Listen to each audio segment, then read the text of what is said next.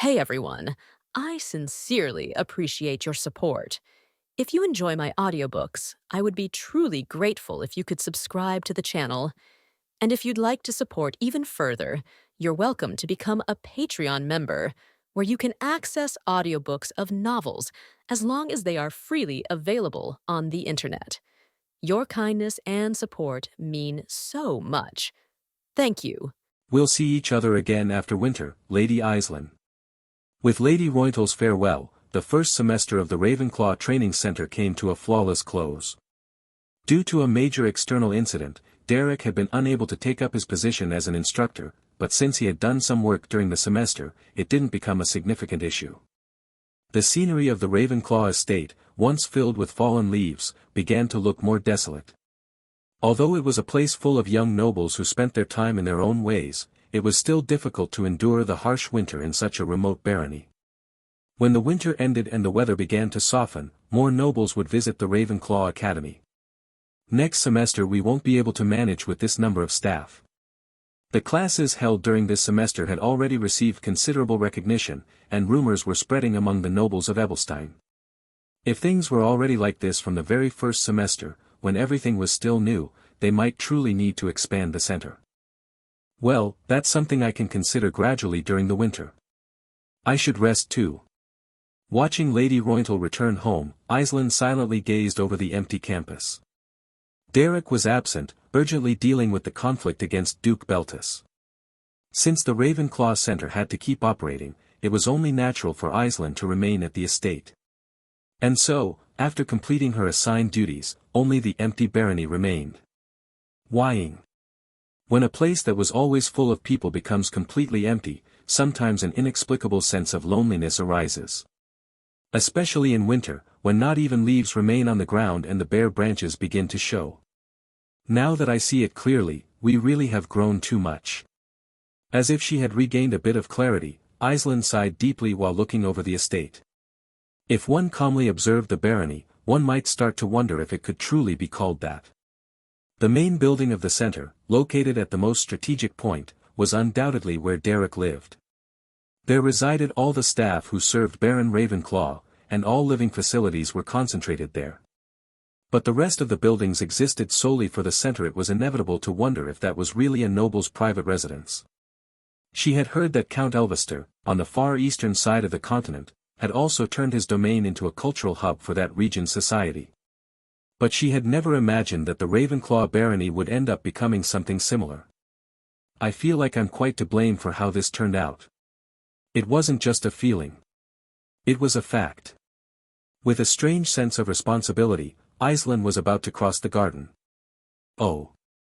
In one corner of the garden, there was a girl sitting, her ash-gray hair cascading down her back.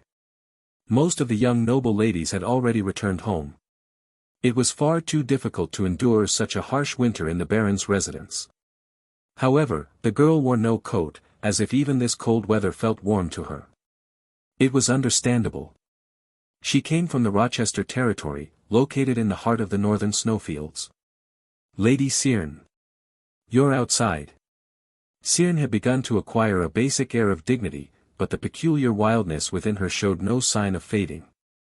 Living in Derek's mansion had somewhat tempered her untamed nature. However, lately she had been sulking and complaining more often, and the reason wasn't hard to guess. Derek was so busy that he couldn't pay her any attention. That was, essentially, the entire problem. Cyrne felt a kind of possessiveness toward Derek, and seeing so many people coming to the Ravenclaw Center as his students, she had unknowingly built up a lot of frustration. Islin, accustomed to Cyrne's childish behavior, sat down beside her with a gentle smile. Sir Derek seems very busy. Yes. I thought I'd be able to learn a lot after leaving Rochester territory. Don't worry. During the winter, this residence will be empty, so Sir Derek will have plenty of free time. When Islin patted her shoulder, Cyrne dropped her pout and let out a deep sigh. It seemed she wasn't unaware that Derek was involved in something important. From time to time, Cyrne would gaze fixedly toward the western sky from the mansion rooftop, the direction of the Beltus estate, where Derek had gone with his key personnel. When asked what she was looking at, she would reply that she sensed an immense, indescribable magical energy emanating from that direction. A mutant among mutants, heir to the blood of the great demon Noir. If she could sense such magical energy, its nature and scale must have been truly extraordinary. I'm uneasy, Sister Aislinn. Don't worry, Lady Cyrne. Sir Derek is strong and wise, he won't suffer any serious harm. No, it's not that. Cyrne hugged her knees, pouted, and muttered indifferently. I just have this feeling that, he might bring someone back again. No matter how one interpreted it, that was seeing Derek as far too flirtatious. Aislinn wanted to refute her, but in truth, human relationships rarely unfolded as one wished. Surely not. Del Britton, the head butler who had been attending to Cyrne from behind, shook his head. No matter how chaotic the situation, there were limits. Things were already complicated enough with Lady Ellen, formerly known as Ellen, that thinking he would add someone else was inconceivable. However, Cyrne's intuition was often shockingly accurate. That was why both Aislinn and Del Britton couldn't help but swallow hard. The woman's finely sharpened senses were so precise that, at times, they displayed a power close to mind reading. There were occasions when a sudden sense of foreboding would appear in her mind, setting off internal alarms loudly, and that was exactly the sense of crisis Elant of the Belmeard County was feeling. The mansion of Duke Beltis. Among the various forces that had come to support Derek, Ellen, the future Lady of Belmeard, was the first to arrive at the scene, excluding Countess Rodelia. Despite wearing a beautiful dress, she handled her horse with great skill. It was very different from her usual image, sitting elegantly inside a luxurious carriage. Given her talent in all areas, it wasn't difficult for her to advance through the forest, where even visibility wasn't guaranteed, while leading her troops. However, the first thing she saw upon crossing the north gate of the Beltis mansion was Denise, her face strangely flushed, walking inside the estate behind Derek. You've arrived, Lady Ellen. As you can see, the mansion grounds are almost cleared. But we can't enter the main building. An archlich is blocking the main hall, and other high-ranking monsters are guarding the mansion. Derek gave a quick report while checking the number of soldiers coming from the Belmeard territory. While Ellen was advancing with her troops toward Beltis, he seemed to have carried out a series of tasks inside the mansion. For some reason, Denise was blushing and glancing sideways, and the legendary mercenary Captain Oral was also at his side, surprisingly on friendly terms. In such a short time, Derek had subdued those who showed hostility and persuaded those who could be persuaded. Although his efficiency was impressive, it was almost too fast to be real. I see. Derek, you seem to have many injuries. Shouldn't you take care of yourself first? I'm fine. The situation is too urgent to rest. Once we subdue the Beltis main house, I'll have time to do so. Derek's expression as he said that certainly wasn't relaxed. And it would have been strange if it were. The souls spiraling up into the sky right above the Beltis main house were like glimpses of hell itself. The demons roaring and spewing monsters, the sounds of battle from every direction. Speaking of relaxation in such a setting was absurd. I am Oral.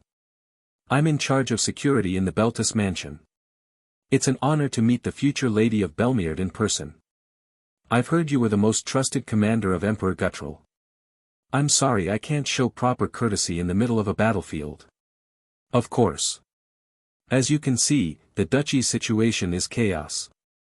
This isn't the time for small talk. Ellen nimbly dismounted her horse and joined the other three beside Derek. Denise had several scratches, Robinault was completely unconscious and carried on Oral's back, and Derek looked quite exhausted. I said I'd face Beltis, but I didn't think it would turn out like this. Necromancy. Ellen swallowed hard and looked at the main house turned into a hellish scene. Derek had told her beforehand there would be a confrontation with Duke Beltis, but she never imagined such a development. The idea that Derek had used necromancy to corrupt Duke Beltis simply didn't make sense. Especially for Ellen, who had seen him defeat Leonard and hunt necromancers alongside Countess Rodelia in the Belmeard mansion. The situation has become rather peculiar, Derek. Even so, the task doesn't change. Derek decided not to mention Fina's massacre to those around him. Imagining that uncontrollable necromancer punishing Duke Beltis just to properly educate a beloved disciple, would only complicate matters further. However, it was different with Denise. She had been directly involved and could deduce that Derek was involved in something related to necromancy. Moreover, the ornament that had started all of this was a gift Fina had personally given to Denise. But for now, Denise kept silent. She looked at Derek and then at Ellen, narrowing her eyes. For now, it's best not to say anything. Especially because, if Derek hadn't intervened, the outcome would have been disastrous. Denise had defied Duke Beltis at a critical moment, just before receiving severe punishment. Many high-ranking vassals and collateral members had been executed for opposing Duke Beltis. The likelihood of her survival had been practically zero. Paradoxically, if not for Derek, Denise's fate would have been terrible. Even so, Denise was surprisingly calm. She had never felt attachment to the Beltis family. In a relationship where one is only used and uses others, familial affection cannot be born. Duke Beltis had never shown Denise a shred of genuine affection. Derek has a secret. Denise's thoughts churned restlessly. That baron from the outskirts, apparently obsessed only with magic, was hiding something. An important secret that neither Aislinn nor Ellen knew, and one he would never reveal, even if he opened his heart. She was the one closest to that secret. And if she was the only one who could get near something so deep. The moment she realized she was feeling competitive toward Aislinn and Ellen, Denise understood she had gone too far. But the wave of self-reproach that followed was something only she could face alone. Lady Denise, it seems you have many things on your mind. The sudden voice brought her back to reality. She blinked, looked up, and saw Ellen watching her with a meaning-laden expression. Denise, unusually nervous, swallowed hard. Why yes. I'm sorry, Lady Ellen.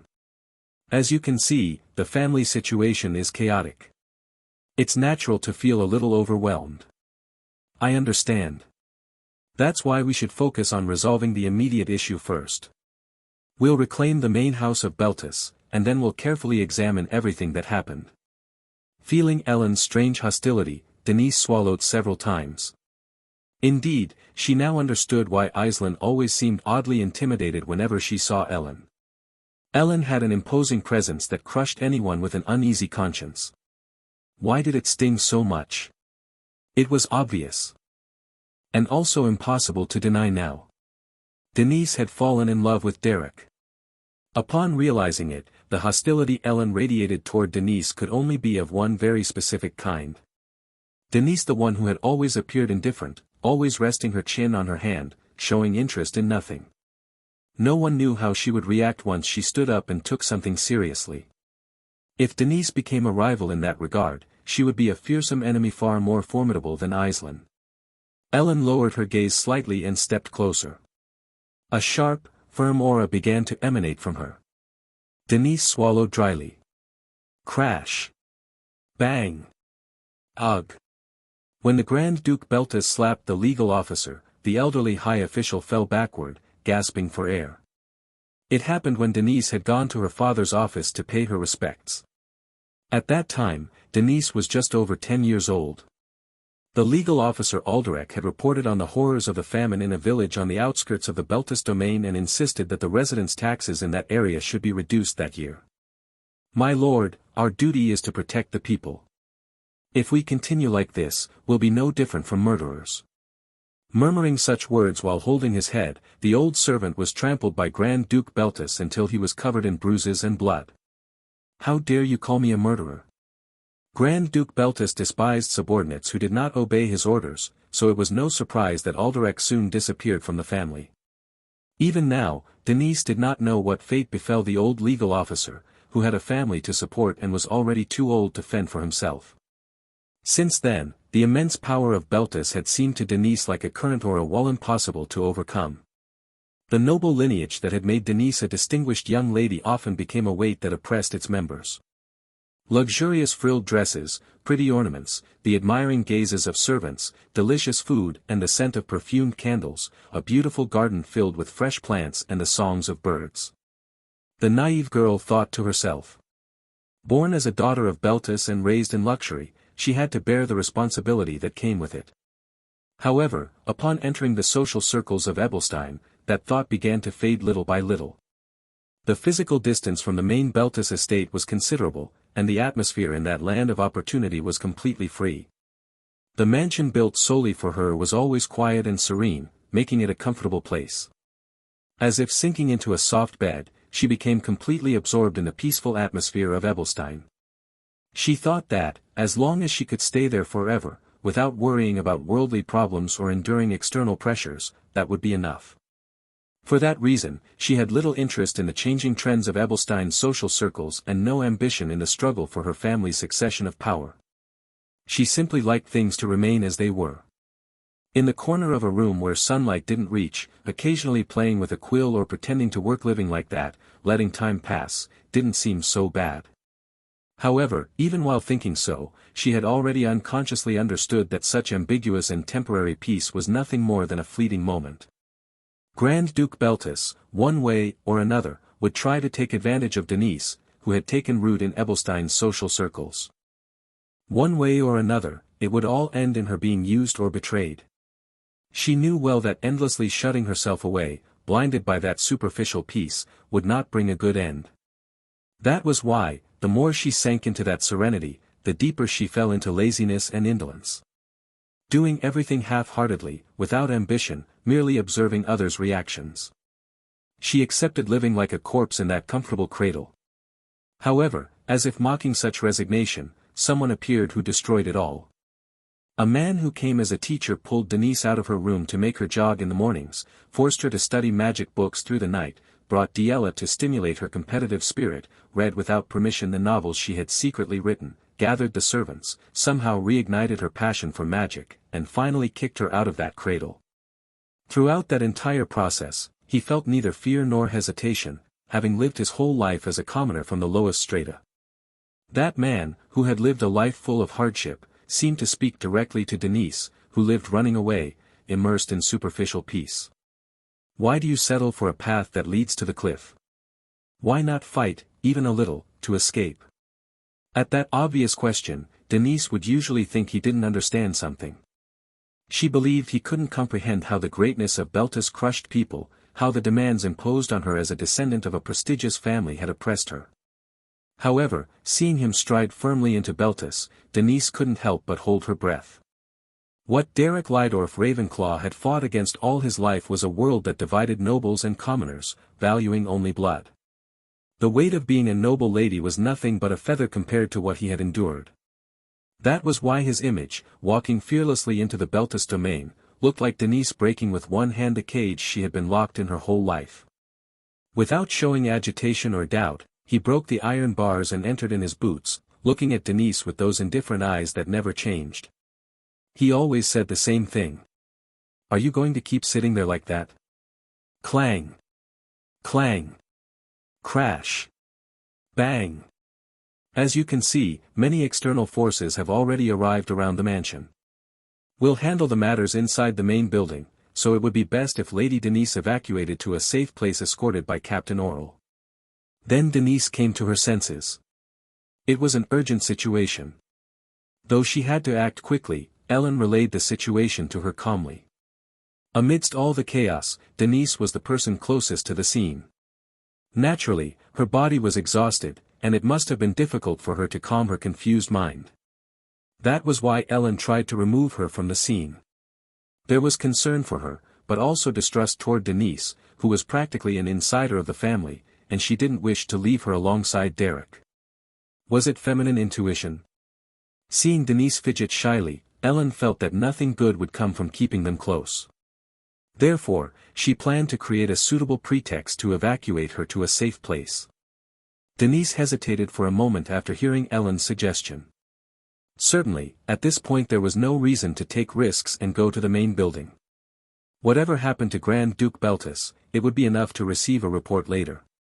Although not everything was yet known, she felt somewhat convinced by Derek's attitude. He wouldn't harm her. Whatever the outcome, she had the conviction that, if she trusted him and left the task to him, she would be safe. Was it time to withdraw? Perhaps it would be wise to go to a safe place for a while, assess the situation, organize her thoughts, and establish principles on how to act afterward.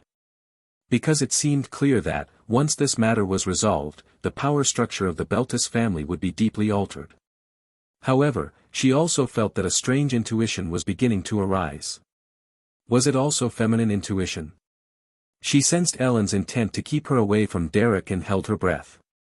But what would happen even if she did sense that intent? What great consequence could possibly occur just because she was separated from Derek for a while?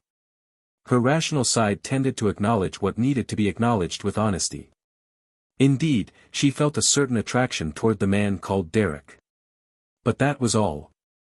Derek might be a good man, but there was no need to be swept away or obsessed with him. It was absurd to let a man influence her and make foolish decisions amid such chaos. She wasn't the protagonist of a romantic novel filled with sentimental longing, so there was no reason to act like it. However, something still made her uneasy. Finally, Denise held her breath and met Ellen's gaze. Did she reach some kind of conclusion after a brief moment of reflection? Denise seemed to have regained some composure. No. Of course I should go with you. The meaning behind those words was significant, and a strange spark seemed to ignite in her eyes. Denise didn't want to hand Derek over to that red-haired girl who already had everything. Because she already had too much. For some reason, even amid the fire consuming her entire family, she felt she had to cling tightly to Derek. Because he was the only person who saw Denise as Denise. Not only Ellen, but everyone who had some connection with Denise could sense it. Denise, who had mastered all kinds of tricks and cunning, was the most troublesome kind of person to make an enemy of. Ellen narrowed her eyes and swallowed hard. The great hall of the Beltis mansion was filled with the Archlich's roar. 3-star necromantic magic low-level corpse resurrection. Corpses rose in every room of the mansion and attacked, but Countess Rodelia's well-trained special forces systematically struck down those monsters. However, unless the Archlich, who continued to raise corpses without end, was defeated, it was impossible to reach the mansion's core. Shying. Countess Rodelia, drawing the sacred blood sword, spoke with wide eyes. I'll cut down the Archlich myself. Make way. Yes, ma'am. The mere presence of the Archlich radiated an overwhelming sense of menace. The cadaverous mage, floating in midair and casting red rays from its eyes, seemed to spread the chill of death across the skin just by approaching. However, Countess Rodelia, well accustomed to necromancy, knew no fear. The crimson holy scriptures engraved on the blade of the sacred blood sword glowed brightly. Her silver armor shone under the moonlight, and her eyes gleamed even more. The heroine of Rodent's Island, Rodelia, swung her sword and charged into battle. Each time her sword cut through the air, corpse monsters fell, spilling blood, and when she roared, the morale of her soldiers soared to the heavens. A leader who always stands at the front of the battlefield makes those who follow braver. Knowing this well, Rodelia commanded everyone with her fearless presence. Sensing something unusual, the Archlich lifted its head and cast the 3-star combat spell Petrifying Gaze. But Rodelia ascended the stairs with her eyes closed. She was an experienced warrior, so skilled that she had internalized countermeasures for nearly every spell. She rolled across the floor once, pushed off the railing, and reached the Archlich in an instant. Numerous corpse monsters blocked her path, but she reduced them to chunks of flesh with a few swift slashes. It was the moment her sacred blood sword was about to slice through the Archlich's neck. Boom! Crash! Bang! However, traces of advanced necromancy did not come from the Archlich alone. A giant fist broke through the mansion's ceiling and struck with force. A beast-headed demon. The terrifying creature, born from the fusion of high-level summoning magic and advanced necromancy, shattered the main hall's roof and slammed into the ground, unleashing a shockwave. Boom! Thud! A tremor shook the entire mansion. The chandelier crashed down, dust rose, and many soldiers were buried beneath the debris as screams echoed. When the shaking stopped, the night sky could be seen through the collapsed roof. Beneath the starry backdrop, the giant demon that had punched through the roof looked down at the ground. Crash! Clang! Countess Rodelia, who had rolled across the floor, swallowed hard. Even the Archlich, summoned through 5-star necromancy, was a formidable foe, and now she had to face this unknown demon as well. Despair enveloped her for an instant. But she couldn't stay still. Heroes never despair. At the moment she gripped her sacred blood sword once more and stood. Whoosh! Whoosh!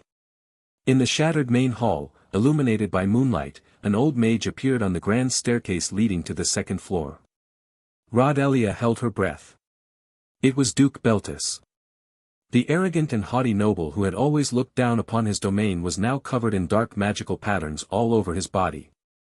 The markings glowed with a faint violet light, emanating a sinister aura.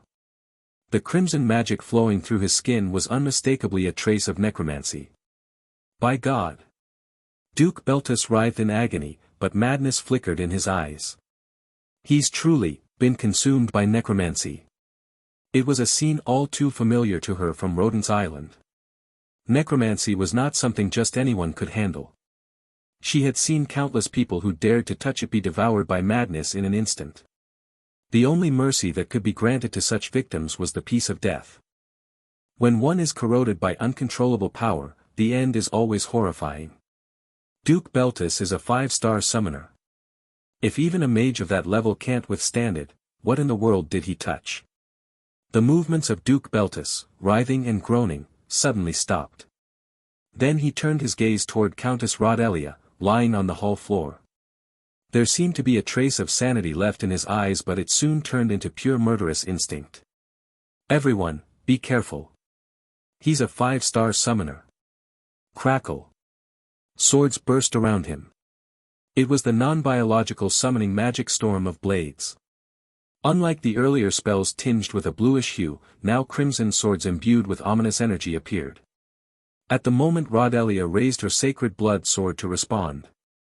Swish. Thud. Duke Beltis, standing on the second-floor railing, was about to roar in madness when an arrow flew and embedded itself in his shoulder. At that distance, the shot was chillingly precise.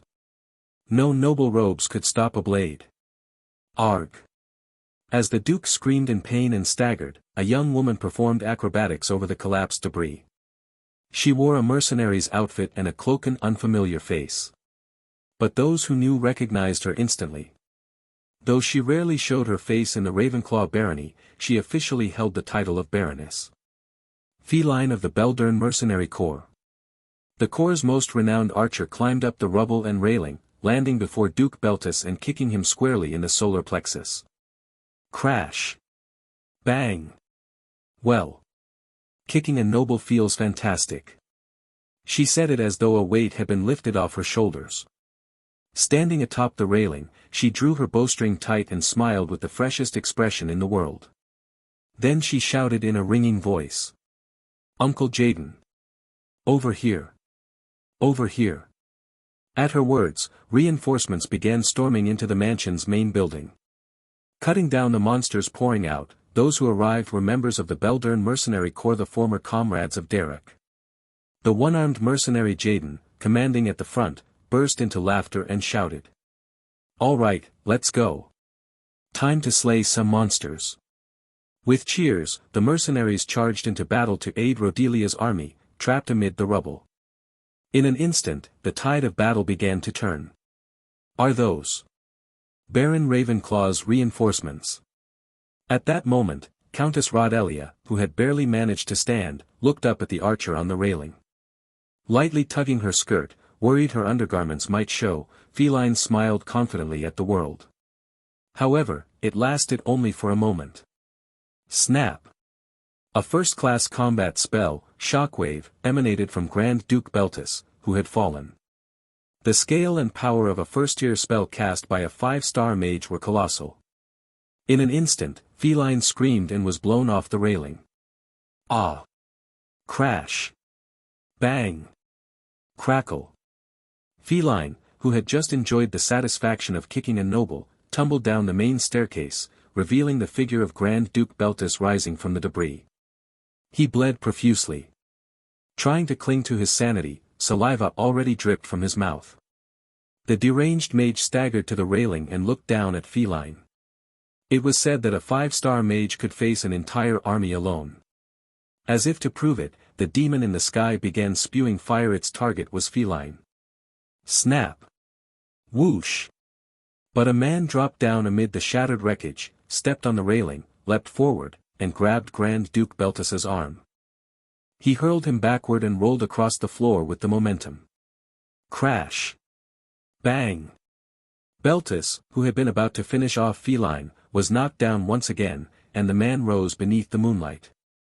It was Derek Lydorf Ravenclaw, the young mage, already badly wounded, his body covered in cuts, stepping onto the battlefield. Baron Ravenclaw. The moment Rodelia shouted that, the Belmeard forces began joining in from the mansion's main building. At the front, mounted on horseback, were Ellen of Belmeard and Denise of this Beltus domain. The tide of battle was shifting, and the situation was reaching its climax.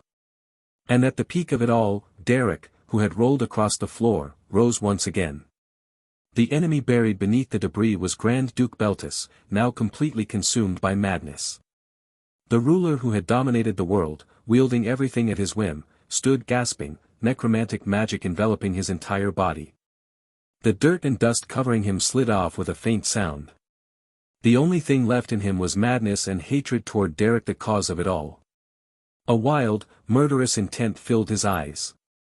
Though it had been Beltus himself who first drew his sword and declared war, he had never imagined his opponent would strike back so thoroughly. But now, they were in the middle of the battlefield. Grand Duke Beltus, bleeding, stood tall as sinister magic began swirling around him. In the end, they faced each other with their blades, and having reached this point, the only thing left was a battle to the death. The enemy was only a 3-star mage at most. Though 2 ranks below, he did not let his guard down. Baron Ravenclaw's abilities were already proven. All kinds of monsters emerged, covering the main building, and a giant demon descended from the sky, creating a hellish scene. Amidst it all, 2 men bound by ambition faced each other. It was a path of no return. To move forward, one of the 2 had to fall. A rain of monsters was falling from the sky. Along with the army the roaring demon endlessly vomited forth, the number of corpses raised by the Archlich exceeded the hundreds. Each monster was weak enough to be easily defeated, but when they formed an army, even veteran mercenaries could do nothing but flee, panting for breath. However, those gathered there were only the brave. Guided by the heroine Rodelia, together with the veteran special forces, the finest soldiers of Count Belmeard, and the Beldern mercenaries who had spent their lives hunting monsters, they were people who knew how to wield their swords even when a horde came crashing down upon them. Before the Beltus mansion became a nest of monsters, all of them wore determined expressions, ready to end everything. The blood of goblin corpses mingled with the night air, the wings of monstrous bats tore apart, and the fangs of trolls wielding broken spears shattered. Even so, the wave of monsters did not lose momentum. Rodelia clicked her tongue at that absurdly overwhelming offensive. An Archlich and high-level demons, there's a limit to how long we can keep killing these endless pests. She dodged the blade of a resurrected goblin's axe and swung her sacred blood sword, cleaving its neck in 2. Then, as she lifted her gaze toward the railing of the 2nd floor of the Grand Hall, she saw Derek drawing his sword under the moonlight. We must aid Baron Ravenclaw and eliminate the source of all these monsters. Subduing Grand Duke Beltus is the top priority.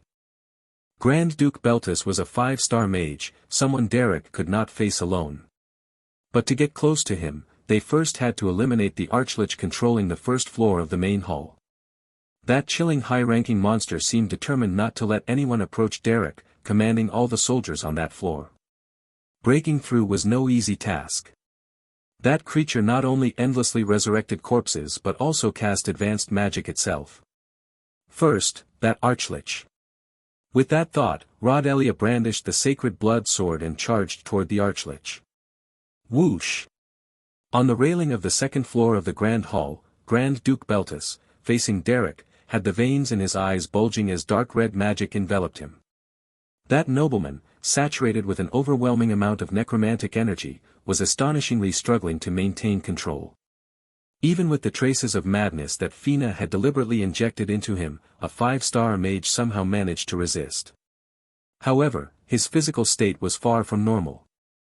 He coughed up blood, his fingers trembled, and saliva dripped from his mouth. Fighting against the madness of that necromantic magic was no simple feat. Ha!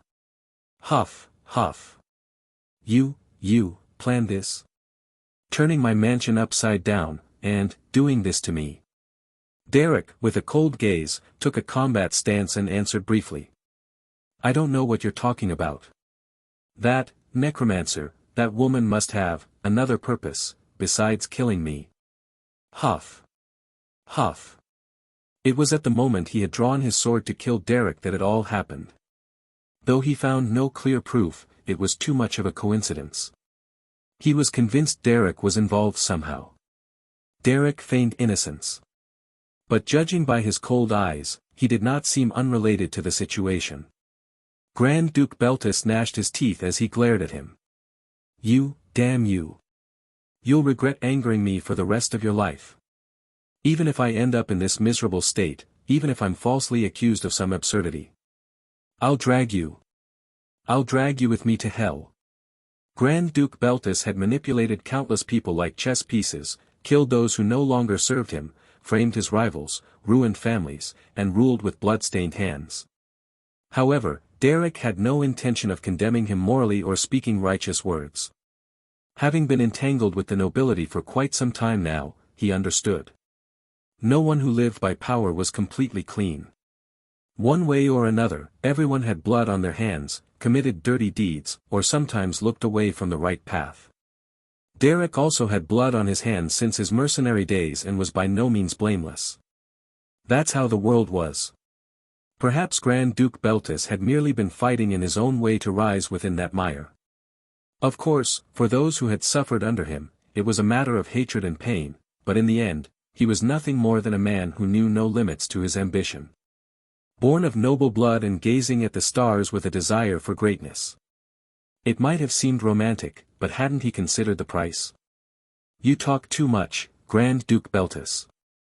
When Derek's eyes glimmered, Beltis's pupils widened for an instant. Come to think of it, Derek had never criticized his evil deeds or atrocities. The reason he pointed his sword at him did not stem from a moral conclusion. It was something far more primal. If you point a sword at someone, you must be prepared for the blade to turn toward you as well. That was all Derek was saying. Did you not wish to seize the southwest of the continent and, beyond that, make your name resound throughout the world with power and authority? Did you truly think such ambition could be achieved without facing a crisis? Just as Derek had once reached toward the heavens, dreaming of attaining seven-star magic, this man, too, sought to climb endlessly toward that unreachable sky. He cared nothing for the cruel circumstances that arose in the process. If their paths crossed and one had to fall, at least Derek had no intention of being the one to do so. That was why Derek drew his sword, pushed off from the ground, and charged toward Grand Duke Beltis. Whoosh! Fiery, human-shaped spirits rose around the Duke. Each of them, equipped with high-grade armor, was the result of four-star summoning magic.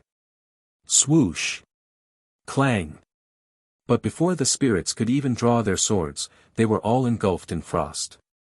It was the three-star combat spell, Freeze. The memory of when Cyrn had instantly mastered the magic that had taken him a lifetime to learn flashed through his mind. Crackle. Swoosh. In an instant, everything around the railing froze, even the feet of Duke Beltis, fixed to the floor by ice. But the Duke invoked the two-star combat spell, Burst, shattered the ice, and stepped back while launching more spells. For swords rose from the ground, aiming to pierce Derek's body, but he rolled over the ice and dove to the side. Thud.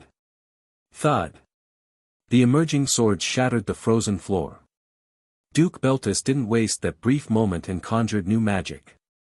Though his own mana was nearly depleted, he forced himself to use the necromancy Fina had driven into him. Grand Duke Beltis was a being completely different from the mages Derek had faced before. If he hid his skills or hesitated even for an instant, his life would be in immediate danger. He had to give it everything. To squeeze out every last drop of strength from his very core and clash with the sole determination to kill his opponent. If he lost focus for even a moment, the blade would pierce his neck. That sharp sensation, like walking a tightrope suspended over lava, ran through his body, raising every hair on his skin. Death was close. Ironically, the closer he came to it, the more alive he felt. Clang! Clang! Boom! Bang! Grand Duke Beltus began summoning all kinds of weapons. Steel swords, spiked spears, golden arrows, sharp scimitars, maces, and throwing weapons so many that they surrounded the area like a storm. Before Derek could cast a defensive spell, his body was covered in cuts.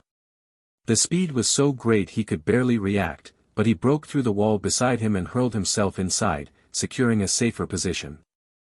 Damn you! You have no idea what you've done. I am fundamentally different from you in nobility and in the magnitude of my ambition. I have been chosen by this era to reach greater heights. Madness and desire. The flames burning in Grand Duke Beltus's eyes began to shine with an even more ominous energy. Boom! The inside of the wall where Derek hid was a luxurious bedroom. The fist of the enormous demon, roaring as if covering the sky, came crashing down upon the room. Rumble! Boom! That mansion belonged to Grand Duke Beltus, so he knew every corner of it. All the summoned creatures moved according to his will, even the demons and monsters were under his control. One way or another, this was Beltus's domain. It was no exaggeration to call it the kingdom he himself had built. His magical level was 5 stars, and the entire battlefield was his territory. Facing him one-on-one in such a place was an impossible task. However, Derek, without changing his expression, leapt out of the room. Thud! Bang! He rolled once across the floor and ran down the corridor. The grand hall on the second floor was too wide. The open space allowed Beltus to deploy multiple summons simultaneously. To gain an advantage in battle, that space had to be restricted. The surest way to do so was to draw him into a narrow place. So, you're using your head. Kook. Huck. As he pursued him, an intense pain from the necromantic magic struck Grand Duke Beltus's mind once again. Blood began to flow from his nose, and the veins in his eyes bulged even more. Amid the burning and agony, Beltus barely held on to his sanity. He was a man destined to climb higher. He would not fall so miserably. Clenching his teeth with that resolve, he used levitation magic and soared into the corridor. Wakak. Magic enveloped his hand as he gripped the 5-star magic weapon Light of the Empire. Although it was an inferior replica of the original, its power was still worthy of a weapon of war. Anyone struck directly by that staff would die instantly. To prove it, the amount of energy radiating from the staff was far greater than before. Boom! Derek, running through the corridor, analyzed every corner, searching for an opportunity to counterattack.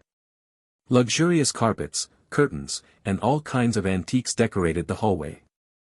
Although he couldn't examine the layout of every room, most appeared spacious. At the end of the corridor were the outer stairs, the servants' tool storerooms, the Grand Duke's office, and several empty rooms. Ha! Who? Derek was breathing heavily. As he advanced, various monsters emerged to intercept him, but he cut them down one by one with his sword. His movements were so fluid it seemed as if nothing could hinder him. But if he let his guard down for even a second, it would all be over. Beltus's combat magic far surpassed that of any ordinary mage. Cold sweat ran down his back, the chill of death coursed through his body. Life or death. A battle on the edge. A sharp, bluish sensation he hadn't felt in a long time. As a child, it had been part of his daily routine. Whether hunting goblins or facing trolls, he always had to risk his life. A single mistake could cost him an arm or a leg. That feeling of walking along the edge of an abyss sharpened all his senses to the limit. Only amid danger and such fierce battles could he burn his entire being. The acute sense of crisis, like needles pricking every pore, spurred him on even more. Pull everything from deep within, defeat the superior beings, and remember that feeling in your hands. I know better than anyone the pleasure of that moment. Killing is something pleasurable. Though you don't seem like the type to let yourself be swept up in that pleasure. Though he could not agree with Fina's deranged words, he had to admit there was some truth to them. Only in extreme situations, at the brink of death, could one glimpse the realm beyond one's limits. By pushing his body to its utmost in every exchange, Derek was reaching the summit of his own extreme. Boom! Bang! Crack! Snap! High-powered spells flew at incredible speed, destroying the corridor. Though combat magic wasn't his specialty, the Grand Duke's destructive power surpassed Derek's. Crack! Snap! And his way of using magic was completely different from that of ordinary mages. His power had no defined limits, he mixed combat, confusion, and summoning, transcending the magical system itself. The system accepted in this era was nothing more than a structure established by a genius named Adalbert. But the magic of those who grasped its true essence existed on a level others could never reach. The fireballs he hurled contained Fina's necromantic power. They weren't flames that burned flesh but energy that devoured the soul and vitality. The floating swords were imbued with confusion. Magic illusions mingled among the real blades, and if you tried to dodge them with sight alone, they would cut you in an instant. Snap! Crackle! Derek rolled across the floor to dodge a slash and cast a spell, launching fireballs toward Beltis. Snap! But Beltis destroyed them in midair with a mere furrow of his brow. He had never seen such manipulation of magic before. It was, without a doubt, the result of the Duke's countless years of research. Derek's arm trembled. His pupils dilated once more. Seeing his reaction, Beltis smiled with blood-stained lips. What's wrong? Do you finally understand the difference between you and me? A being 2 levels above. No matter how much of a genius Derek was or how fast he grew, he could never reach a fully developed 5-star mage. Did he understand that now? Seeing his astonished expression, the Grand Duke raised his voice. "Ga, you will never follow in my footsteps. Die here." From his staff, an even greater surge of magical energy began to burst forth. 3 stars summoning Magic Stone Turtle, Shadow Spirit, Magic Crow, Flame Wolf. So many creatures appeared it was impossible to count them.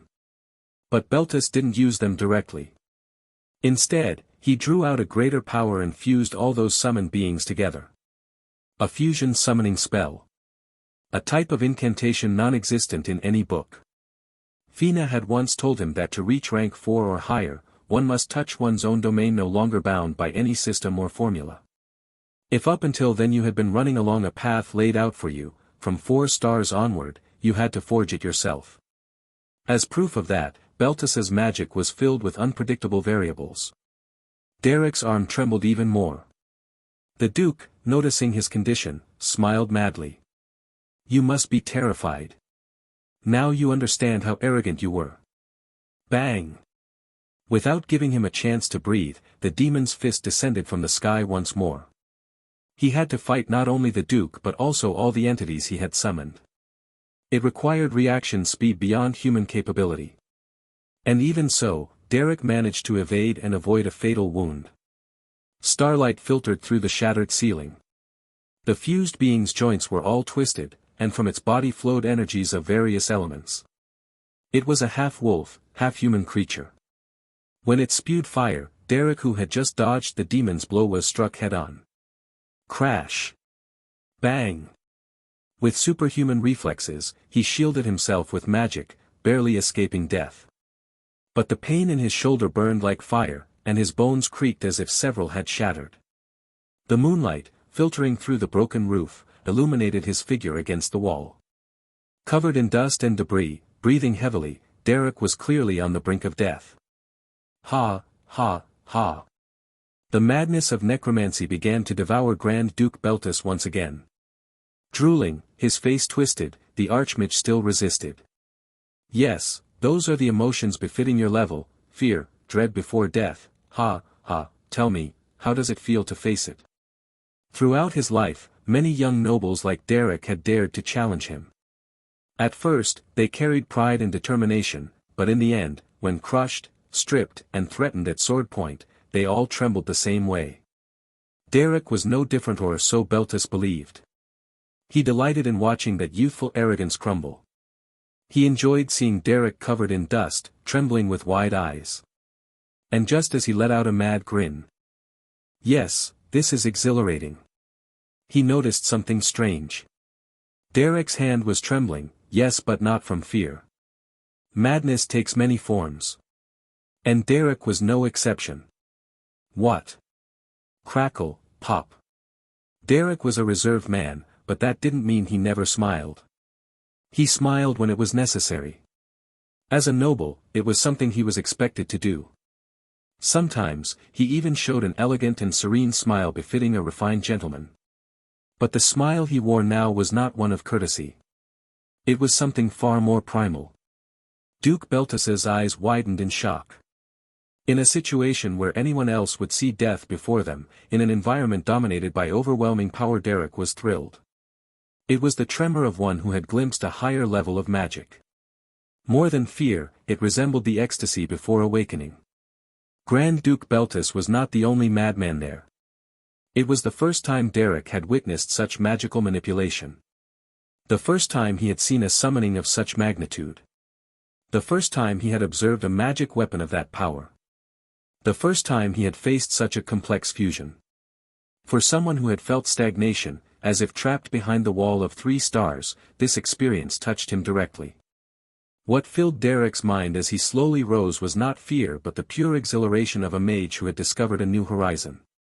Yes, your way of using magic is unique. I think I'm starting to understand it, interesting, truly interesting. And seeing that spark of talent, growing like a sponge absorbing everything, it was the other who felt fear. Grand Duke Beltus suddenly realized it. That man had to die here and now.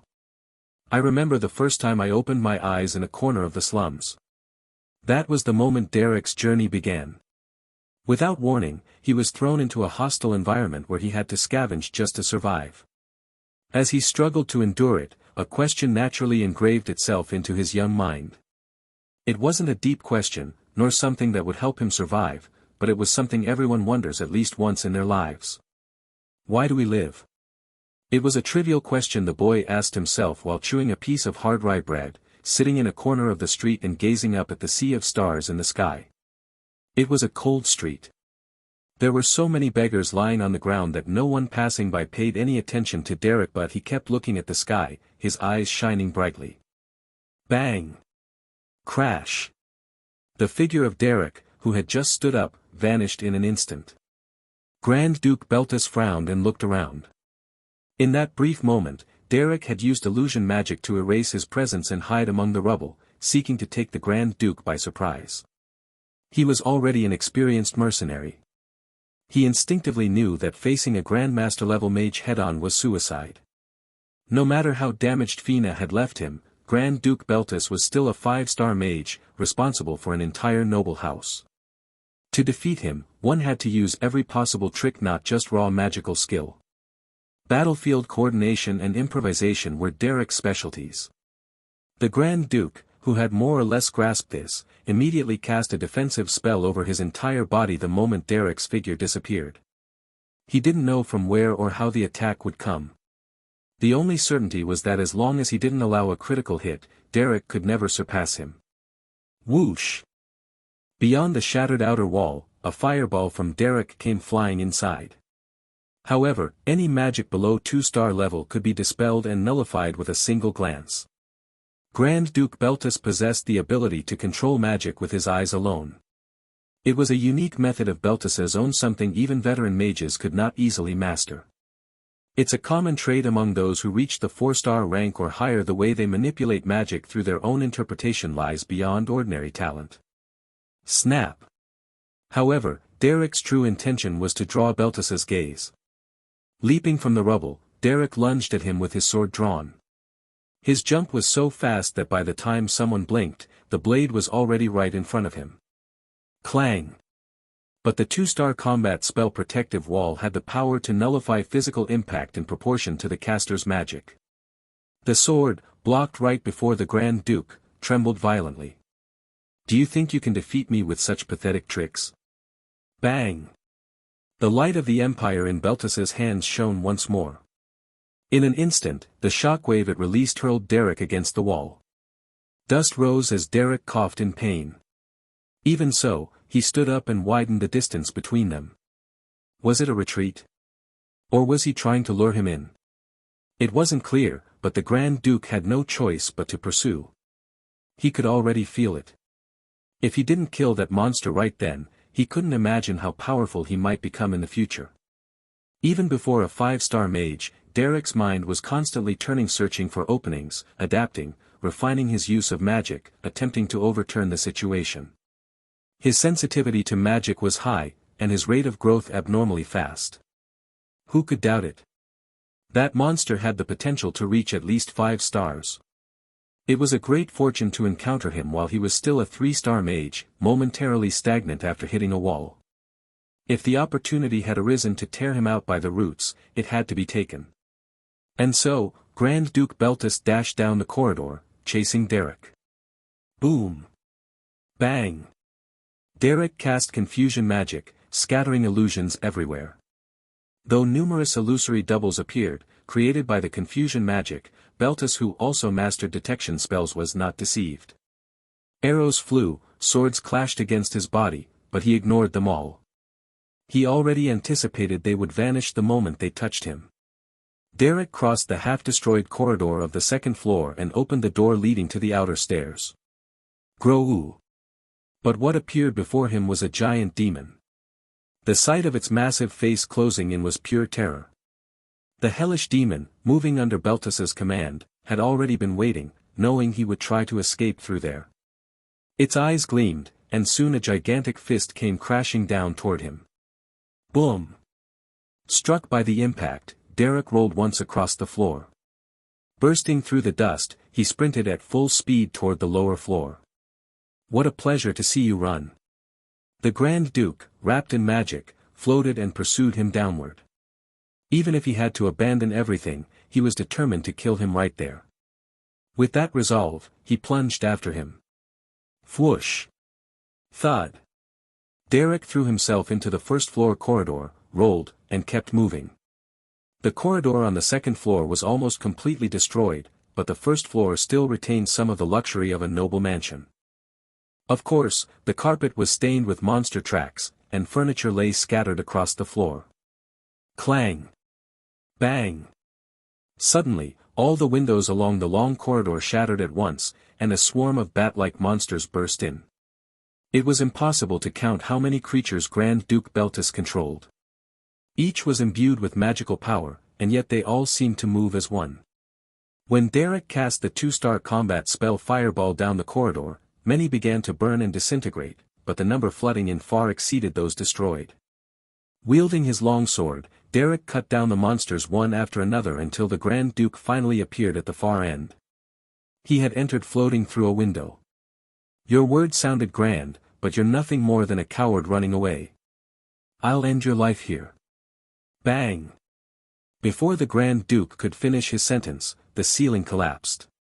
Startled by the sudden attack, he tried to deploy a defensive spell but couldn't deflect all the falling debris. An ambush, reinforcements. The mansion's entrance was blocked by the Archlich. At this point, there shouldn't have been any enemies left capable of intervening. However, among the remains of the 2nd floor corridor were clear traces of magical energy. But when he looked up, there was no one there. Only then did Derek's eyes fall on the staff he held. Echoes. The staff, crafted by a transmutation artisan from the northern Rochester region, had the ability to remanifest a spell after a brief delay once cast. The fireball Derek had launched in the 2nd floor corridor wasn't intended to subdue Grand Duke Beltus directly. By exploiting the power of echoes, he had remanifested the fireball with a time delay to collapse the building's foundations. By casting the spell with that delay, he succeeded in luring Grand Duke Beltus into the 1st floor corridor, causing him to be buried beneath the debris. Crackle. Bang. Of course, the rubble alone wasn't enough to subdue him. His defensive magic was powerful enough to easily withstand such weight. However, his attention briefly shifted toward the 2nd floor. That single instant of distraction. In a situation where the outcome could be decided in a fraction of a second, even the slightest lapse could lead to an irreversible result. When Grand Duke Beltus turned his gaze forward again, Derek had already drawn his sword and was lunging at him. His movement was like lightning. The speed and lack of hesitation showed that everything had been meticulously calculated. In that instant, lasting only 1/100th of a second, that fleeting moment when time seemed to stop, the Grand Duke's mind began to accelerate. Even with necromantic madness consuming his thoughts and his body on the verge of collapse, the master-level mage never stopped thinking. The falling debris. Derek closing in. If he had to defend against one first, it had to be the latter. Instinctive reflexes. Despite his old and weary body, and his years away from the battlefield, his combat instincts surged through him once more. If he blocked Derek's attack, he couldn't stop the debris. But Derek would be buried along with him. Better both buried, he thought, than allowing a one-sided strike. With that decision, he prepared to unleash a shockwave toward Derek. Whoosh! But the moment the Duke's magic touched him, the figure of Derek lunging forward with sword in hand dissolved into magical energy and vanished. It was an illusion spell. Even in such an extreme situation, that madman had thrown in another feint. To foresee even the unforeseen, to respond to the response, the ability to see one step ahead is an indispensable skill for a duelist. Had he only done it to prevent the Grand Duke from blocking the falling debris by forcing him to react to the illusion? Beltis realized his intent too late and turned his gaze upward to try and halt the collapse. Thud. However, Derek was one step ahead. A sword protruded from Grand Duke Beltis's shoulder. His eyes widened, and he looked back. Even if both were buried beneath the rubble, that strike was fatal. Derek took another step and drove the blade in once more. The attack from behind was impossible to block. In that situation, he too would be caught under the collapse. But if he could land a truly deadly blow, it was worth the risk. If he could claim the bone, he was willing to sacrifice the flesh. The reckless spirit of that young, blood-soaked mercenary was unlike that of a noble who had too much to lose. "You're a damn lunatic." Blood spurted from the pierced shoulder. Crash. Bang. The debris from the second floor collapsed over them both. Rustle. The sound of dust falling over the heap of ruins echoed faintly. The collapsed remains had broken through the hallway floor, sinking all the way into the basement. Starlight filtered through the shattered ceiling, and a presence emerged from among the rubble. Crack, thud. Boom. Duke Beltis, with a wound in his shoulder, groaned as he rose. Blood gushed out, and his legs wouldn't respond. His luxurious noble attire was covered in dust and blood, his broken body creaked audibly. Even so, he was still alive. Somehow, the protective magic he had cast had managed to preserve his limbs. Crack. Thud. But as soon as he emerged from the heap of ruins, his knees gave out. The necromantic madness threatened to consume his mind once again, and the veins across his body burned like fire. His body was shattered, his mana nearly depleted, the mansion collapsing, the gathered armies scattered, and the monsters running amok. Amid all that chaos, the Duke's blood coursed violently through his veins. He had to endure, to overcome this crisis, and take one more step toward the ambition he had pursued all his life. Thinking only of that, he clenched his teeth and endured. That was how Duke Beltis had accumulated power. Cough, gasp, gasp. He caught the scent of grapes. It was the underground wine cellar. The debris from the first-floor hallway had fallen all the way down to the basement. Broken bottles covered the floor, and the wine spilling from the barrels soaked the ground like blood. The red liquid running down his hand, was it wine or blood? Or both? He didn't know, but he had to stay conscious. Gasp, cough, ugh. Beltis brushed the hair from his forehead with a hand soaked in wine and pressed against his bleeding shoulder. His vision was blurring. He struck his face with his fist to keep from passing out. Boom. Crash. But another figure forced its way through the wreckage and stood behind him. There was no need to identify him, it was the monster who had fallen with him into the depths. Red eyes gleamed beneath white hair. Wine stained the tips of his boots, and blood covered his face. He had a broken fingernail and a deep scar crossing his left eyebrow, perhaps crushed by debris. The sword was gone. But the man didn't care and leapt from the wreckage, striking Duke Beltis across the face. Thud. Ugh. The Duke fell to the floor, sliding, but managed to gather magic and released a shockwave toward Derek's feet. Thud. A situation pushed to the very limit. Even so, magic flared from his fingertips, summoning a sword that pierced Derek's shoulder and thigh. The blow landed cleanly, piercing through him. Blood burst forth, and Derek rolled across the wine-soaked floor, groaning. "You, bastard, do you even know who you're talking to?" Just by summoning a few swords, Beltus coughed up blood. Every spell he cast now clung directly to his life itself. Even on the verge of collapse, the man like a moving corpse did not stop. He ripped the sword from his own flesh, opened his eyes wide in fury, and lunged forward, grabbing the Duke by the throat. He slammed him to the ground, seized a fallen sword, but Beltus tripped him. Crash! Bang! Derek, sprawled on the floor, tried to rise, but he was already at his limit. The Grand Duke twisted his bloodied lips into a crooked grin and also tried to get up, reaching for the fallen sword, but Derek hurled a nearby stone. Thud! The sharp rock struck his hand, leaving a deep wound. As Beltus staggered back with a groan, Derek, barely standing, rammed into him with his shoulder. Thud! Thud! He threw himself on top of him and struck his nose several times. Blood splattered, and a tooth rolled across the floor. Yet the Duke, bloodied and dazed, managed to gather magic and pushed Derek away. He kicked him in the stomach, stomped on his thigh, and raised the blade to finish him. Blood splashed, and wine spilled. Red liquid flowed from a shattered barrel. The fight in that basement was no different from the brawls that happened in the slums. And yet, both men were established nobles. With trembling hands, Duke Beltus picked up a dagger, but Derek, who suddenly rose, grabbed his wrist. The Duke didn't let go of the weapon. With shaking hands, he tried to stab him however he could, but Derek blocked the motion with sheer grip strength. Derek's nails dug into the Duke's wrist, and blood dripped down. Beltus clenched his teeth and screamed, but his body no longer obeyed him. Die! Die! You damned, die! Two men struggled over a single dagger. At that moment, Derek, his eyes wide open, spoke. "I suppose you don't have enough strength left to use magic. How pitiful." In that instant, a chill ran down Grand Duke Beltus's spine. Even in the middle of such an extreme situation, where both their lives hung by a thread, that madman was still observing and absorbing his magic. Bang! At that moment, a first-level combat spell, Shockwave, shot straight into the Grand Duke's abdomen. Beltus was sent flying, crashing against a wine barrel, and rolled across the floor.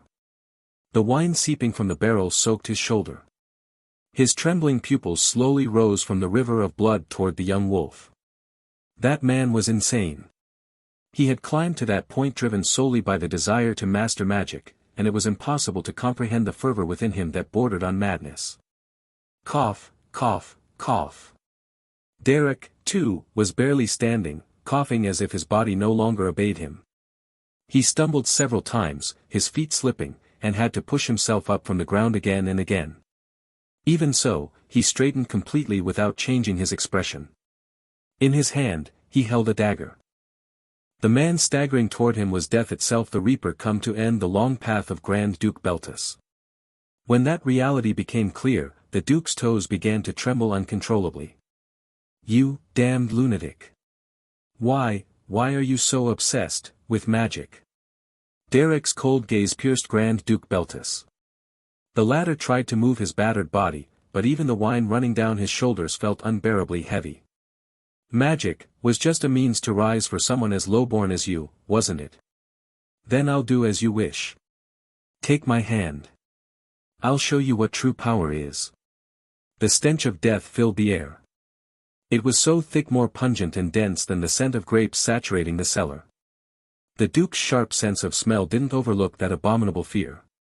With trembling hands, he propped himself on the floor and spoke to Derek. "If you wish to learn magic, I can help you reach the highest peaks. I am the master of Beltus. Your skill and talent have already been proven beyond doubt. Your courage and determination, you possess the qualities of a ruler. Trust me and take my hand. I'll guide you to the summit. Why are you so obsessed with magic? Derek staggered and slowly approached. Clang! Clang! He let the dagger in his hand fall. It rolled weakly across the floor, disappearing into the river of wine. Soon, Derek's hand was imbued with magical energy. Could he still use magic? Duke Beltus clicked his tongue in disbelief. After scraping the very bottom of his energy, all that should have remained was pure willpower. Only by drawing out every last drop of power from the body through superhuman will can one reach the next level. That was what the Duke had demonstrated throughout the battle. Not bound by the magical system established by Adalbert, but rising above it, touching the very essence of magic itself. Clashes of swords, collisions of spells, the sensation that touched the man's senses flickered through his memory. It was incredible that Derek still had enough energy to channel magic. He had already suffered multiple fatal wounds, his body was covered in cuts, and blood wouldn't stop flowing. And yet, he tried to unleash a spell beyond 1 or 2 stars in level. From that point onward, it might well cost him his life. Everything in the world has a price. But Derek, without hesitation, squeezed out the last of his energy, trying to manifest everything he had ever seen, heard, and felt. Was it a spinning lantern? Or a dream? Come to think of it, he had always been gazing at the starry sky. In the corners of the slums, on tavern streets, by the roadside, in the barony. The people beside him might have changed, but the scenery always seemed the same. Each time, the people beside him asked similar questions. An old man in the slums once asked, "Derek, why do you study magic?" The boy eating hard bread replied, "Just to survive." A fallen noblewoman wandering the streets asked him, "Derek, why do you work so hard to learn magic?" The boy, already starting to resemble a mercenary, answered, "To become stronger." An old wandering mage, worn by hardship, once asked, "What do you intend to achieve by learning magic this way?"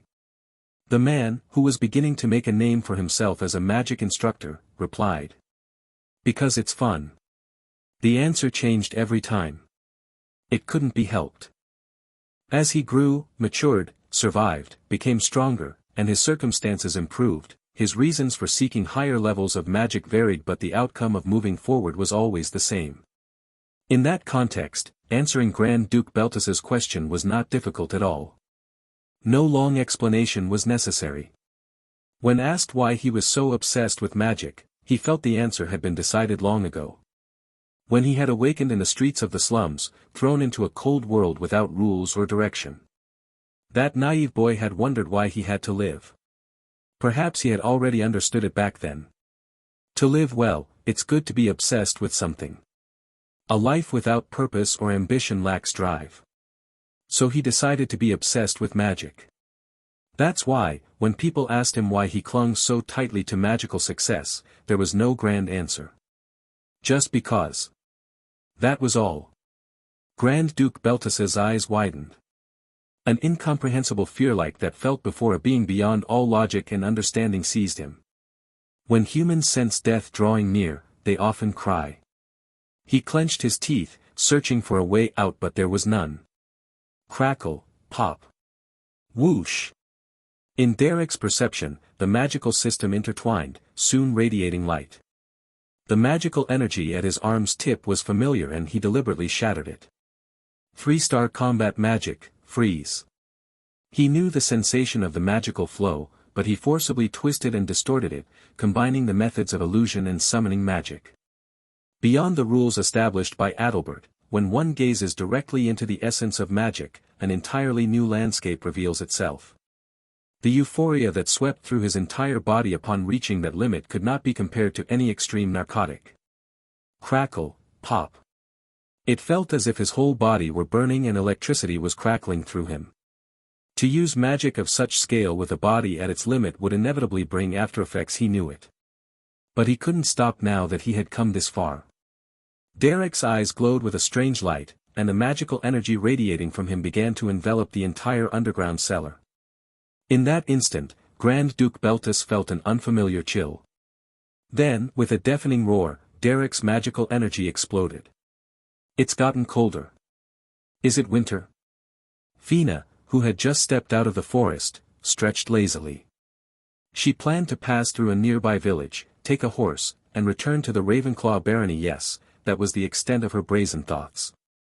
Seeing her so relaxed after the catastrophe she had caused at the Beltis mansion made it clear she was far from a normal person.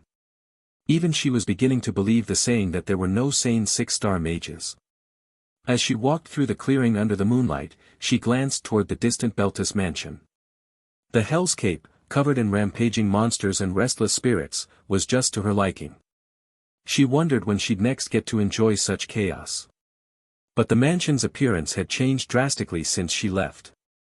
The moon shone brightly. The main building, revealed beneath the silvery light, was completely frozen. Now that looks much better. 4-star combat magic large-scale spatial freeze. A spell that stopped not only its surroundings but the entire battlefield, something only seen during the Great Northern War. At that time, it was Melvarot who used it, and wartime magic had always been distinguished by its colossal scale. Humming a tune, Fina left the mansion behind. She crossed the clearing at an unhurried pace and disappeared into the darkness. The sight of the frozen mansion under the moonlight was beautiful. Considering the horrors unfolding within, the contrast was truly ironic. Crack. Crunch. In an instant, the mansion was covered in ice, and everyone gathered on the battlefield blinked in astonishment. It was an anomaly that occurred just as they sensed the flow of magic emanating from beyond the main hall. This is war magic. Among the types of combat magic, those that influence the entire battlefield are classified as war magic. Even those without a deep understanding of magic could recognize it, and Countess Rodelia, who was a 4-star mage, understood immediately. That massive freezing spell radiating from inside the mansion was large-scale spatial freeze, the same one used by Lord Melvarot during the Northern War. A spell classified as at least 4-star level, even by the lowest estimate. In short, that meant there was another 4-star mage inside the mansion besides Countess Rodelia. Don't panic. Mages often use spells to control the battlefield environment. Rodelia swallowed hard and looked up again toward the archlich floating above. Despite the fierce battle, with sword wounds all over its body, the monster continued raising corpses and blocking the subjugation squad. However, with the sudden release of that war magic, a large portion of the monster's creatures was instantly frozen. Of course, some members of the squad were also caught in the spell and lost mobility, but most were experienced enough to escape its effects on their own. The enemy's losses were undoubtedly greater. It was an opportunity. If left unchecked, it would once again create a ridiculous number of monsters to slow the squad's advance. That brief moment when the number of monsters had drastically decreased was a respite granted by the heavens. That monster had to be eliminated. Thus, Countess Rodelia climbed up the icy railing. The archlich, realizing her intent, roared again and tried to cast a spell, but a pair of arrows flew and struck its chest. Ka! As the archlich screamed in pain, a fierce-eyed archer rose among the monster's corpses. With silver hair tied back, she shouted to the mercenaries. Now! Slash! Thud! With a single swing, Jaden, who had charged ahead, swept away all the goblins and advanced toward the railing. The extended slash of his sword cleared the path to the archlich. It happened in an instant. That opportunity wouldn't last long. The monsters began to swarm again, but Ellen, Denise, and the other forces who had joined the battle worked together to hold them back. Wielding the sacred blood sword, Rodelia leapt through the gap and finally reached the archlich. Out of my way, you damned monster! Light flowed from the red runes engraved on the blade, trailing along its edge, and following the arc of her swing, the sword aimed to cleave the archlich in two. A slash from the left shoulder down to the center of the body. She tried to cut it apart in one blow, but the sword's progress stopped against the archlich's resilient structure. Ka! The sword halted near its solar plexus. Even so, it was a fatal strike. A distorted scream echoed throughout the mansion. The 6-star necromancer Fina had affectionately called it happy and crafted it with great care. It was the result of months of work and power granted directly by her, yet before Rodelia's sacred blood sword, it yielded under a fatal blow. Crackle. Pop. Tremble. She tried to push the sword deeper where it had stopped at the solar plexus, but couldn't completely subdue the archlich, which continued to resist. Bang! Somehow, the sword was repelled, and the archlich floated again toward the railing of the mansion's second-floor hall. Ugh, I couldn't finish it in one strike. Crash! Clang! Rodelia rolled across the floor, and her sacred blood sword also fell against the railing. The heavily wounded archlich moved to destroy the troublesome sword, but the blade forged by Rodelia, a 4-star transmutation mage, repelled the touch of the impure being. Bang! The archlich, damaged once more by the holy power, staggered, floated, and collapsed onto the railing. It was trying to summon more demonic creatures, but it seemed to have reached its limit. It was already cornered. Although Rodelia wasn't a combat magic specialist, with the help of other mages and ranged attackers, it wouldn't take long to eliminate that nearly defenseless creature. Just as she was about to order a full assault. Grow! A deep sound, like the horn of a massive ship, echoed through the air.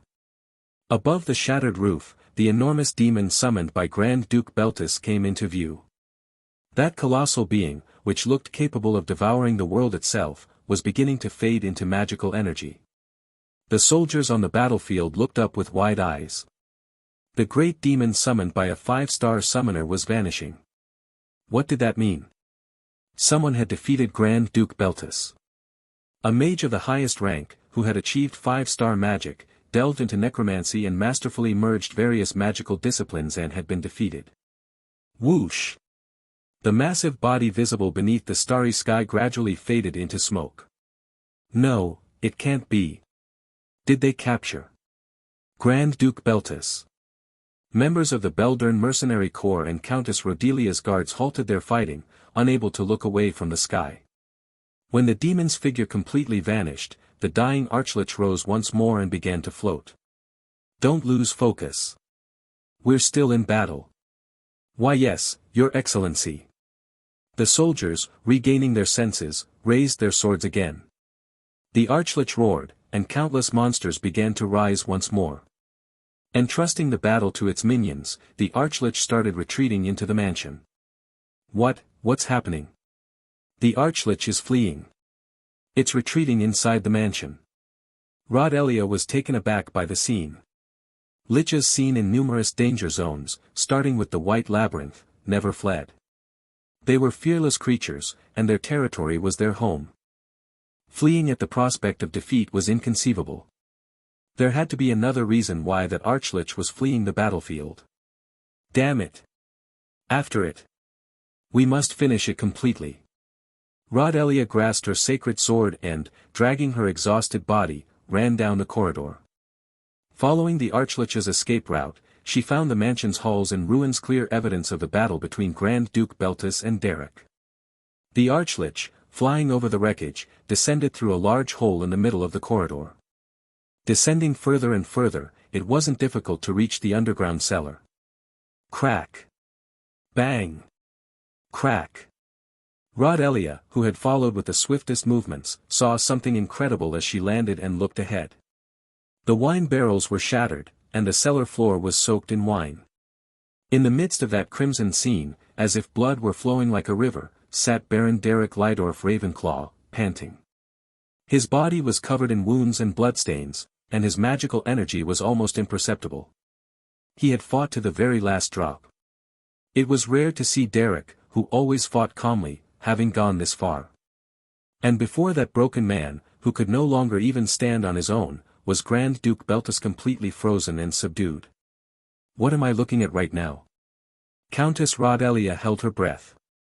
Baron Derek Lydorf Ravenclaw, who at most seemed to be a 3-star mage, had single-handedly subdued Grand Duke Beltis.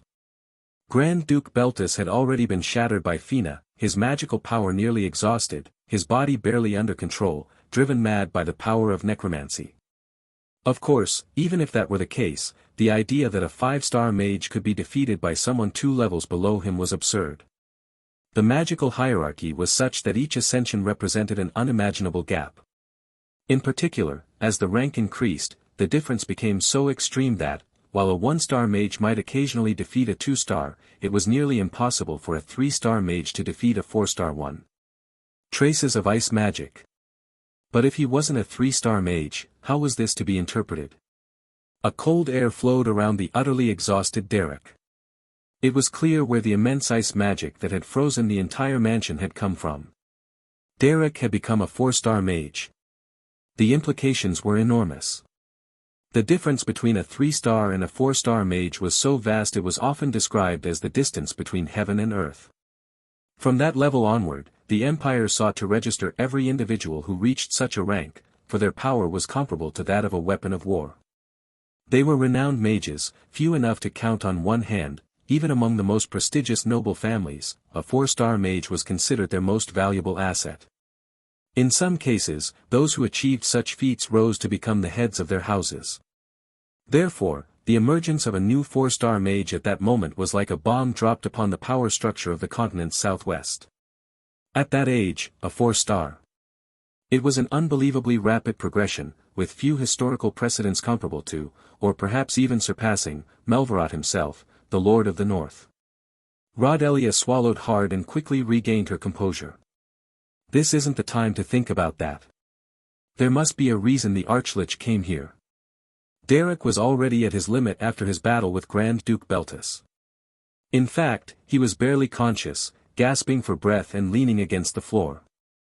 He had pushed his body to the extreme, and if he used 4-star magic again, he would feel pain so intense it would be as if his entire body were burning. Even Rodelia, in perfect condition, was left drained after casting a single spell of that level. Using such magic in his condition was no longer a matter of skill, but of sheer mental willpower. There was no way he could withstand the Archlich's attack. At that moment, Derek was completely incapacitated. From Rodelia's perspective, loyal to the Empire, she could not allow that young genius whose name had yet to leave its mark on history to die like this. Monster! Over here! With a roar, Rodelia drew the sacred blood sword and confronted the Archlich. Whack! Thwack! Once again, arrows flew and struck their target. They were silver arrows, a special weapon against spectral beings.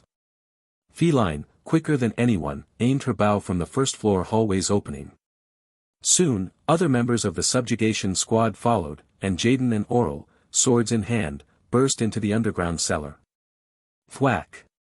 Crack! Protect Baron Ravenclaw! He must stay alive! Countess Rodelia shouted desperately.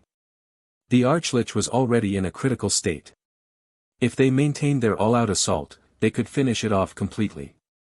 However, the Archlich, staggering at death's door, gathered the last of its magical power and let out a deafening roar.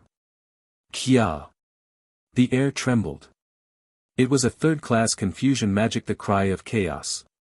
The soldiers, caught by the magical vibration spreading in all directions, dropped their weapons and covered their ears. The intense disorientation, as if their brains were being shaken, made them scream in pain. It was the Archlich's final attempt, using the last of its energy. Taking advantage of that moment, the Archlich flew toward the completely defenseless Derek. No! Just as Rodelia, gripping her sword, was about to charge. Whoosh! The Archlich, showing no interest in Derek, passed him by and headed for Grand Duke Beltus, who lay in a secluded corner. His lifeless body slumped as the Archlich lifted him with magic. The end of that greedy noble, who had sought to rule the world as the lord of the Beltus family, was truly pitiful. The Archlich pulled the lifeless body close, wrapped it in magical power, and with a roar, cast another spell. It was the same summoning spell it had used at the start of the battle. But this time, it was not summoning something, it was being summoned by another. Whoosh! The Archlich, clutching the body of Grand Duke Beltus, was enveloped by an immense magic and disappeared completely. Whack! Crackle! When everything ended, only dust rose. It escaped. Damn it! We almost had it. The monsters are vanishing. Even so, it's our victory. The underground wine cellar had been completely destroyed. And now, only one man remained, the one whose talent had finally bloomed. The floor was soaked in blood, and his body was covered in wounds. He could die at any moment from blood loss. This isn't the time to celebrate. Call the healers immediately. Rodelia ran through the spilled wine. The hero of the battlefield, who had fought the necromancer to the brink of death and finally achieved victory, was dying. Thud. Derek, unable to remain standing, collapsed into a pool of wine. Splash. Splash. Hearing the soldiers shouting for help and the hurried footsteps of Countess Rodelia drawing near, Derek slowly let go of consciousness. Sir Derek. Hold on. Hey. Hurry, bring the healers. Damn it. Even Rodelia's voice faded into the darkness. How long had it been since the last time he'd risked his life in a real duel? Suddenly, he remembered the day, as a trembling child, when he faced a wild boar. That was the moment he first awakened his magical power. Since then, Derek had begun to understand the mysteries of magic. In retrospect, nothing had changed. With that ironic thought, Derek slowly closed his eyes. Light from outside streamed into the dark cellar. Derek's blood-soaked body, lying beneath it, looked like that of a knight who had just finished a holy war. Biting her lower lip, Rodelia removed her gauntlet and pressed Derek's wounds with her bare hands. Even so, the blood kept flowing. The amount spilling out was alarming. That man had truly gambled his life just to capture the necromancer. Seeing the endless bleeding, Rodelia clenched her teeth. She had to save him no matter what. Derek slept deeply for the first time in a long while and dreamed. He imagined achieving, one by one, all the magical feats he had longed for over the years, and someday reigning at the very top. What would he think once he had mastered all magic and there was no higher realm left to aspire to? Even those who devoted their entire lives to magical research never reached the final realm. Perhaps even thinking about it was an act of arrogance, but even so, Derek wanted to consider it at least once. If the goal of an entire lifetime finally came into his hands, what would come next? Even in his drowsy mind, Derek asked himself those questions.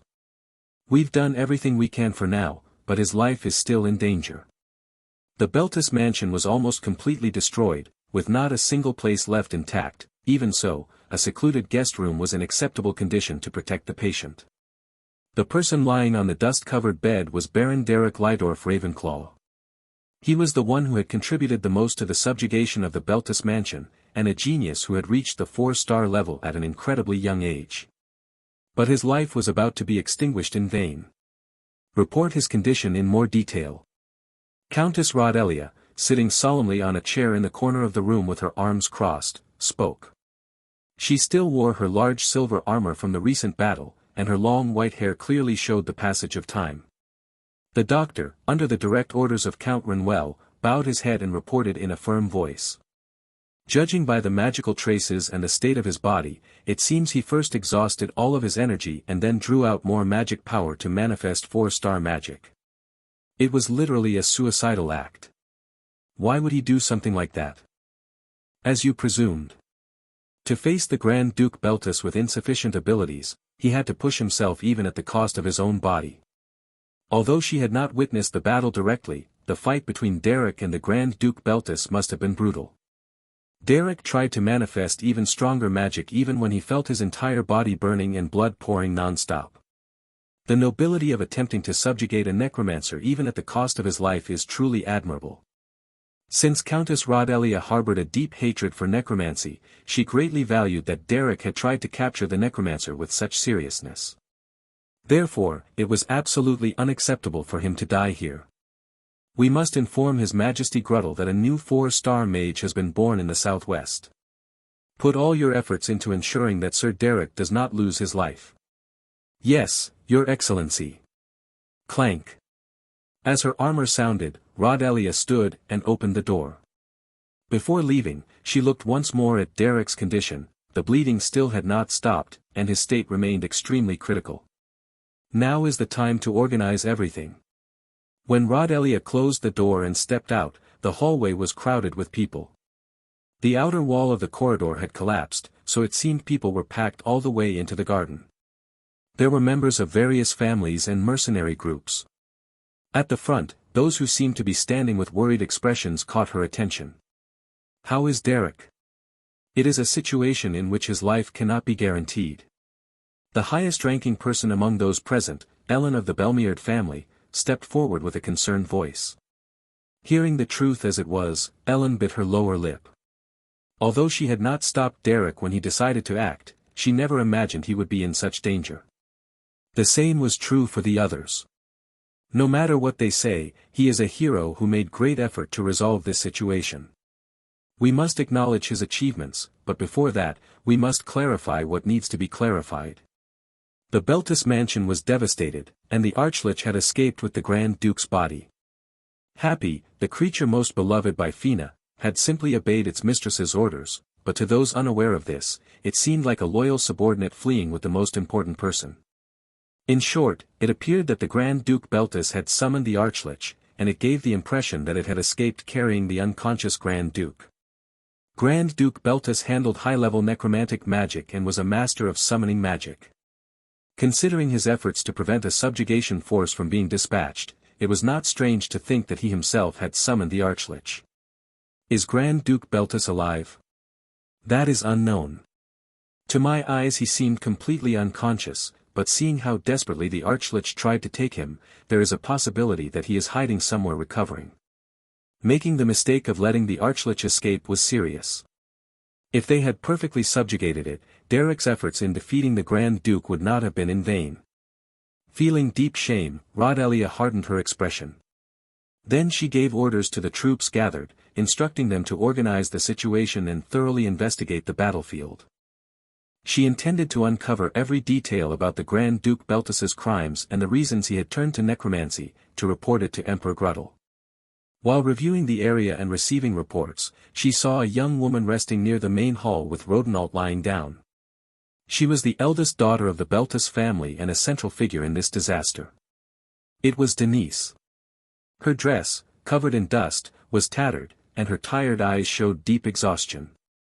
Even so, seeing Countess Rodelia approaching, she quickly straightened up, bowed her head, and spoke. Your Excellency, Countess, regarding this matter. I have already heard from Sir Derek. You were the one who understood the darkness of Grand Duke Beltis best and who first warned Sir Derek that the family was taking the wrong path, allowing him to act in time. Lady Denise, you maintained your sanity in a terrible environment. I sincerely acknowledge that. Denise had prepared her heart to receive criticism, since she did not expect the daughter of the Duke responsible for this entire disaster to be treated favorably. But Derek had already taken care of that matter. Hearing the Countess's words, Denise's eyes widened in surprise for an instant, but being as clever as she was, she immediately understood the situation. She bowed her head and replied. Oh no. I only did what I had to do. When I report to His Majesty, I will make sure to mention you. In the midst of this madness, you were the only one who kept your judgment. I will ensure that the consequences of evil deeds do not fall upon you. I am grateful for your consideration. But, is Baron Ravenclaw still not improving? I just checked his condition in the room where we are keeping him, and it seems his life cannot be guaranteed. Upon hearing that, Denise swallowed. He was the man who tore the darkness out of Beltis and still protected her to the very end. If something happened to him, she felt her heart would break. Some people are saying that he must be involved in what happened. While they cleaned the battlefield, the remnants of the Beltis family and their senior servants murmured bitterly. Baron Derek Lydorf Ravenclaw is involved in this. The situation is too perfect. Too convenient for it to have happened just as the Beltis family unsheathed their swords against him. The cruel Baron was shouting that he was the one responsible for weaving necromantic magic and that they should not be deceived. Upon hearing such words, Rodelia first hesitated, but when she looked at Derek, agonizing in the room, she had to gradually discard those suspicions. No matter what trick someone might use, no one would risk their own life in such a manner. Derek had nearly died, and in his condition it would not be strange if he died at any moment. The best doctors available were treating him, and even so, those supporting him remained deeply worried. What Countess Rodelia was overlooking was that Derek was not a sane person either. He was a lunatic capable of risking his life for magical advancement. And that was why he had come this far. But it was difficult to notice that just by his appearance. On the outside, he only seemed like someone devoted to training magic, a man who governed a remote region and taught young people as his profession. If he truly were the mastermind behind all this, at the very least he would not be on the brink of death. Others might not know it, but Countess Rodelia, who had seen Derek block the Grand Duke Beltus with all his strength, could not doubt him. His miserable appearance, bleeding profusely and trembling from head to toe, was right before her eyes. First, we must review the situation of the recovered Beltus mansion and organize what must be reported. We must listen to the accounts of the people inside Beltus, but we still have not fully determined whom we can trust and whom we cannot. Countess Rodelia shook her head slightly and spoke to Denise, whose face was full of concern. At the very least, Lady Denise, whom Baron Ravenclaw has vouched for, is someone we can trust. Could you organize and tell us the situation within the Beltus Duchy? It was a position from which she could present suggestions directly to Countess Rodelia, who at that moment held real control of the mansion. And that was the last gift that Baron Ravenclaw had left Denise before losing consciousness. Upon hearing those words, Denise swallowed nervously. Originally, she had been a sailor on a sinking ship. Naturally, she thought she would end up sinking with that ship. However, the teacher who had once instructed her had rescued Denise from the sea, calling her his disciple, and had once again handed her the helm to navigate. In exchange, Derek lay inside the cabin, completely collapsed. Denise could not allow his sincerity to be wasted. She widened her eyes and composed herself. It was the moment for Denise to stand firm. You have reached the level of 4 stars. You are a master of magic. You can now access the fusion theory of the magic system. Chirp, chirp, chirp. When Derek opened his eyes, it was already morning and the sun was rising. His whole body throbbed with intense pain, but he was used to enduring it. As he adjusted to the piercing brightness of the morning light and raised his torso, he saw a familiar figure sitting beside the bed, arms crossed and one leg over the other. Hello, Derek. Feline. What are you doing here? What do you think? I've been taking care of you. Feline also had scratches all over her body. It seemed that only one day had passed since that chaotic night. You don't look like someone taking care of a patient. It's just a manner of speaking. If you saw how things are outside, you'd be shocked. Tons of people wanted to come in to see you, but for some reason, I'm the only one who managed to slip through and stay here. And how did you get in with all that commotion? I was going to ignore it anyway, but they said it didn't matter because I'm the Baron's wife. An awkward silence filled the space for a moment. Despite everything, Feline was officially Derek's partner. There was no romantic atmosphere between them, but officially, that was their status. Derek held his aching forehead while Feline brushed aside her bangs with a complicated expression. Well, I know how tough you are, Derek, so I thought it was ridiculous to talk about life or death over a wound like this. To a stranger, it looked like his life was hanging by a thread. In truth, Derek's bleeding and wounds were severe, and if he weren't someone properly trained, it would have been normal for him to die on the spot. Facing a 5-star mage as only a 3-star from the start implied accepting extreme risk. But for Feline, who had wandered through labyrinths alongside him for years, seeing Derek seriously injured was nothing new. Before, Feline would despair, carry him on her back, bandage his wounds, walk anxiously without sleeping, but that pure behavior had already vanished. Now she only looked at him with an expression that said, "This guy lying around again, what an idiot." They knew each other so well that they didn't feel any special sense of crisis. Derek, when I look at you I feel like you're someone who wouldn't surprise anyone if one day you died while training magic. You know well that I don't die that easily. Hard to deny, anyway, it's your life. Besides, thanks to you, I had fun. Feline, who also had considerable wounds, smiled broadly. When else could I kick noble asses if not in situations like this? It seems we'll get a nice reward in the end when the status of someone you know rises, the benefits come along. You say you hate nobles, but you don't seem bothered when I act like one and cause a mess. You're Derek before noble. Feline laughed softly and continued speaking. Well, there are a ton of people worried about you, so lift that heavy butt and get out. I heard some people from the barony rode all night, terrified that you'd die. Yes. Thanks for letting me know. Thanks. While I was rolling around with the Beldern Mercenary Corps, you were flirting with a bunch of women, and now I'm trapped with the title of Baroness Terrifying. Feline let out a deep sigh, picked up her bow, her sword, and her cloak, and stretched lazily. It was early in the morning. She must have been exhausted in her own way too. As if she had already said everything she needed to say, she waved her arms carelessly and opened the door to leave. Her relaxed attitude even in situations like this was truly impressive. Unlike the ladies of aristocratic families, her constant naturalness was her greatest strength. Creak, bang. Derek watched the closed door for a few seconds, and then, as best he could, moved his aching body to stand up. He was still not used to walking, and he barely felt any magical power within him, but he could clearly feel that his magical level had risen another step. Even Derek, always so calm, couldn't help but show a faint smile. 4-star level. A realm that even those born with noble blood and extraordinary talent might never achieve in an entire lifetime. The mere fact of having set foot on that threshold thrilled him. His breathing quickened, and he felt a rush of euphoria. A long darkness had fallen over the Duplain family. It was a succession of nights that seemed to have no end. Lee, the next heir of the crumbling family, was sitting in the dark family office, letting out a deep sigh from time to time.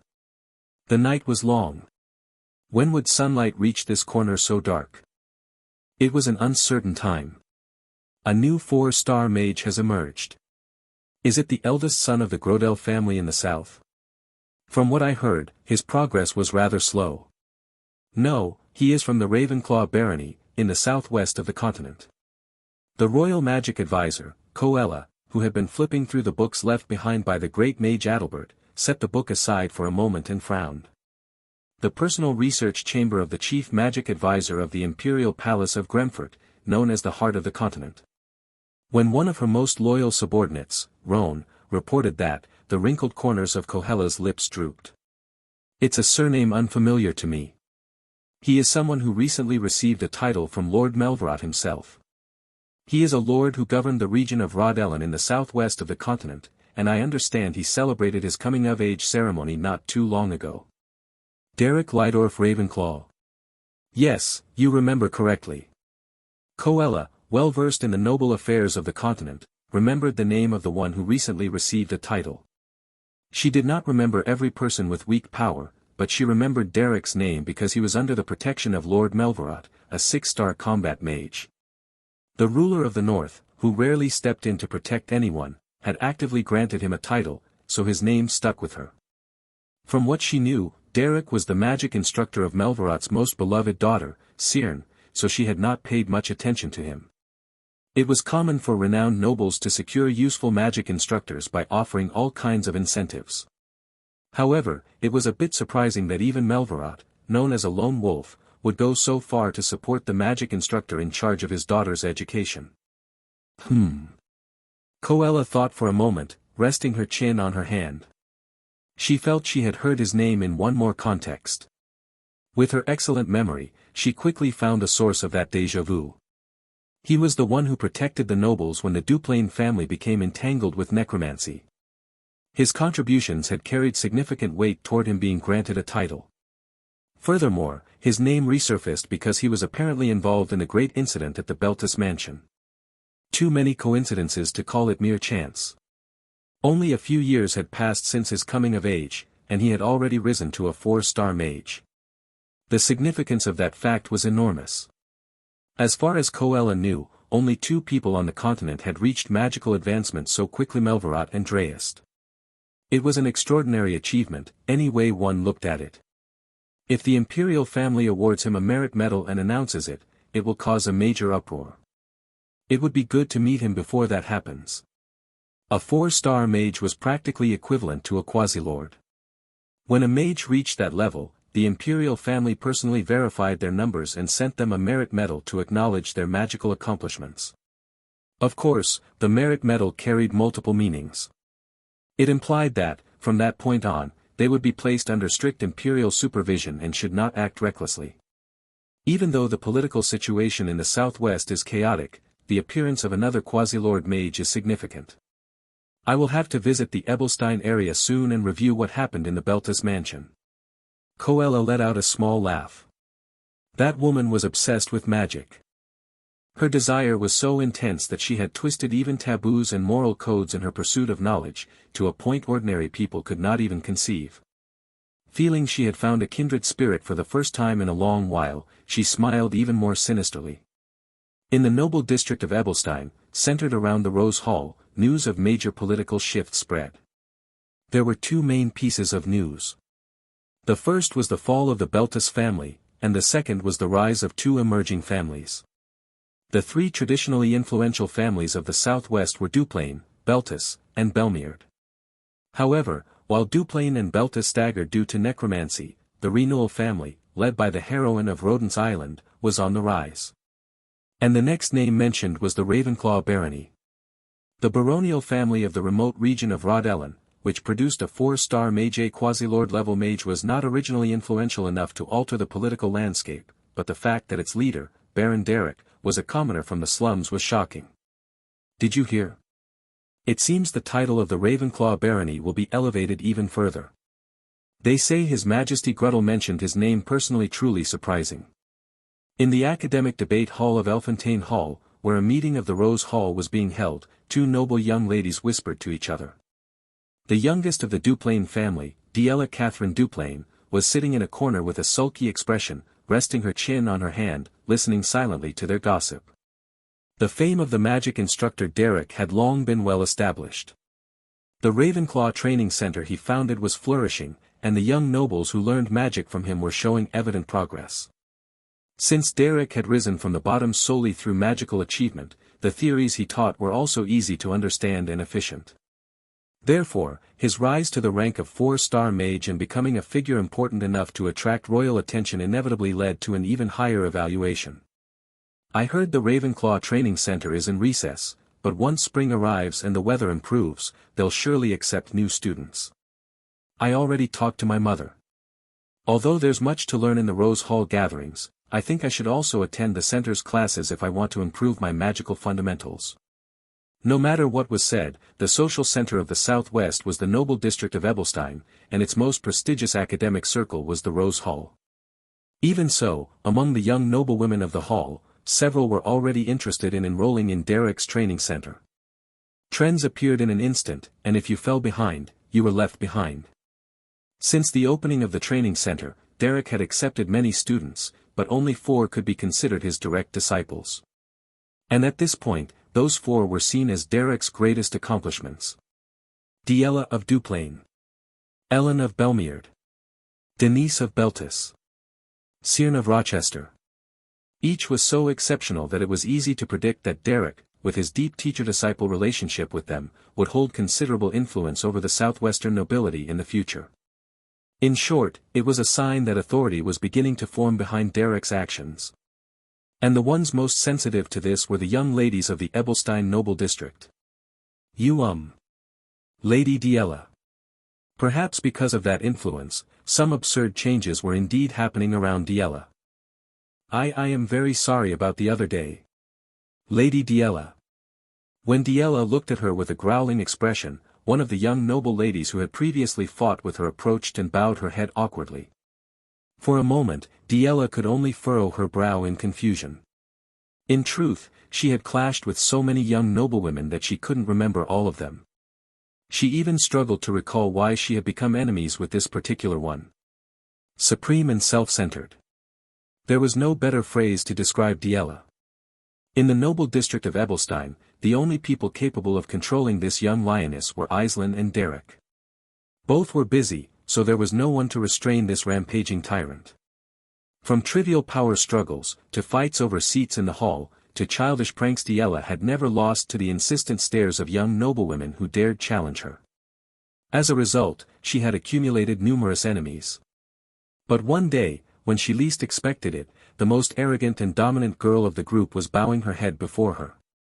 I think I misunderstood Lady Diella back then. What are you plotting? I am not plotting anything. It's just I wanted to gather the courage to clear up the misunderstanding and maintain a good relationship from now on. Just by looking at her, Diella radiated the impression of a growl. Fierce, uncontrollable, with an aura that said she might bare her fangs at any moment. She was a rabid dog who wouldn't hesitate to throw tea at someone or slap them if something displeased her. And yet, trembling, the young lady with her head bowed didn't move from her spot. Seeing that, Diella slowly began to understand. There had to be a reason why the noble young ladies of Ebelstein, the most obsessed with social hierarchy, were bowing their heads like this. She must want to establish a connection with Derek. Derek was someone who devoted himself to teaching magic in detail to each student of the training center, but he treated his 4 direct disciples with special care. He taught them more than magic, he imparted wisdom, values, direction they seemed to receive from him more than anyone else could. Enduring a bit of humiliation, if it allowed them to become his direct disciples, seemed worth it. But it was obvious that the beast called Diella would not respond well to such transparent attempts. Diella smiled faintly, but a cross-shaped vein bulged on her forehead. She placed her hands on the shoulders of the young lady who kept her head lowered and whispered in her ear. "Do you want to die? Did you think I was going to laugh and say sure just because you did something so obvious? Do you think I'm going to introduce you to Derek?" The truly pitiful part was that Diella was not the generous type of person who would introduce Derek to other girls. To be honest, she herself was frustrated that she couldn't see him as much as she wanted because of her duties, and such provocations only irritated her more. "You knocked on the wrong door and by a lot. But seeing your humble attitude, I'll say it kindly. Could you get lost, please?" With an empty laugh, she walked out of the hall. Diella scoffed while she crossed the corridor of Elfontaine Hall. In any case, it seemed that more and more people wanted to get close to Derek. The safest way would be to connect with his 4 direct disciples, but at least Diella had no intention whatsoever of acting as a gatekeeper. She wasn't the least bit interested in helping anyone. They say no flower lasts 10 days, and indeed, no one knew what turns life could take. In recent years, the political situation in the Southwest had been extremely turbulent. Even the Duplain family, which once aspired to dominate the world, wavered, and now even Beltis found itself with an uncertain future. Of course, time had passed since the great misfortune of the Duplain family, so their power had shrunk a lot compared to before, and they seemed to be entering a stage of decline, although they had managed to stabilize a bit. They say even a wealthy family endures at least 3 generations. They sold part of their assets, asked for help from their collateral branches, and with that, they seemed to endure better than expected. Even so, the size of the mansion and the number of servants were reduced to less than half, and their territory had been devoured by peripheral nobles. Their former greatness was only a memory. Lee, who inherited the position of head of the family, did his best, but it wasn't enough to reverse the trend of slow decline. Thus, Duplain would slowly sink until disappearing from historical records. That was what most nobles predicted. Until Aislinn rolled up her sleeves. "Hello, brother. I earned some money." After inheriting the position of head of the family and formally starting to lead the senior servants, Lee stared silently at Aislinn, who was dropping several leather pouches filled with gold coins onto the desk. "This is my share of the operational profits from the Ravenclaw Training Center, and this is part of my personal tutoring fees. They paid me in high-purity Altram gold coins, but I'll have to exchange them to use them in Ebelstein. With this we can cover all the food expenses for the servants next month, and we can also fully pay the restoration costs of the mansion that we covered with bonds. We already repaid the money our relatives lent us last month, so it would be good to replenish the soldiers' equipment and reclaim the artworks we left as collateral." Aislinn had always worked hard at the Ravenclaw Training Center. When she began to bring small amounts of money to help the family, Lee was on the verge of tears. Lee, who had been withering in apathy, came back to himself upon seeing Aislinn working so hard to revive the Duplain family, saving every last silver coin. "It's not much, but I want to do more for Duplain. I think someday, Brother Lee will come out of this state and work hard for the family again."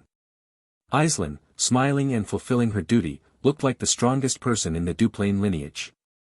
Watching Aislinn, who spent even small sums for the family, Lee gradually began to fulfill his duties as head of the family. He managed the servants, sought help, and little by little tried to restore Duplain's prestige. He was always grateful to his lovely sister, who helped him stand up, and he tried to reciprocate her efforts. But thud. At some point, the amount of money she brought began to become a little strange. This month we also received part of the payment for the magical items sold at the training center. Fortunately, Sir Derek shared a part of the profits with us. How much is all this? Well, I haven't counted it all yet, but it should cover the mansion's operational expenses for this month. It's more than enough. We don't need that much. Oh, really? Then shall we expand the stables? It seems we need to hire more gardeners too. In Duplain's golden age, Lee had strong muscles, but after so many troubles, his appearance had become thin and exhausted. While he silently watched Aislinn, she seemed to have brighter skin and a more radiant presence than even when the family was at its peak. It was as if she were in full bloom. He knew Aislinn was capable, but he never imagined she was this capable. To exaggerate a little, she was the one carrying the Duplain family. The Ravenclaw barony seems to be having an unexpected boom. Yes. Thanks to that, I'm also in a position where I can pursue my own ambitions. You can't imagine how happy I am to help the Duplain family. It was no longer simply helping, she was practically sustaining it. Lee rubbed his face briefly, not knowing what to say. Although he was a duke, it was embarrassing to rely on the progress of a barony to survive. Creak. Oh, Sister Aislinn. It's been a while since you returned to the main mansion. Diella. You're just as beautiful and adorable as ever. It breaks my heart not being able to see your face more often. Why yeah. Diella, who was returning from her social activities in the noble district of Ebelstein, appeared in the Patriarch's office. She always looked haughty and ill-tempered in the Rose Hall, but in front of Aislinn she lowered her head like a meek lamb. For anyone who had seen the beast Diella used to be, this was shocking. Aislinn approached Diella with a bright smile and hugged her, burying her between her chest and her blonde hair. Diella lowered her gaze shyly, her cheeks tense.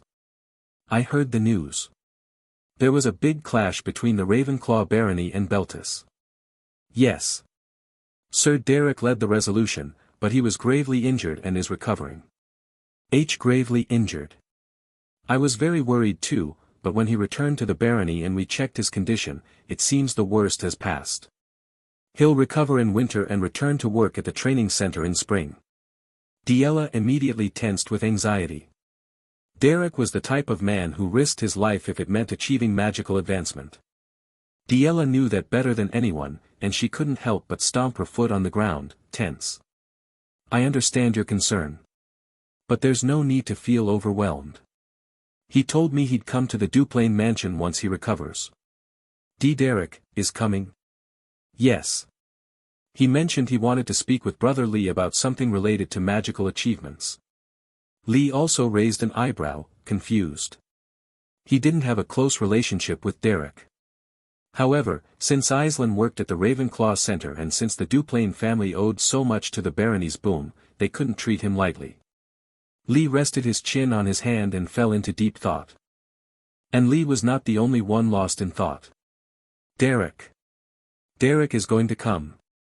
Diella grabbed her head without realizing it, moving it side to side anxiously. The thought of seeing him again after so long made her extremely nervous. They had met several times before and had talked, but Derek always had a way of making others tense. His status and position had completely changed since Diella first met him. Around him were dazzling disciples like Ellen, Denise, and Cyrne. Each one extraordinary. To be able to stand on equal footing with them, she felt she too needed to show something. Derek, who had returned after finishing the work on Beltis's side, was in a truly miserable state. A bandaged and splinted arm, an eye patch due to the bruise on his eyelid, a limping leg, and his magical power greatly weakened. It was the sign that he had forced his body to the limit to break through the 4-star barrier. In fact, it was an injury that would have killed anyone instantly, but Derek, who since childhood had been resistant to pain and injuries, managed to endure it. The simple fact that he was walking and moving like that was already strange in itself. Lady Denise seems to be the one taking the lead in organizing the Beltis mansion. I've already finished arranging my position, so there shouldn't be any problems. It breaks my heart to see my beloved disciple in such a wrecked state. I think it would be better if you said that without smiling. The servants of the Ravenclaw barony were completely shocked when the lord of the mansion returned in such a condition. They immediately brought him into a private room so he could rest, and almost excessively gathered all sorts of medicinal herbs and nutritious food. Derek was sitting on the bed, removing the bandages from his arm. There was too much blood, so they needed to be changed.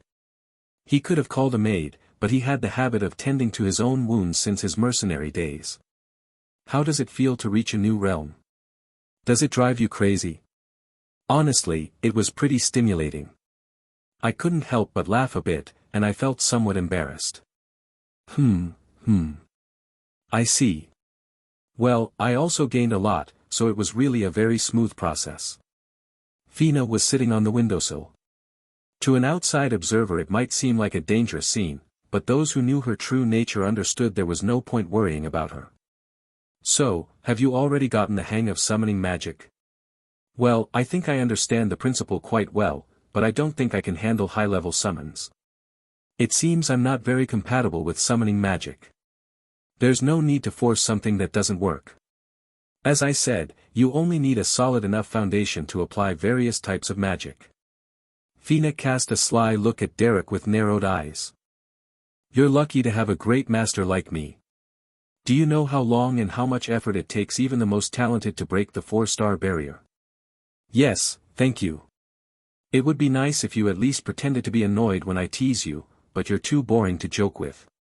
Fina sighed and looked back out the window, resting her face on her hand. The snow that had fallen during the night was piling up. Winter had fully arrived. About the archlich that broke into the mansion. Oh, Happy. That guy. He was very injured. It feels like just yesterday when I raised him, hugging him and petting him because he was adorable, and now he's all grown and terrifying.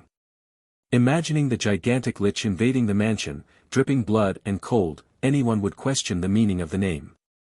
Derek decided not to comment. He disappeared with the corpse of the Grand Duke Beltus. Why? Is that a problem? Fina, a 6-star necromancer, aimed to perfect advanced corpse resurrection. Derek knew she needed the body of a high-level mage for that. But he didn't quite understand her exact intentions. So he tried to probe the matter, but surprisingly Fina answered bluntly. I plan to resurrect the deceased Calumford. For that I need quite a lot of things. It wasn't about raising just any corpse. It was reviving a 6-star mage. It wasn't something that could be done easily. I have a promise with Calumford. Well, you don't need to worry about that. Derek tried to say something else, but stopped. Every time they mentioned Calumford, Fina showed a strange, almost nostalgic expression. It didn't seem like a good idea to poke into that story. In fact, Fina changed the subject immediately, as if not wanting to dig deeper. Well, now that you broke the 4-star barrier, you'll be even busier. There's a lot to learn. That's true, but there are also many things to handle during the winter break at the training center. First I need to visit the Duplain family, so I need to recover quickly. It's not normal for someone who was at death's door to be thinking about going out wandering again. I'm very busy. Derek stroked his chin and looked at the large continental map spread over the table. Each territory and power was briefly summarized, but the information about the southwestern region of the continent needed to be revised completely. A 4-star mage is equivalent to a semi-master. To rise further, one had to watch the movements of the noble families around the territory and of the central imperial family. From that level onward, influence begins to alter the political landscape. If he ever sought to reach 5 stars, his base of support had to be strengthened. This was because you never knew when elements like the Grand Duke Beltus would appear, clinging to their privileges and trying to block Derek. Understanding that during the recent events, Derek was determined to roll up his sleeves and build an environment where he could focus entirely on magic. There's a lot to do. I need to polish the new 4-star level, prepare the center's schedule for the next semester, and fully finalize the alliance system with other families. Ho, alliance. Beltus has taken a huge blow and Duplain is going through a hard time.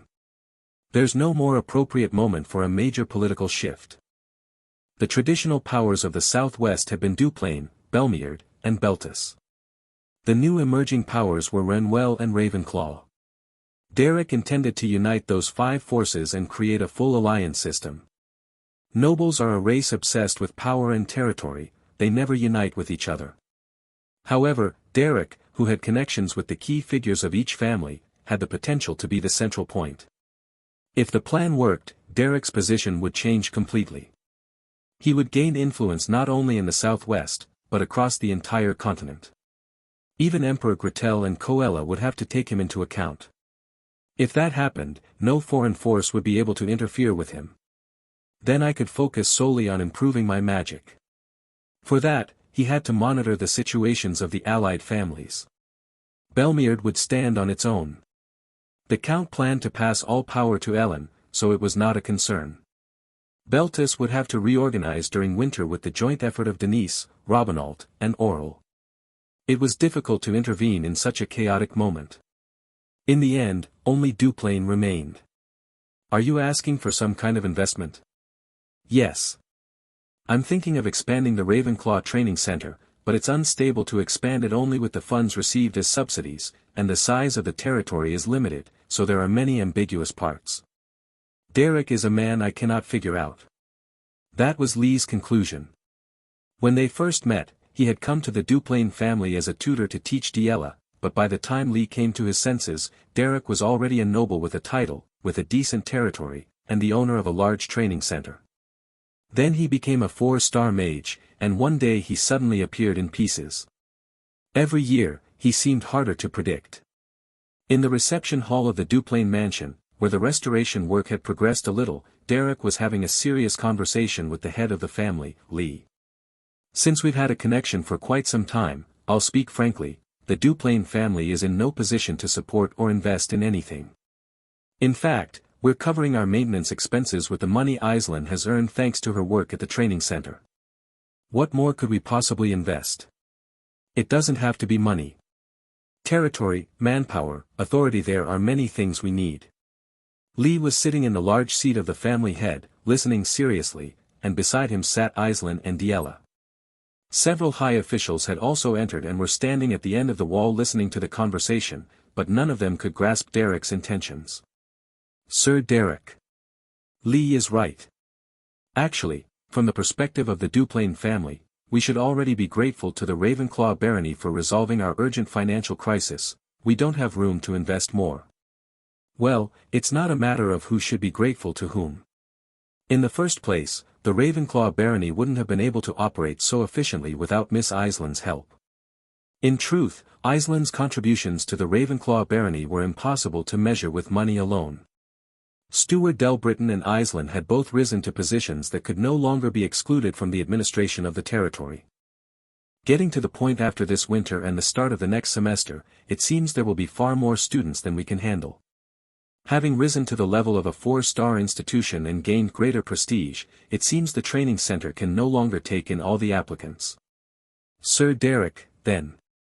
It would be better to expand the facilities, yes, turning the training center into something the size of a school or an academy.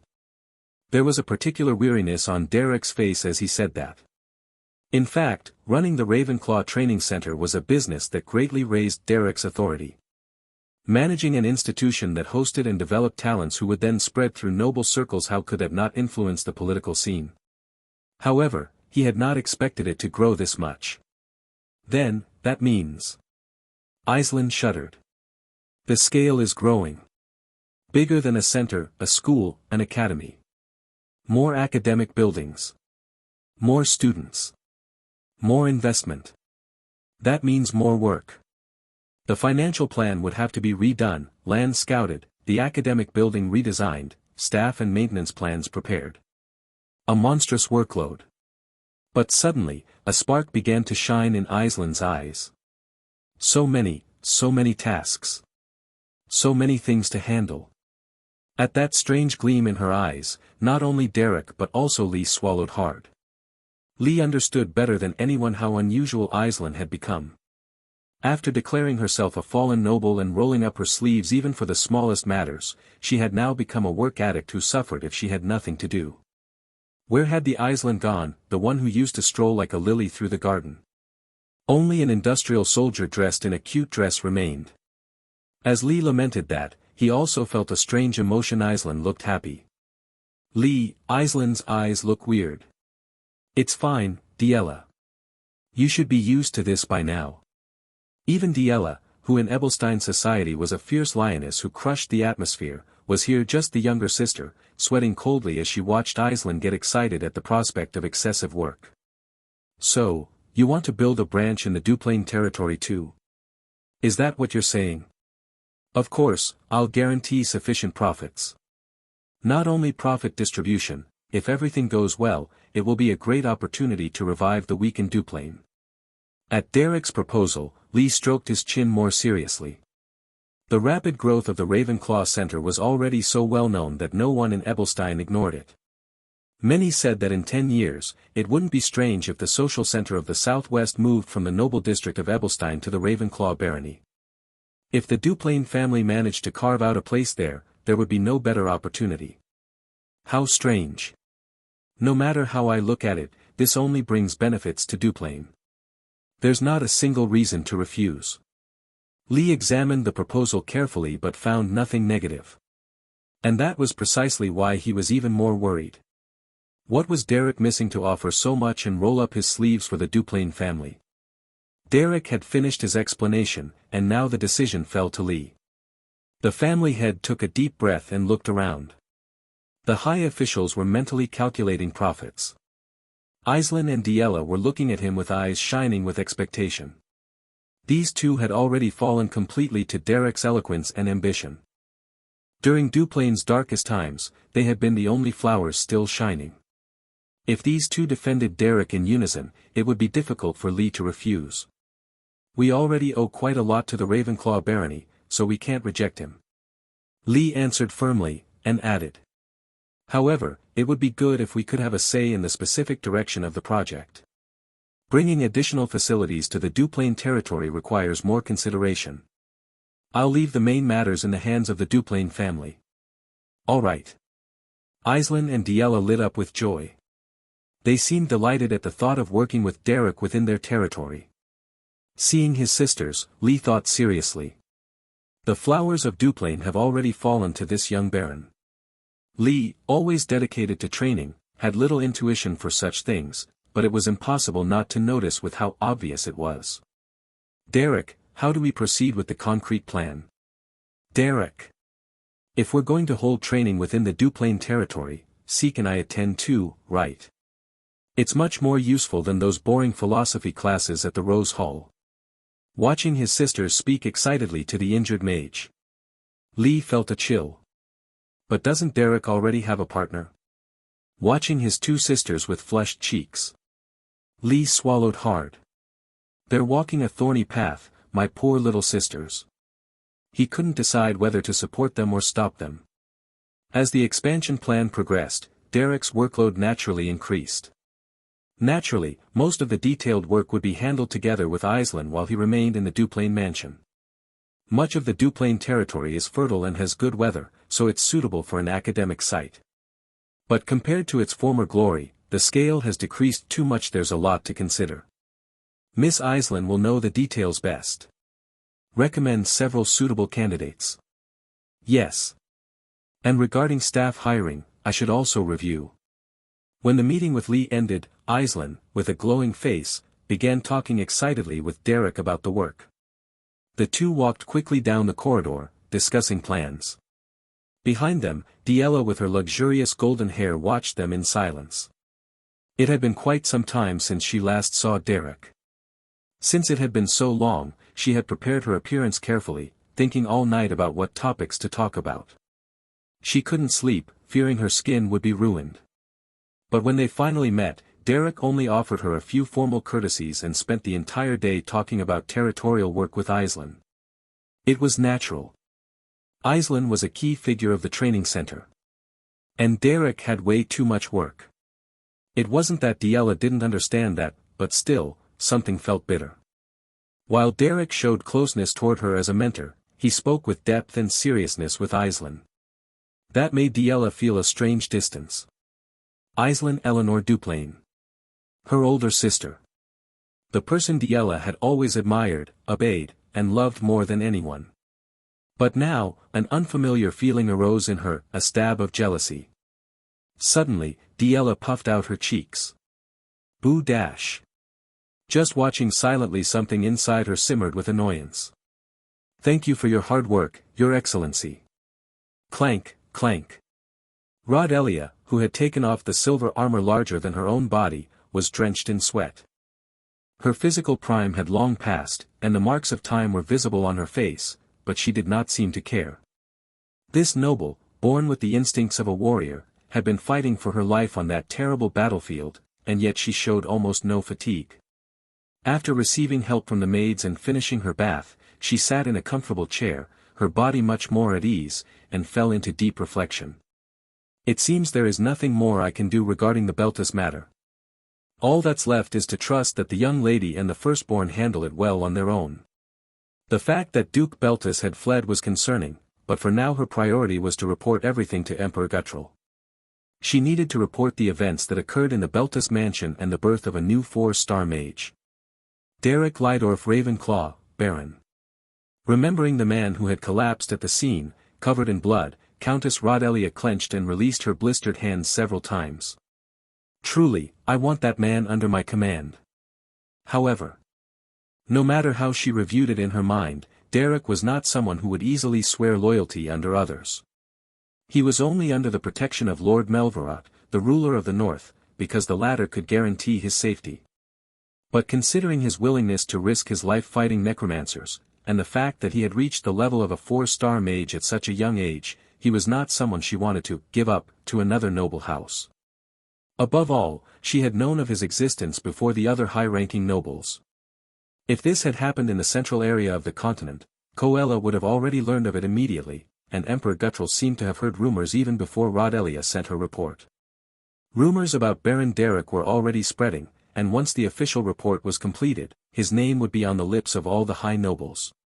To secure talent, one must act when it is at its lowest point. From that perspective, having had contact with Derek before the others was an enormous advantage. But he was not someone easy to influence. If he were someone who could be persuaded simply with good treatment, there would be no reason for concern. Even so, it seems there is a way. The advantage of having met him first was this, that she knew something about Baron Derek's private life. During the recent subjugation in Beltis, Rodelia had heard and seen several things about Derek, but what shocked her most was the presence of Baroness Feline. The Baroness, who had originally been a common mercenary, surprisingly, she did not seem particularly close to Derek. Of course, they had shared many years of battle, and between them existed a beautiful camaraderie, but that was different from romantic affection. Rodelia, well versed in aristocratic culture, understood in an instant. The presence of Baroness Feline was merely nominal, an arrangement to stabilize the family image and receive the title, but Derek did not yet have a suitable partner. At that moment, Rodelia felt as if lightning struck her head. A man who apparently had a partner. But in truth, he was only focused on magic. And most importantly, she was the only one among the high nobles who knew this fact. In short, if she could link him with her daughter, she could draw him into her sphere of influence. Perhaps it was divine help. As it happened, she had a daughter who, although full of defects, was at least pretty. Tricia Lamina Renewal, the Countess's daughter, was somewhat vain and had a bad temper, but if they managed to keep her mouth shut, her appearance was acceptable. Of course, compared to the dazzling noble young ladies Derek accepted as disciples, Tricia fell short, but romantic relationships were often resolved if pushed forcefully enough. Tricia, who had always been a headache since she was little, perhaps this time she will serve some purpose in the family. Heaven had not given her dignity or character, but that could be fixed through harsh discipline. Rodelia knew how to educate with blows of reality. In the social circles of Ebelstein, Tricia strutted with arrogance, but in the Countess's mansion she trembled like a small animal with just one sideways glance from Rodelia. Considering the strict education she had received since childhood, it was natural that she feared her so much. Rodelia was more tenacious than most men. With a satisfied smile, she ordered a servant to summon Tricia. I recently heard that he has been staying at Duke Duplain's residence. It seems he is investigating the family matters for his disciple, Lady Diella, or for his associate, Lady Aislinn. I see. Snow was softly falling over Count Renewal's residence. On the wide table there was a variety of refreshments, but neither Rodelia, who detested sweet things, nor Tricia, who was extremely tense, reached out to take any. Countess Rodelia looked at her only daughter, Tricia, and interlaced her hands as she spoke solemnly. It seems you have connections in the social circle of Ebelstein, especially in the Rose Hall. Tricia, I believe you should put a bit more effort into deepening your relationship with Baron Derek. If mother orders it, I will do it, but I must think about how to do it specifically. Isn't it obvious? There are quite a few ladies associated with the Rose Hall. Especially lately, they have been collaborating a lot with the Duplain side. You should approach those people and look for an opportunity. Those people, you mean? With an expression that suggested the question was unnecessary, Rodelia answered naturally. Well, as the eldest daughter, Lady Aislinn. In Tricia's case, she had the precedent of having spilled tea over Aislinn's head. And she had also laughed arrogantly as if it were amusing. Tricia's face turned pale. If that is too difficult, I heard that the younger daughter of the Duplain family, Lady Diella, is also affiliated with the Rose Hall.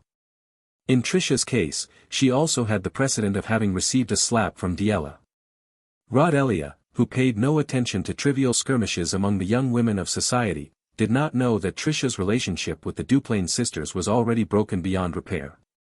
Why had it reached that point? Because she believed nothing would happen. Because it seemed obvious that Duplain would crumble and collapse, while the Renewal family rising like foam thanks to Rodelia's merits would prosper eternally. It was more than short-sightedness, it was reckless arrogance dominated by vanity, but now, regretting it was meaningless. And although Tricia's original assumption was not wrong, the variable called Derek had already developed to a level capable of changing the power structure of the southwest of the continent. In fact, the only difference between Duplain and Tricia was whether they had a connection with Derek. Unfortunately, in noble circles, those seemingly trivial differences determined the outcomes. It was truly exasperating. Hello, Lady Diella. As a result, at the Rose Hall meeting 2 weeks later, Tricia ended up approaching Diella first. An unthinkable situation. Tricia, daughter of Countess Renewal, whose prestige was rising, speaking first to Diella, the youngest daughter of the Duplain family, with whom she had an awful relationship. That someone, and worse yet, Tricia would voluntarily approach Diella, who was known to pounce like a wild animal at the slightest improper comment, was like watching someone crawl willingly into a lion's den. Pure madness. Diella was the kind of person who could slap someone without hesitation if something displeased her. Among the young noblewomen there already existed such an intimidating aura around Diella that they hesitated even to speak to her. It was hard to believe that girl belonged to a fallen family. Diella, who was flipping through a rather advanced philosophy book, lifted her gaze and silently observed Tricia. Her look clearly asked, what is she scheming this time? Just meeting her eyes made Tricia feel as if a lion had roared, and her body shivered involuntarily. Get lost. Saying that, Diella lowered her gaze back to the book. It was an open declaration of war. Tricia's temple throbbed, but she forced herself to suppress her anger. By now, Diella had completely figured out Tricia's intentions.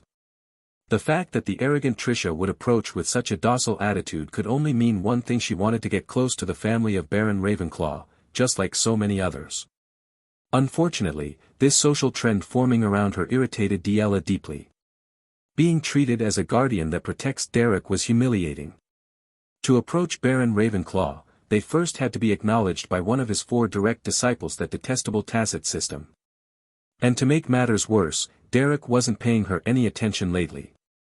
Even though he was staying in the Duplain Manor, he spent all day talking business with Aislinn, ignoring her completely. Everything was frustrating this way and that. And on top of that, Tricia, one of her sworn enemies, approaching to win her favor was unbearable for this girl with the instincts of a wild beast. Tricia was sweating cold. How am I supposed to get through this wall and approach Baron Ravenclaw? Last time she tried to act on her own she failed miserably, so now the pressure was even worse. And to make it worse, the terrifying Countess Rodelia was pushing her from behind, demanding that she establish contact with the Duplains urgently. Trisha was cornered. It's not that, it's just that this time the Duplain family is working on something, if there were anything the Renewal family could assist with. We don't need anything. Get lost.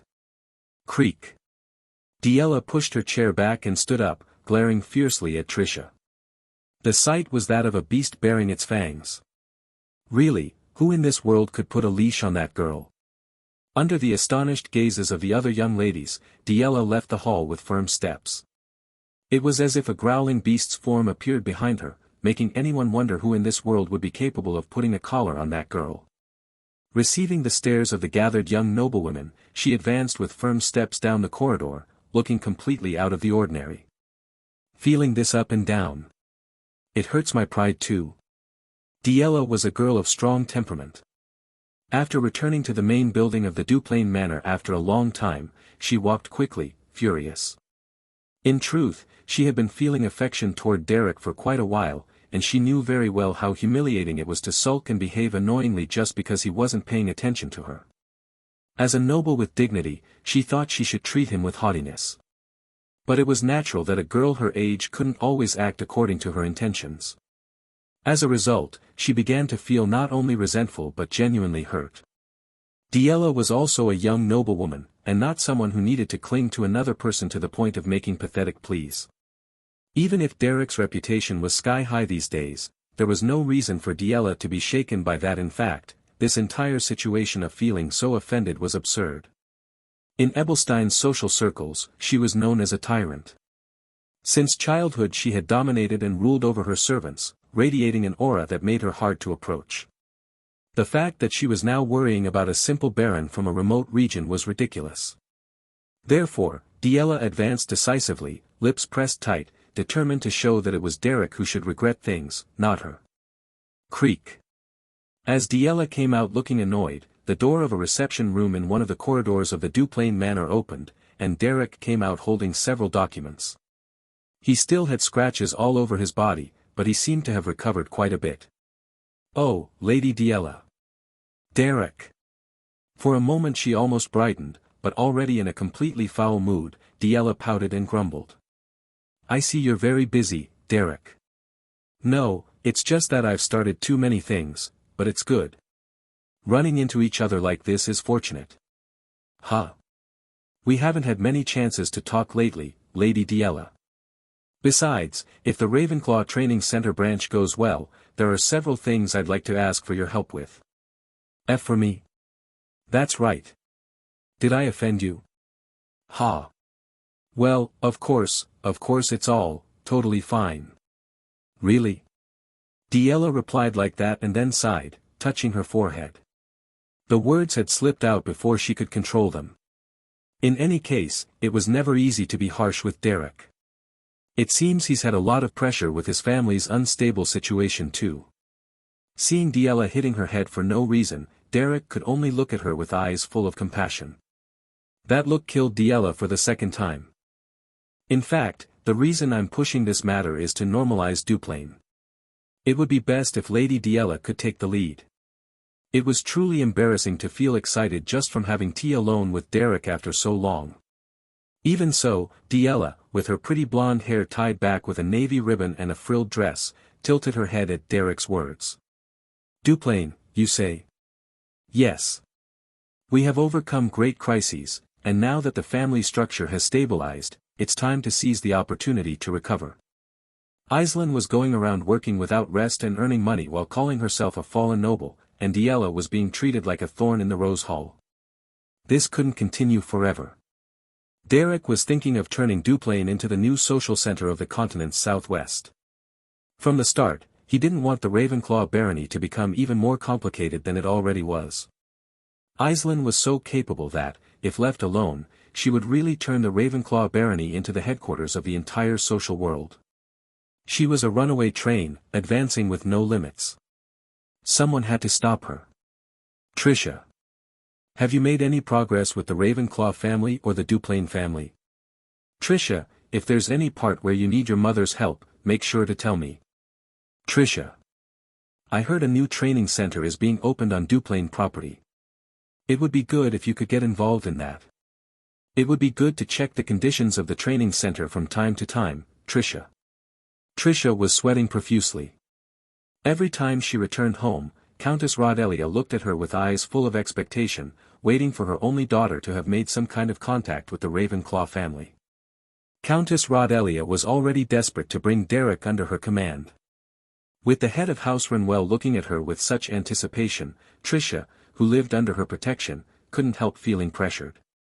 After enjoying the splendid and luxurious banquet at the Renwell mansion, Tricia returned to her private room and immediately held her breath and pulled at her hair. What am I supposed to do? This is too much. Even now, she thought of telling her mother honestly that she and the young lady of the Duplain family were practically like cats and dogs, so she shouldn't expect anything. But considering Countess Rodelia's tiger-like personality, that would be suicide. She remembered the moment she poured tea over Aislin's head, mocking the Duplain family, thinking they would collapse soon. Tricia wanted to go back in time and beg her past self not to do that. Calm down, calm down. Tricia sat down and wiped her face several times. What mother ultimately wants is to draw Baron Ravenclaw under her command.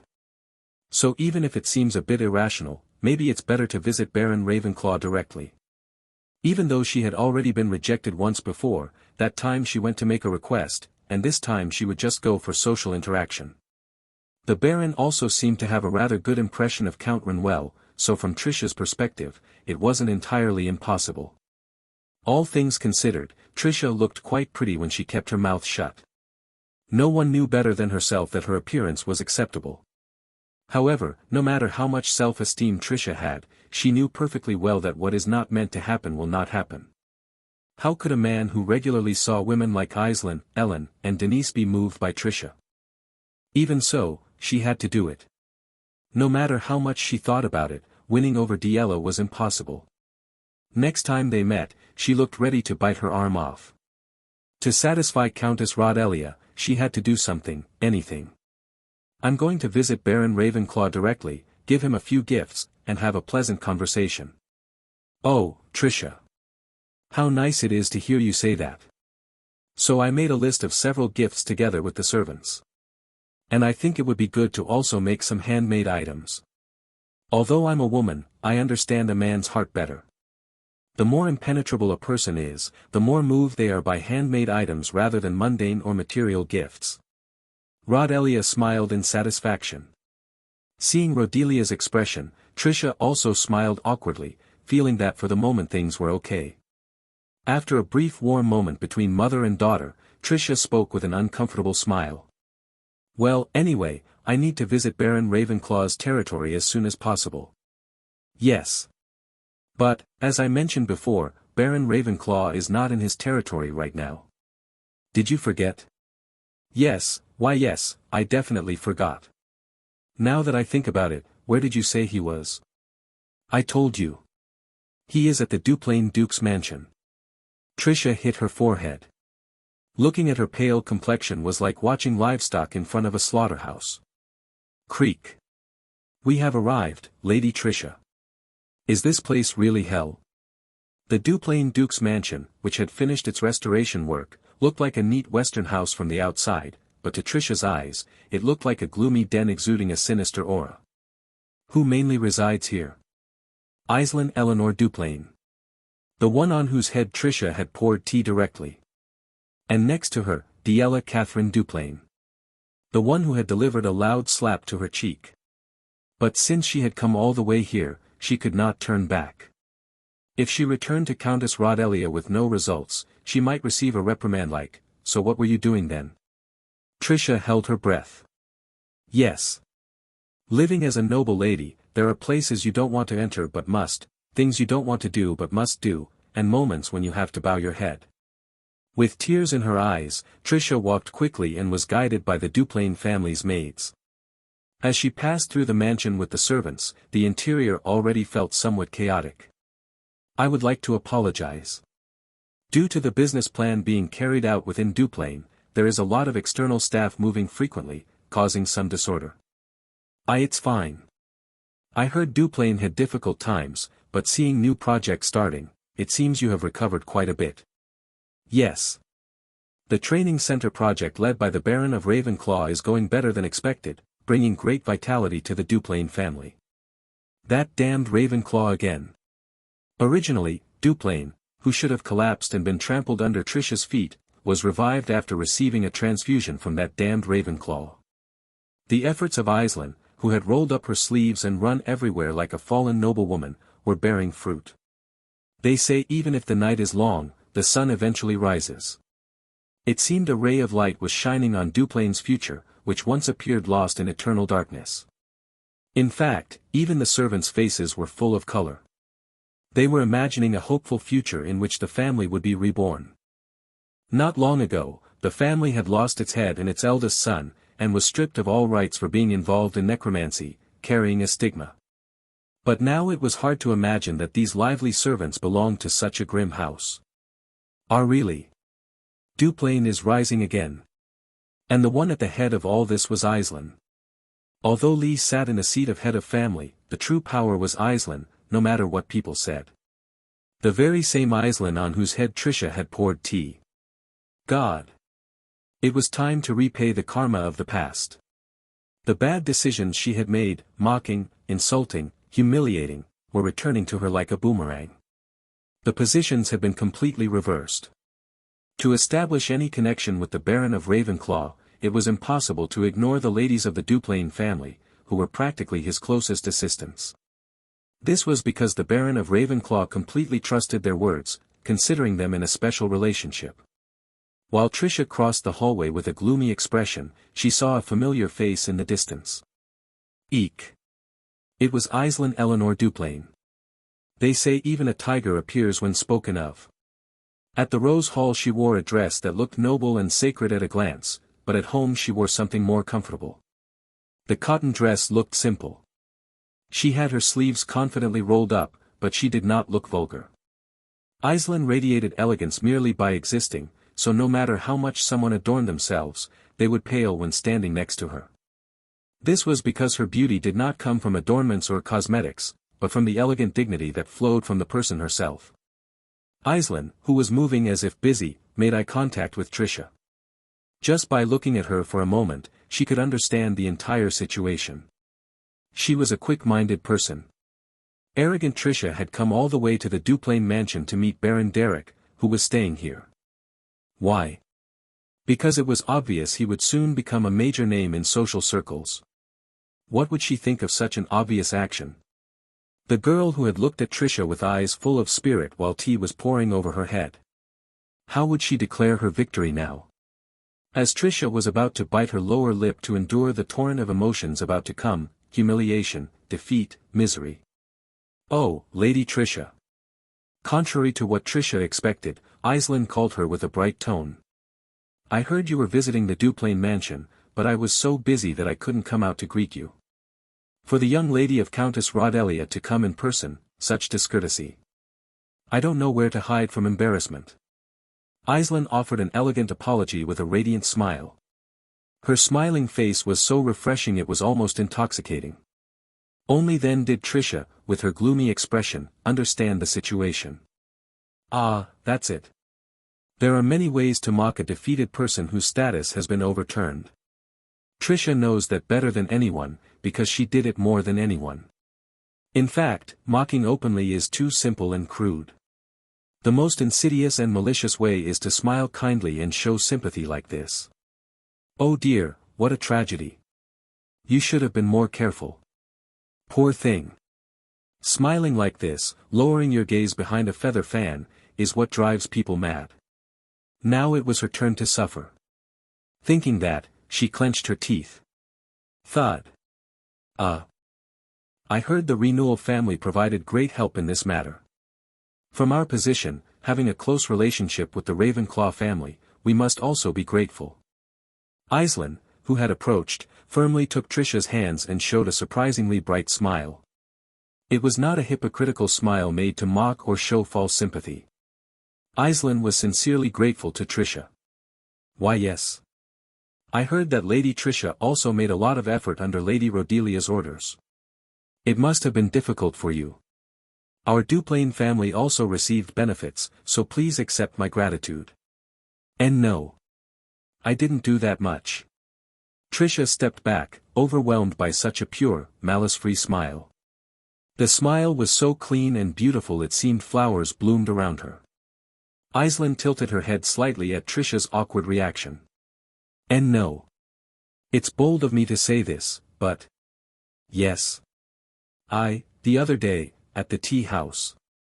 I spilled tea, and acted somewhat inappropriately, do you remember? Aislinn tilted her head again, then clapped as if she had just remembered. Oh, now that you mention it. At that time. Lady Tricia was quite mischievous. Don't cross the line, Lady Tricia. The image of Aislinn, eyes cold, speaking while drenched in tea, came to mind. The difference was so enormous it was hard to believe they were the same person. Normally warm and kind, Aislinn's cold attitude could make people shudder even more. But now she seemed not to care at all. Why? The humiliation that Tricia had made Aislinn suffer that day was not something easily overlooked. But Aislinn laughed it off indifferently and spoke gently. That is already in the past. Ah. At that moment, it seemed as if a halo radiated from behind Aislinn. We all make mistakes. Lady Tricia may have acted driven by a moment of emotion. If I cling too much to those memories and keep pointing them out, I won't be able to apologize when I make mistakes myself. For my own sake, it's better not to hold on to such things too long, don't you think? When she first entered the Ebelstein social circle, she endured harassment and bullying from many young noble ladies, and yet she became recognized as the Lily of the Rose Hall. How would Tricia have acted if she were in Aislinn's position? She would have shown all kinds of cynicism and looked down at her with pity. After all, the girl who had once been arrogant and wild was now tail between legs, bowing in defeat. But Aislinn did not do that. She was in the process of raising her family through her own strength. She might have wanted to shout to the world that had ignored and humiliated her. But even so, she maintained her dignity as a noble lady to the very end. Flap, a hallucination of wings sprouted from Aislinn's back. Choral music flowed. The halo shone even brighter, almost blinding. Feathers fell, and a holy light descended from the sky. What else could explain it? One might wonder if this girl was an angel descended to earth. This can't be. Tricia felt the difference in class. This is what a true noble lady looks like. One who guides countless followers, controlling them with just a smile. A mind that firmly points out mistakes, but embraces others with a heart as vast as the sea. Even if the other person insulted her, she never forgets to show respect with elegance. Once you recognize her benevolence and wisdom, you are left speechless. When an unbearable light suddenly illuminated her dark heart, filled only with petty desires for recognition, Tricia could only stammer and take multiple steps back. The light was so strong she felt she was about to go blind. That. Lady Tricia. Is Aislinn a goddess? Even the proud and arrogant Tricia, upon realizing the difference in their very natures, had no choice but to follow her. I was wondering what brought you to the Duplain mansion. To repent for my past mistakes and seek the forgiveness of the noble Lady Aislinn. I came to repent. When Derek heard the news and arrived at the reception room, Tricia, who had already finished her confession, was speaking with tears in her eyes. Derek wondered what on earth had happened for this to occur, but decided not to ask. Aislinn was sweating profusely and smiling awkwardly, while Tricia, sitting beside her, spoke with her hands clasped, crying. I am nothing but a miserable creature compared to Lady Aislinn. Had she used some kind of high-level confusion magic or was she under hypnosis? Derek alternated his gaze between the two with a confused expression. In comparison to Lady Aislinn's ocean-like generosity, a petty person like me is nothing but a pathetic beggar. Derek, who had come to discuss the specific agenda of the Duplain reconstruction plan, had to set aside the documents he brought. It seemed better to start once Tricia regained her sanity. After all, she was the final piece in the noble structure of the Southwest that Derek was designing. Derek planned to turn the homeland of the Duplain into a huge academy. Whether he liked it or not, he also needed the help of Count Renewal to carry out a project of such magnitude. My ultimate goal is to restore the Duplain family to its former power. Of course, it won't be easy and it will take quite some time, but it is not an unrealistic plan. Derek gathered Aislinn, Diella, Lee, and Trisha in one place and began explaining the plan he had prepared with so much effort. Now that Derek had reached the rank of 4-star mage, he was already starting to become widely known throughout the southwestern region of the continent, and even his name was beginning to reach the imperial family in the center of the empire. For that reason, the popularity of his training center would only continue to grow. That was why he planned to abolish the previous system of the training center entirely and reorganize it under a new name, Ravenclaw Academy, and then move the entire structure directly to Duplain territory. The facilities in Ravenclaw territory, which previously served as the training center, would be replaced with cultural facilities or social halls, so that nobles learning social etiquette or magic in the academy could use them as practice venues. In short, he planned to push that entire massive complex directly into Duplain. Once the facilities grew enough, they would start functioning without Derek's direct presence. By only acting as supervisor and stamping approvals now and then, his personal time for magic training would remain intact. But, why go so far for Duplain territory? Lee, seated in the seat of honor in the reception hall, stroked his chin and asked. Derek silently observed Lee, who was sweating nervously, and thought for a moment about what to answer. Several reasons crossed his mind: that the complex had grown too big for him to manage alone, that he wanted to free up personal time, or that it was necessary for his own magical advancement, but all of them were embarrassing to say directly. So, trying to appear like a magnanimous man, he answered. I've been involved with the Duplain family for a long time, and above all, it is the place that gave me an opportunity and trusted me when I was no one. It is a matter of honor to fulfill that obligation. At those words, Lee's eyes widened. When Derek first came to the Duplain family saying he wanted to teach Diella, Lee had also subconsciously felt a certain superiority of a noble toward that simple mercenary of low birth. But now, Derek was rolling up his sleeves completely to help Duplain right when they needed it most, as if the past didn't matter. Lee almost burst into tears. Damn. I see. Derek, you are. During the time Derek had stayed with the Duplain family, Lee had doubted him many times, but in the end, that noble intention of Derek partially moved him. Regardless of what Derek's true intentions were, what mattered was how Lee interpreted them. Derek nodded and then looked toward where Trisha was lying in a corner like a corpse. I was also thinking of asking for a bit of support from the Renewal Count's house. I can't give you an answer that easily. Do you think the Renewal House helps anyone just because they ask? Hey, Lady Trisha. Lord Derek is also the Lord of the Barony of Ravenclaw, and even if you don't have a master-disciple relationship or personal closeness, the proper thing would be to show respect and use a formal tone. After all, nominally he is the head of a noble house. Wah! At the sudden interruption, Trisha widened her eyes, but when she saw Aislinn's gentle gaze, she quickly swallowed hard. If Lady Aislinn says so. Anyway, even if Baron Ravenclaw wants something, we cannot always give an affirmative answer. To ask as if it were obvious is taking our Renewal House far too lightly. Lady Trisha, there's no need to speak in such an aggressive tone. Ugh. Trisha, normally arrogant and haughty, was left speechless when Aislinn gently pointed it out. Derek looked at both of them with indifferent eyes, while Aislinn just smiled serenely. Aislinn was terrifying.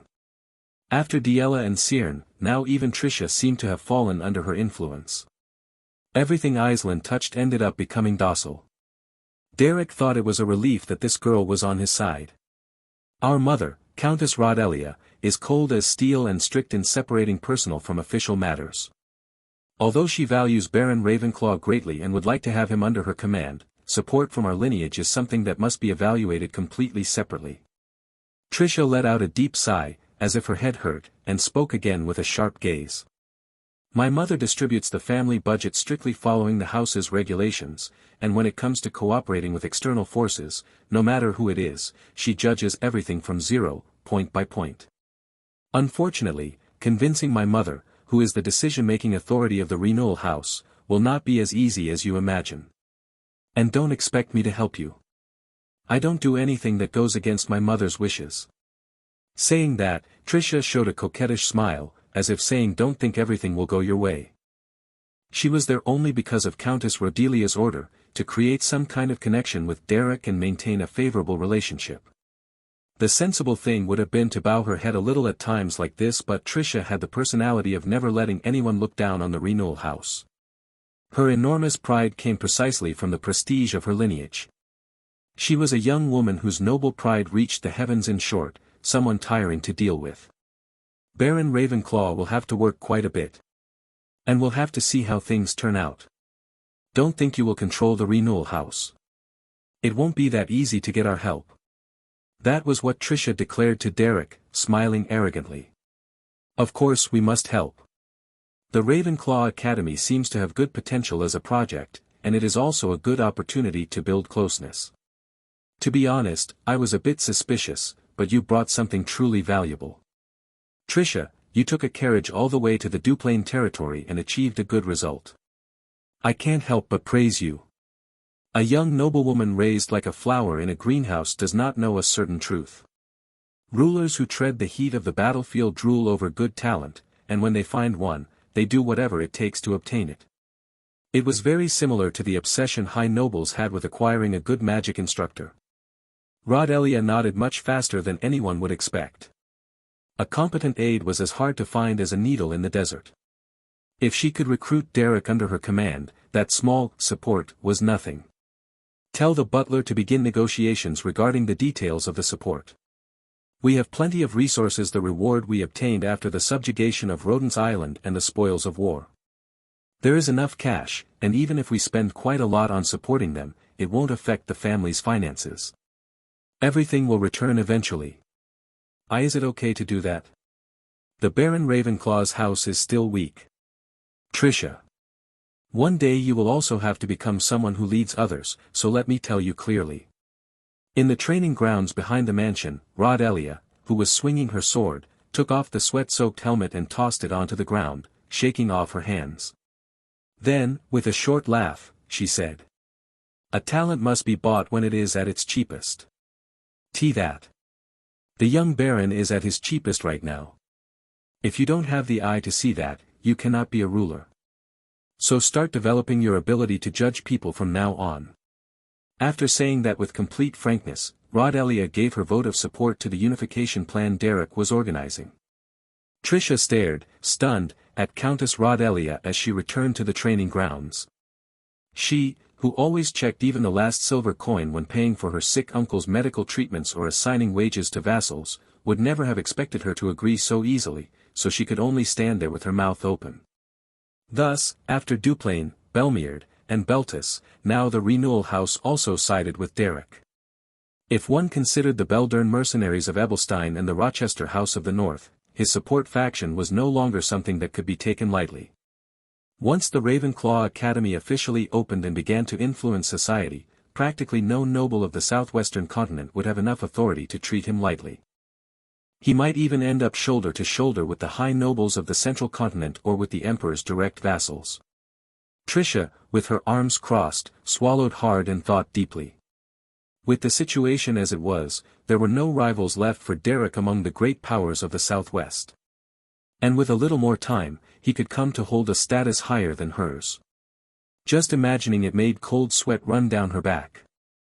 After that, everything proceeded without setbacks. In the territory of the Duplain family, the authority of decisions fell entirely on the head of the family, Lee. Since he had already been persuaded, establishing the construction sites and beginning the work proceeded quickly. The scale of the building was enormous, practically at the level of constructing a small entire town. They were receiving economic support from everywhere, and even though the construction had barely started, countless young nobles were already sending inquiries about admission. Especially the 4 disciples who had received direct teaching from Derek were the ones suffering the most. From the perspective of the young nobles of Ebelstein, the only way to get information about the Ravenclaw Academy was through those disciples. And not even the 4 of them were accessible. Diella was too fierce to hold a conversation with. Cyrne appeared and disappeared like a ghost, so they could not even find her. Therefore, the only option was to ask Ellen of the Rose Hall or Denise, since at least they were part of the social circle. Of course, neither of them was going to say anything negative about the Ravenclaw house's projects, so the rumors only spoke of smooth development of the academy. Nothing was going wrong.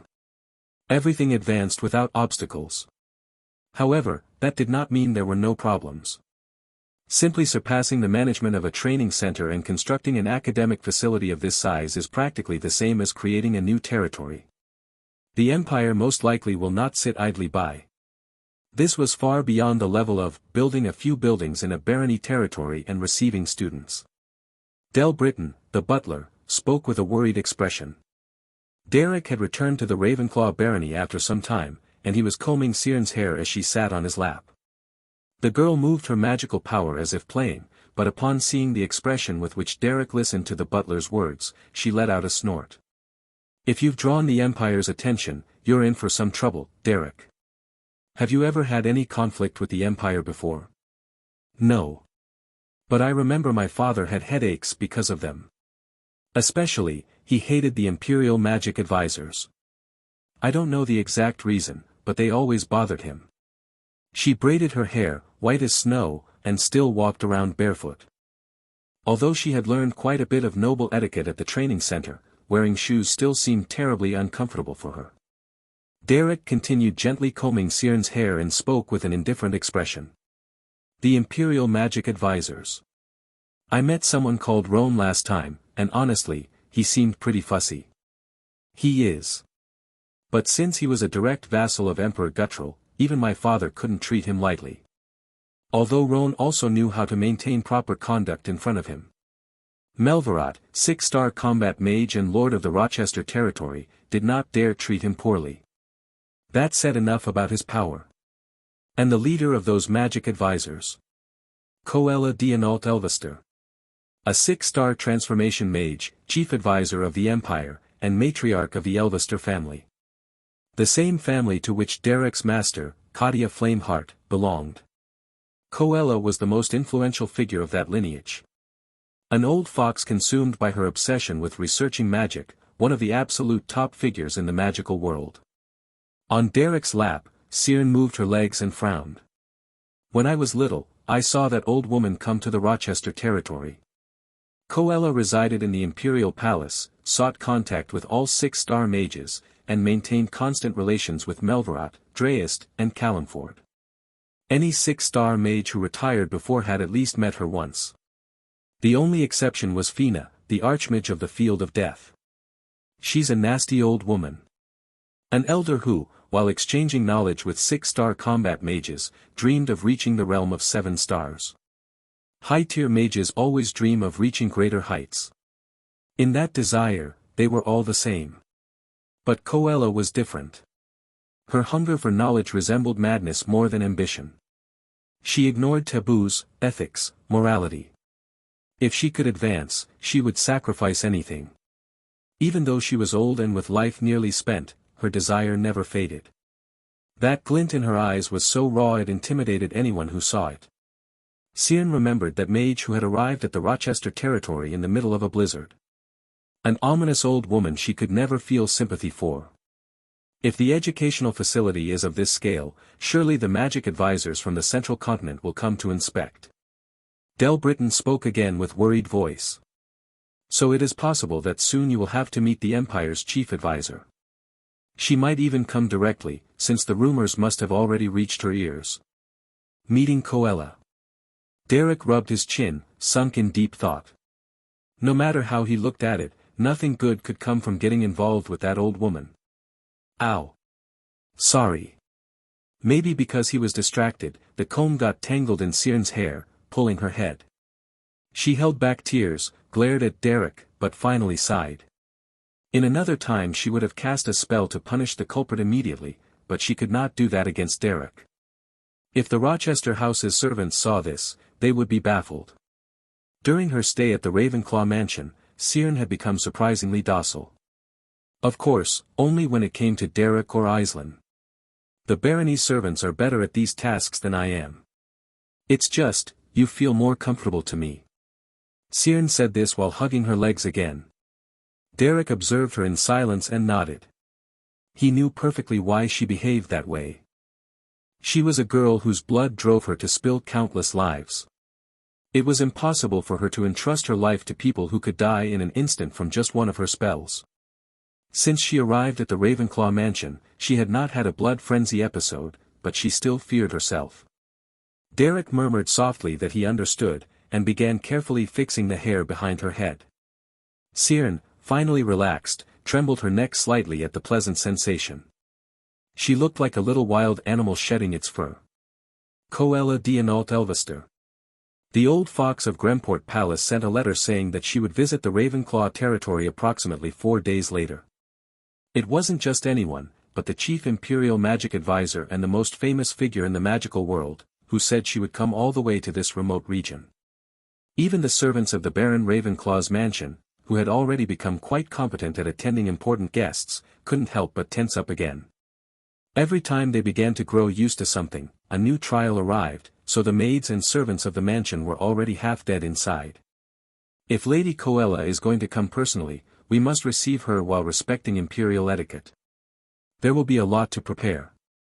While the butler and the head maid frowned, Derek continued cleaning the blade of his sword and commented as if nothing were wrong. I don't think we have that much time. Del Britton and the head maid, Lana, looked at him drenched in sweat. How much time do we have then?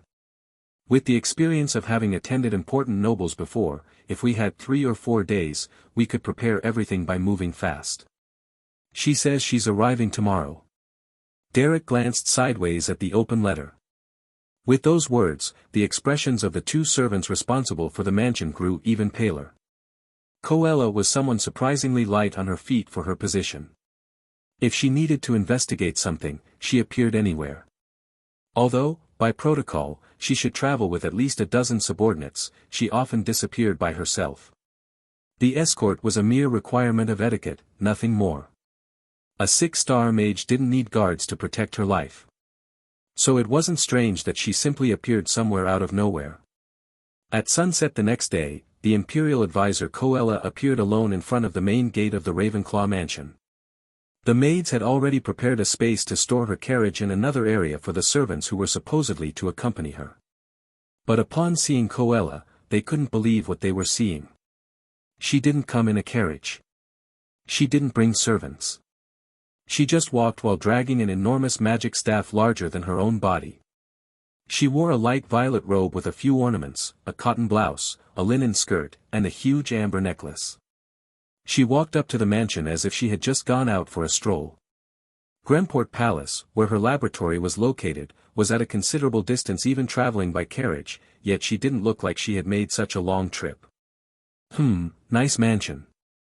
Her voice was rough and crackly like a dry branch. Thank you for the long trip. Trip? Nonsense. Just an old mage out for a walk. Derek looked at her in silence. The way age had left its mark on her exterior emanated a special kind of authority. If Dreyest had a poor and frail appearance, Coella looked like an elegant old woman who had aged with luxury and power. That was natural. She had lived her entire life as the Empire's chief advisor and matriarch of the Elvester family. Coella sat at the reception table and pressed her back firmly against the chair's backrest. The old body always complains when you overwork it. My back has been hurting a lot lately. You must take good care of yourself. You are the oldest of the Elvester family. Yes. I heard you are the disciple of Claudia, the one teaching my adorable granddaughter lately. Young Lady Freya of the Elvester family was being taught by Claudia Flameheart, Derek's teacher. Although Derek had now surpassed Claudia's level, he still showed respect toward the one who had once been his teacher. Magic of 4 stars at your age, you're advancing almost at the same pace as Lord Melverot of the North. I thought I should see your face at least once. Coella let out a cackling laugh and continued. Well, now you are Baron Ravenclaw. I must treat you accordingly. I spoke too casually. When one grows old, one becomes accustomed to looking down on the young. Consider this the clumsiness of an old woman. No problem. Although Derek was a young baron from a remote region, he was still part of the nobility, so Coella switched to a more respectful tone, though Derek found it uncomfortable. He didn't know why, but that old mage was difficult to handle. She said she spoke casually out of habit, but still insisted on treating him as a noble. It was hard to know if there was intent behind that change. I brought the merit medal that His Majesty Guttrell personally bestows upon you. Reaching the rank of 4-star mage is an achievement His Majesty values greatly. It is a great honor. If you ever go near the capital, you must present yourself and thank him. Thank you. Derek received several letters from her and placed them on the table. They were surely ceremonial documents of appointments and recognitions, so he didn't need to read them to imagine their content. I didn't think the chief advisor would come in person. You must have many matters to handle. Of course. But lately, Lord Baron Ravenclaw has been doing many things, hasn't he? There was so much chatter that even the capital heard the rumors. I was just thinking of requesting approval from the Imperial Mages regarding the construction of the Academy in Duplain. And that should be done before starting the construction, don't you think? Coella smiled. She didn't seem angry. She was simply observing Derek. Yes. As you know, I am still ignorant of noble procedures, so I made a mistake in the order of the steps. I apologize. No need to apologize. For the Empire, it is a good thing. Why would we reject an educational institution with a noble purpose? Although we must also confirm that the purpose is indeed noble. She smiled calmly, but her words had an edge. I am the one who confirms such things. That is why I came all the way to this remote Ravenclaw territory. Derek decided to answer directly. She had surely already deduced most of it. It's not a very noble purpose. Teaching magic is interesting and useful, but of course I also have other motives. I see. And will you give me a hint? It's money, of course. Coella lifted an eyebrow, amused. They say selling even a piece of string to a noble turns you into a millionaire. An academy filled exclusively with nobles merchants would die of envy. You say first, so there must be another motive. It's to restore the Duplain family. Who? If he installed a facility of that level in their territory, Duplain could revive. They were the faction closest to Derek, practically an extension of the Ravenclaw barony thanks to Aisling. Coella smiled maliciously. The Baron Ravenclaw seems to have much affection for the Duplains. To do so much for a family that began to falter. There were also other reasons bringing stability to his barony, creating a self-sufficient academy, but he didn't mention them. Coella surely wanted to hear only this part. From the perspective of this old woman, your actions seem like moves to unite allied forces and become a power in the southwest of the continent. Coella's eyes narrowed. The intuition of someone who had lived her life as a high-ranking noble. Derek thought about how to respond, but Coella let out a light laugh. You don't need to tense up so much. Not all nobles are like the Grand Duke Beltus. If someone talented in magic, who will become a great asset to the Empire, begins to expand his influence, we the Empire consider it a very positive thing. You have no reason to fear being suppressed. Coella was addicted to magical knowledge. Although she sometimes went beyond all limits, she always showed goodwill toward talented mages. With Derek's rate of growth, it was obvious he would reach 5 stars and even higher. That's why she had no intention of turning him into an enemy. Still, Derek didn't lower his guard. Among 6-star mages there is no one normal. He had heard that thousands of times. That old woman, though elegant and calm, surely had madness hidden somewhere in her soul. Melvarot watched her more than anyone else. Hidden madness is always the most dangerous. If Baron Ravenclaw wishes to become a higher-ranking noble, this old woman can give you some advice. Melvarot was not interested in politics. Neither was Dreist. Fina even less. Among the 6-star mages, Coella was the one most knowledgeable about worldly power. Her advice would be valuable. The Baron Ravenclaw seems to not know how to use the authority he already possesses. It is good to reinforce an allied faction with the Academy, but, in addition to that, there is a parallel method he could employ, don't you think? I'm not very sure what exactly you mean. The Baron is causing quite the commotion within the noble circle of Ebelstein, you know. I heard there are young nobles lining up to become his direct disciple. In that case, you should make use of it. Coella pressed her aching back several times, leaned against the chair, and spoke with her arms crossed.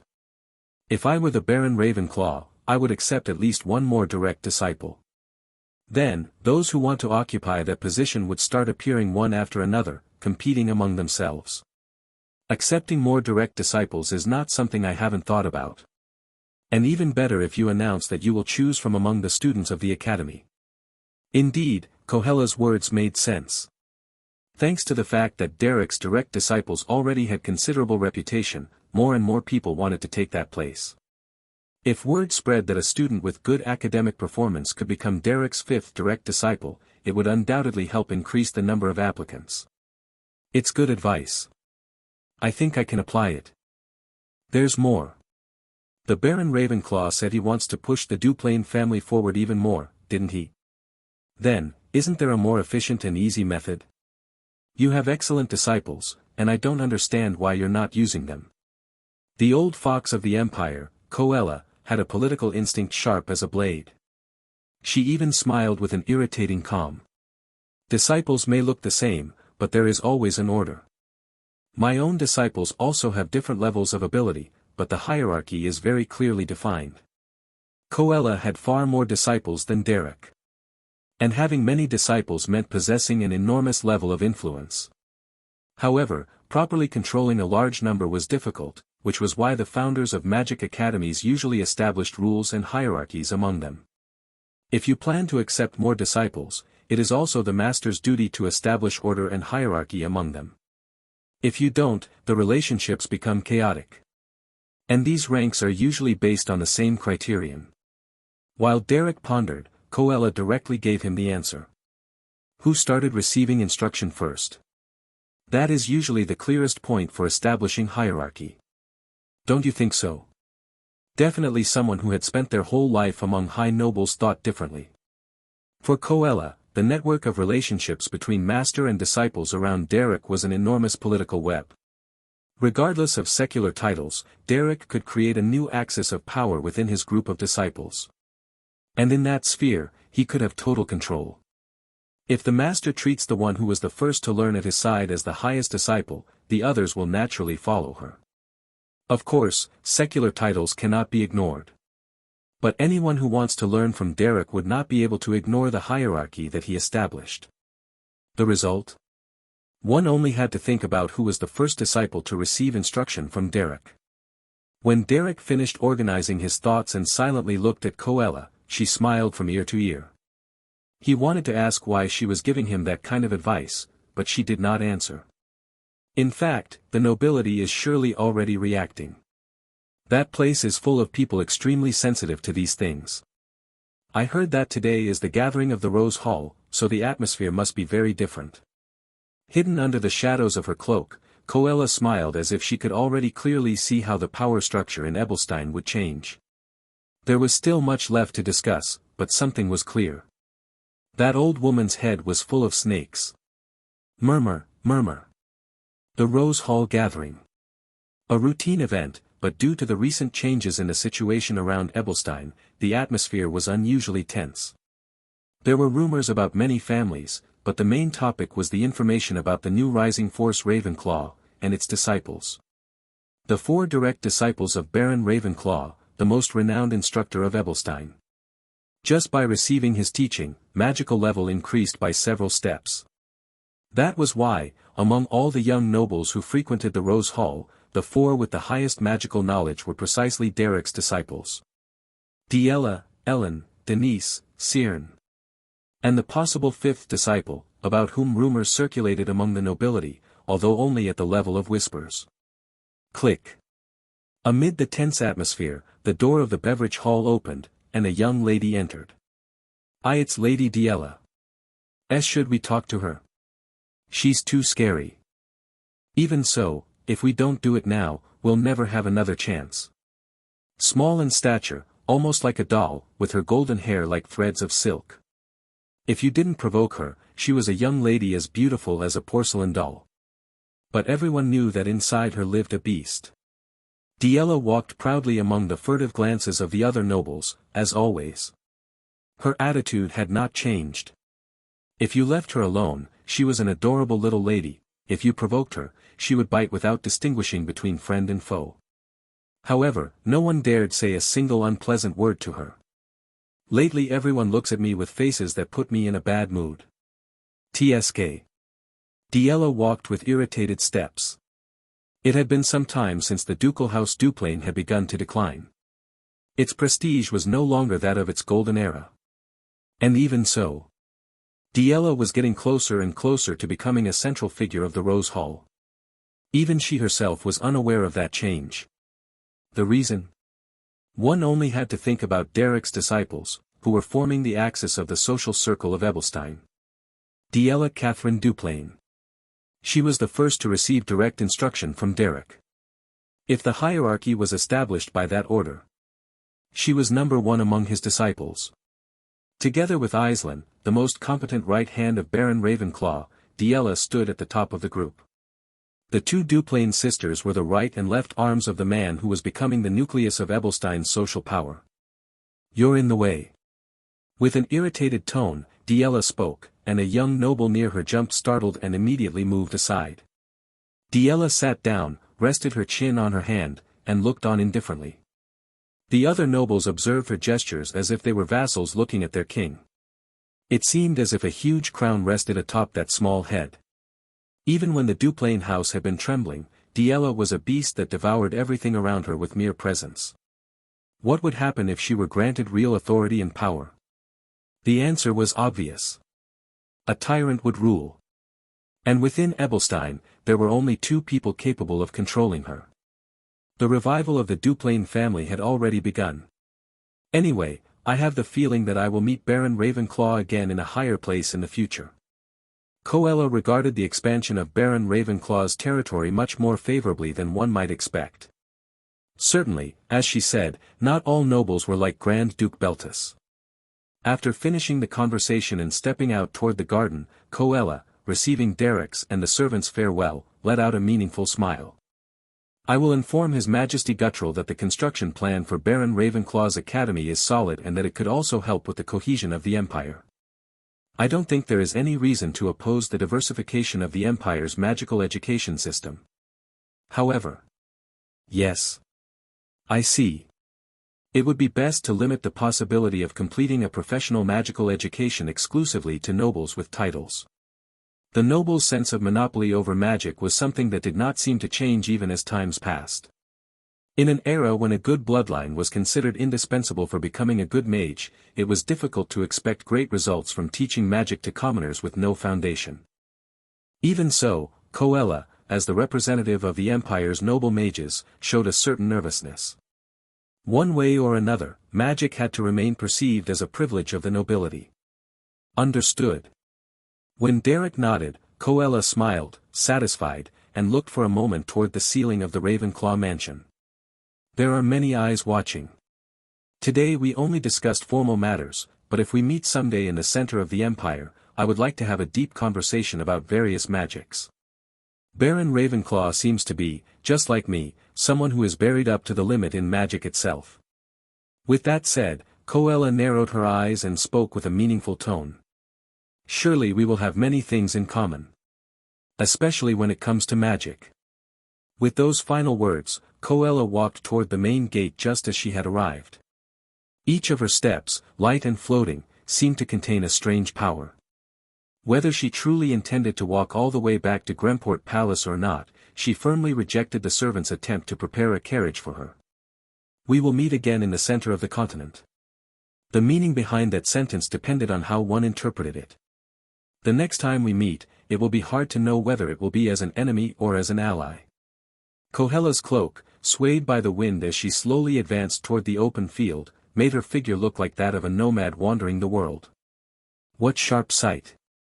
Even with the years upon her, her intuition remains as sharp as ever. On the roof of the Ravenclaw mansion, under the sunlight, Fina, who was basking as if performing photosynthesis, let out a small laugh upon seeing Coella walk away. If she still desires to obtain this servant's Deathfield magic, at least that obsession I must acknowledge. She gives me genuine chills. Fina, who had lived through hundreds and hundreds of seasonal changes, felt that although it was already cold, spring still had not arrived. Coella was truly an ominous person, but it was also hard to deny that her words had been quite nourishing. To further expand the territory's power, raise his influence, manage the academy well, and, as a result, become a mage of an even higher level, there were many things he needed to do. Taking a fifth direct disciple is not a bad idea in itself, but there are still parts that concern me. Derek was in deep thought while raising his magical power in the training field set up behind the barony. Every time he practiced magic, the maids assisting him had to keep their distance for fear of being caught in that force. As a result, there was no better place than this wide space to organize his thoughts without anyone tending to him at his side. Taking someone as a disciple just to raise the house's prestige would not be respectful to that person. Derek was a man who placed special meaning on the master-disciple relationship. From the beginning, he had received so much grace from the teachers he met during his growth that he himself, when teaching his own disciples, would always step forward to help them in every possible way. To him, that was natural. Despite having reached a higher magical level and higher status, he still sent greeting letters to Katia and treated her with respect. It was the same when he rushed for Ellen due to her family matters, and when he pressured the Beltas house while trying to protect Denise's authority at the same time. For Derek, the master-disciple relationship was not something that could be created and discarded lightly. If I'm going to do it, I must do it right. If I'm really going to take another disciple, I have to commit to teaching them properly. Whoosh! Transformation magic of 3 stars, acceleration. Derek interpreted that magic, which Cyrne used, in his own way, and managed to implement it with a more efficient method of using magical power. Moreover, using the residual magical effect embedded in the staff traces, he could use acceleration once more without consuming magical power. Then, if he combined the transformation magic elemental conversion, and the illusion magic refraction appropriately, he could transfer that acceleration originally only applicable to his own body to the movement of other substances. It was as if time flowed faster only for that specific substance. Transformation magic of 4 stars, distortion. Even experienced transformation mages would need quite some time to understand and apply this principle in real combat.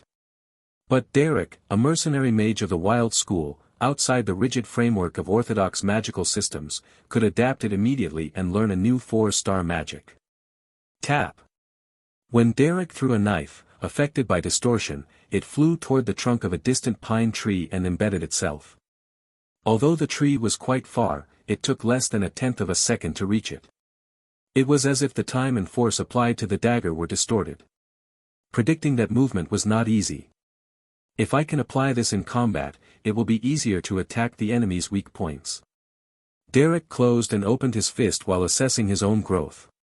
Perhaps it made no sense to teach this to someone who could not intuitively grasp the process of manifesting this magic.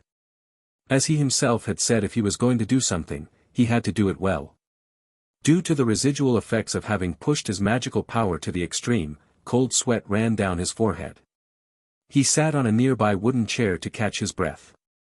At that moment, the maid stationed at the perimeter approached and handed him a towel and fresh water. When Derek reached out to receive them, he saw the maid's fingertips trembling. Upon looking closely, she seemed new. It was the first time she had seen Derek training magic, and she was looking at him as if she were staring at a dangerous weapon. And when he looked around the training field, the scene was devastating. The grass was torn up, the ground was twisted, it looked like a battlefield. You don't need to bring it to me unless I ask. Why yes. You understood. Derek, with an apathetic look, sent her back to the perimeter. Although Del Britton had surely instructed her, showing that reaction all the time would only make him more uncomfortable. That was right. Teaching magic was meaningless if the one receiving it was not ready to accept it. Seeing the maid flee awkwardly, Derek thought that if he were to teach for reasons of worldly prestige and took anyone at random, that did not suit him. Then he had to choose someone genuine, someone worth teaching. And at the same time, he had to fulfill the original goal of helping restore the Duplain family. He had to catch 2 rabbits at once. The result is that I considered Lady Diella to be the most trustworthy. The next day, the news spread that Baron Ravenclaw had personally gone to Diella's mansion in the noble district of Ebelstein. At that moment, What most stirred Ebelstein's noble society was who would be accepted as the Baron's new direct disciple. And given that context, the fact that he, who lately never left the barony, appeared directly in Ebelstein was an event of enormous significance. And the first thing he did upon arriving was visit Diella. The Duplain sisters were already gaining prominence in the Rose Salon. This event was like giving them wings. The nobles of society, always alert to news, immediately informed their households. But the most bewildered person was, of course, Diella herself. Me. Since early that morning, Diella had a look as if she had witnessed lightning strike her head. She had studied magic before sleeping and was exhausted, with her hair completely messy. Upon hearing that Derek had come in person, she almost fainted. She fixed herself up as best as she could with the help of the head maid, but even so, the tips of her nails were broken, her eyelashes slightly lifted. It was such an embarrassing situation she wanted to die. But she couldn't leave Derek waiting just staring at the wall, so she hurried out. Yes. It may seem a bit sudden, but I arrived at this conclusion after thinking about it for a long time. As I said, though my origin is humble and my status still weak, there are already several people to whom I teach magic. And since there must also be discipline among them, I thought about who could be at the top as a central figure. And Lady Diella is the most suitable. Diella Catherine Duplain was one of the youngest among Derek's disciples. And he wanted to give her the position of principal disciple. If the choice were simply based on who had the highest magical achievement, the choice would be Cyrne or Denise. Cyrne was born a genius, and Denise had an absurd mastery speed. If it were a matter of choosing the star disciple, it would be one of them.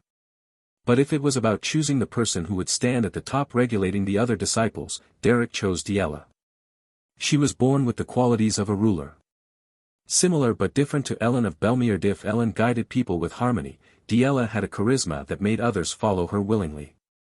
Although she seemed bold, ill-mannered, and inconsiderate, if her temperament were sharpened well, she could become a leader who dominated everyone. Principal disciple, and does that change anything? I've heard rumors that in noble society there is talk that Baron Ravenclaw might take a new disciple. And well, you know, where there's smoke, there's fire. It's not a lie. Are you going to take another disciple? Diella's lips stuck out. Lately Derek was busy, the disciples were more numerous, and she felt increasingly less close to him. And though she wanted to get closer, her pride didn't allow her to be clingy. But staying silent only made her want to complain more, and she realized she herself was a headache. And now, on top of that, another disciple. Of course, I'm not going to accept just anyone. But since I don't have time to analyze each person in depth, I will announce a single condition: whoever wants to receive my teaching must obtain the approval of the principal disciple. In any organization, personnel authority always falls to the central figure. Derek planned to leave all decisions regarding future disciples to Diella. She was the one who knew Derek best, having observed him closely for so long. I will trust absolutely in Lady Diella's judgment. I will tell everyone and announce it officially. Derek said it clearly. Diella was left with a dumbfounded expression and then blushed instantly. And no. Derek, your disciple, you must decide that. I already told you that, given the circumstances, that's very difficult. And that I trust your judgment. And no. There are other people, with a good eye for others, like Aislinn. Officially, Lady Aislinn is not my direct disciple. Then. Lady Ellen, or Lady Denise. Derek replied firmly. If we speak of qualities to see, use, and judge people as a ruler, I trust Lady Diella much more. That's what I've been saying, isn't it? Faced with such a confident affirmation, without a hint of doubt, Diella felt heat rising up her spine. With such brilliant companions around her, she wondered if her own light was being overshadowed. But for Derek to say personally, "You are the best," how could she not be moved? Diella began to fidget with excitement as her eyes sparkled. Seeing Derek nod, she snorted warm air through her nose and squeezed her knees. Then there's no helping it. Well. Derek is busy, after all. The rumor that Derek would take a fifth disciple had been circulating for some time. And without a doubt, Derek intended to teach magic to more people. But Diella, in her heart, apologized to him. "Thank you for trusting me, but I'm sorry, Derek." With a smile very fitting for a young girl, she thought. "I'm not approving anyone." Becoming a direct disciple of Baron Ravenclaw, there weren't many people in noble society of Ebelstein capable of crossing that obstacle.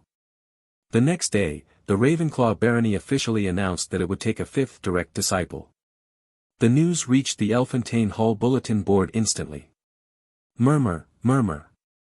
Although many thought a huge crowd would gather, when they saw the announced condition, the young noble ladies swallowed dryly. All of them doubted their eyes.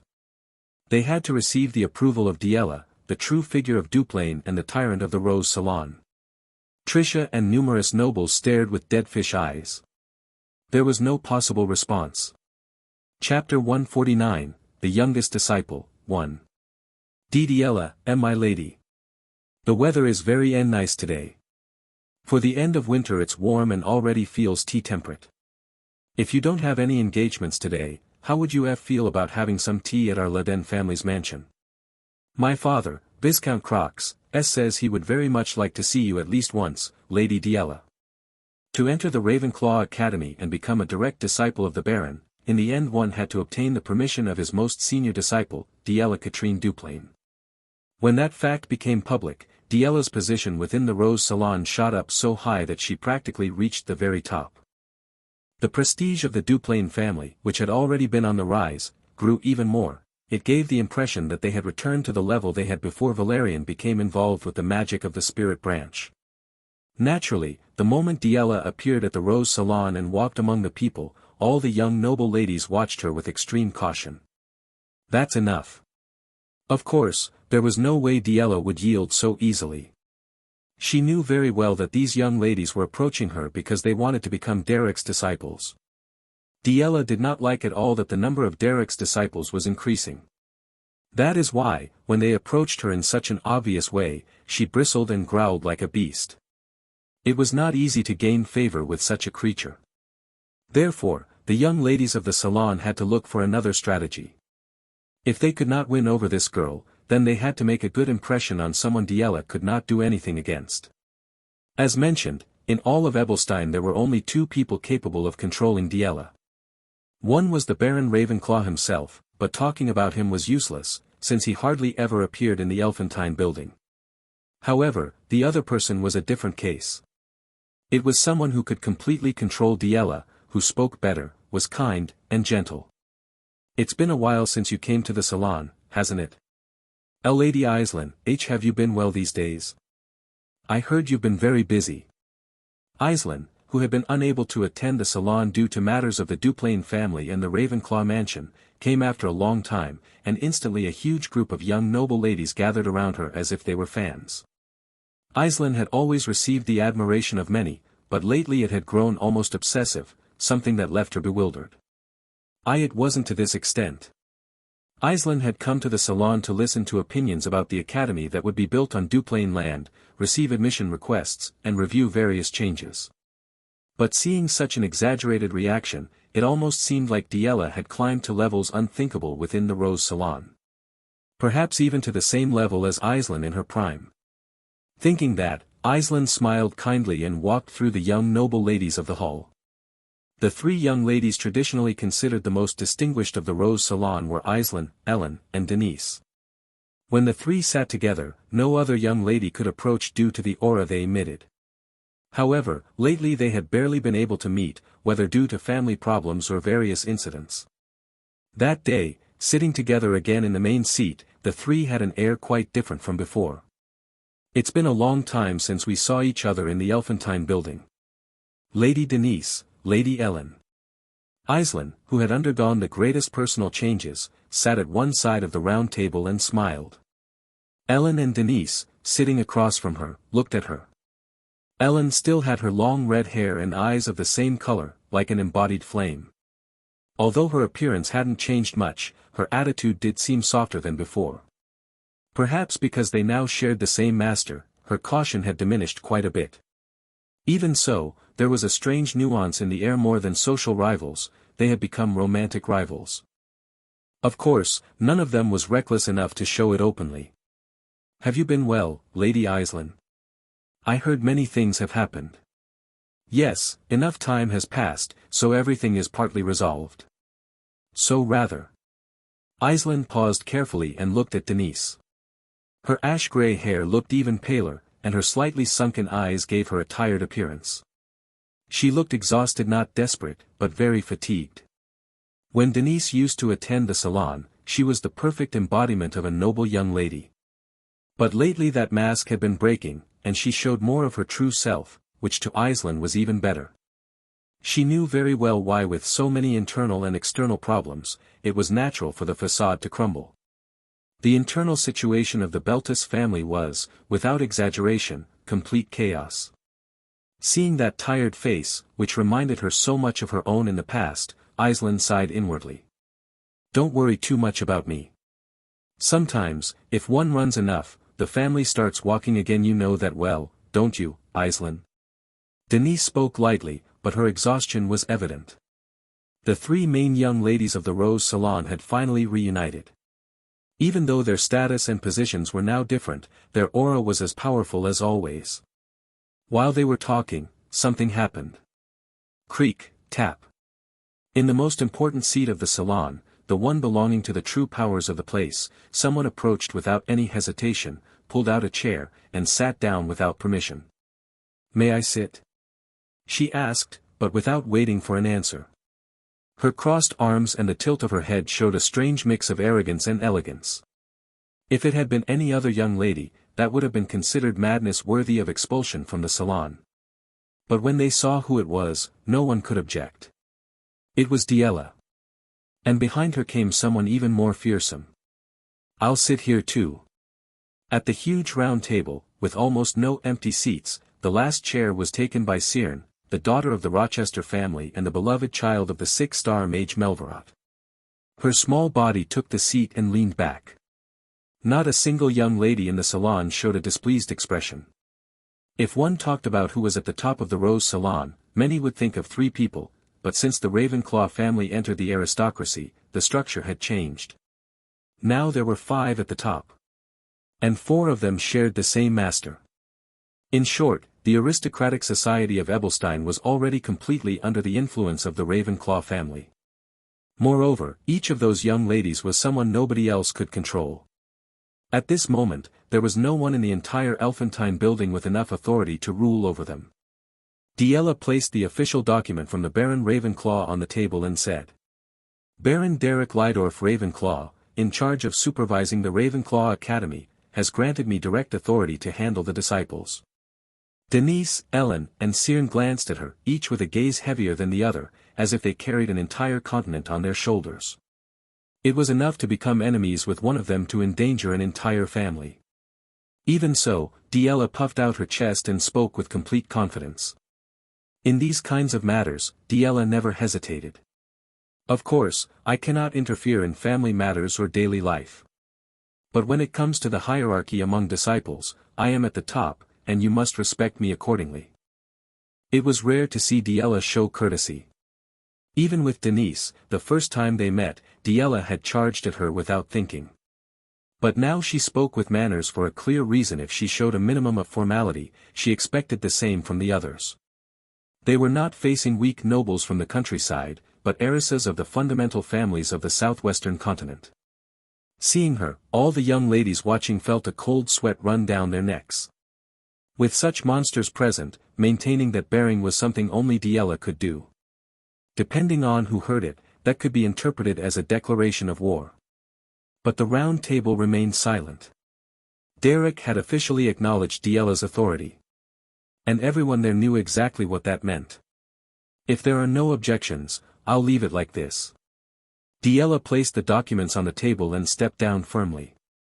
The crowd parted automatically. If the hierarchy were measured by family prestige, first place would belong to Ellen of Belmeard or Cyrne of Rochester. But among Derek's disciples, the undisputed number 1 was Diella. In this place, that fact became completely clear. 4th, Cyrne. 3rd, Denise. 2nd, Ellen. 1st, Diella. Seeing each of them, the young nobles around had no choice but to swallow hard. To enter as the new youngest disciple among those four, they had to think very seriously about it.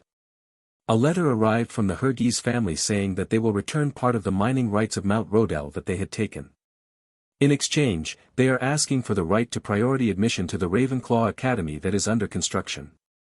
The Riventile family is the same. They say they apologize for having forcibly taken part of the tax rights of the Labelle's Plain, and they themselves requested to set a meeting to renegotiate. However, they are also asking for the right to priority admission to the academy and also the right to negotiate directly with Baron Ravenclaw. The high vassals, the chief butler, and other servants were gathered, reporting the situation to the current head of House Duplain, Lee. Lee was already busy reviewing the status of civil works within the territory, and following the changes among nobles from neighboring territories and central nobles. On top of that, he had to review the administration of the mansion, so it was enough to make his head explode. Lady Muriella also sent a letter. She says she will soon finish her stay in her parental home and return to House Duplain. It seems she has recovered her health quite a bit. We are also receiving many responses from collateral relatives with whom we had no communication. It seems that now that the recovery of House Duplain seems possible, everyone is turning their gaze back here. Even among the relatives in central politics, several have shown intent to support. If negotiations go well, we might come out of the liquidity shortage soon. However, recently the situation had begun to improve in a surprising way. When House Duplain seemed about to collapse and die, its atmosphere began to revive, and the relatives who had abandoned it to save themselves began writing again, somewhat ashamed. Also, many more news items began to come from the noble society of Ebelstein. The Rodel family sent a gift. They were 600 Adelton gold coins. The Belmeard family also sent a high vassal to greet us. We received a ton of territorial specialties as gifts. Even the territory's jurist came in person, so the servants were quite surprised. The high vassals of House Beltis sent a plaque of gratitude. It seems they are sending greetings to the forces that helped them during the last incident. News from the Renewal family. Financial support for the construction of the academy from the House of Viscount Cowlist. The invitation to the banquet organized by the House of Viscount Sidmare. The eldest son of the Clemtain family will hold his coming-of-age ceremony, and they are asking that we attend. Letters arrived from the Feldricks family of the North and the Rochester family. Handling all this at once won't be easy. How should we set the priority? Lee listened to the report and ran both hands over his dry face. Then he muttered to himself. No, what is this? I'm scared too. No matter how sudden the changes, that was already too much. Just a few months ago, when the name of Duplain was crawling on the ground, Lee, as head of the house, had to personally go around begging to obtain a few gold coins. No matter how desperate the high nobles were for magical education for their children, he never imagined they would change their attitude so drastically. Amid such an enormous upheaval, how was he supposed to keep his sanity? For the young head Lee, it was inevitable that cold sweat ran down his back. Just as he was trying to organize the vassals' information. Creak. Excuse me. It seems you were in the middle of a meeting. Suddenly, Derek opened the door of the office, observed the situation, and bowed in apology. I'll come back later. No. What happened? Come in, please. Sit here. You all, bring the reception sofa. Butler. Prepare a comfortable seat for Baron Ravenclaw. Why yes, sir. Startled, Lee stopped Derek and gave quick orders to the vassals. They also, attentive to Derek, lined up immediately against the wall, indicating that they would suspend the house head's meeting until he finished. Derek had only come to lightly ask how the civil works of the territory were progressing. It wasn't something urgent enough to stop the main house meeting, but seeing all the vassals sweating cold while getting out of the way made him quite uncomfortable. There was no thornier cushion than that. Even so, Lee, sweating buckets, ordered the maids to bring good herbal tea. Oh, of course. If Baron Ravenclaw needs something, I must listen first. It seemed the meeting matters were very important. I should handle them . No. Those things usually already come with preliminary conclusions from the vassals, they don't take that long. Isn't that right, butler? Why yes.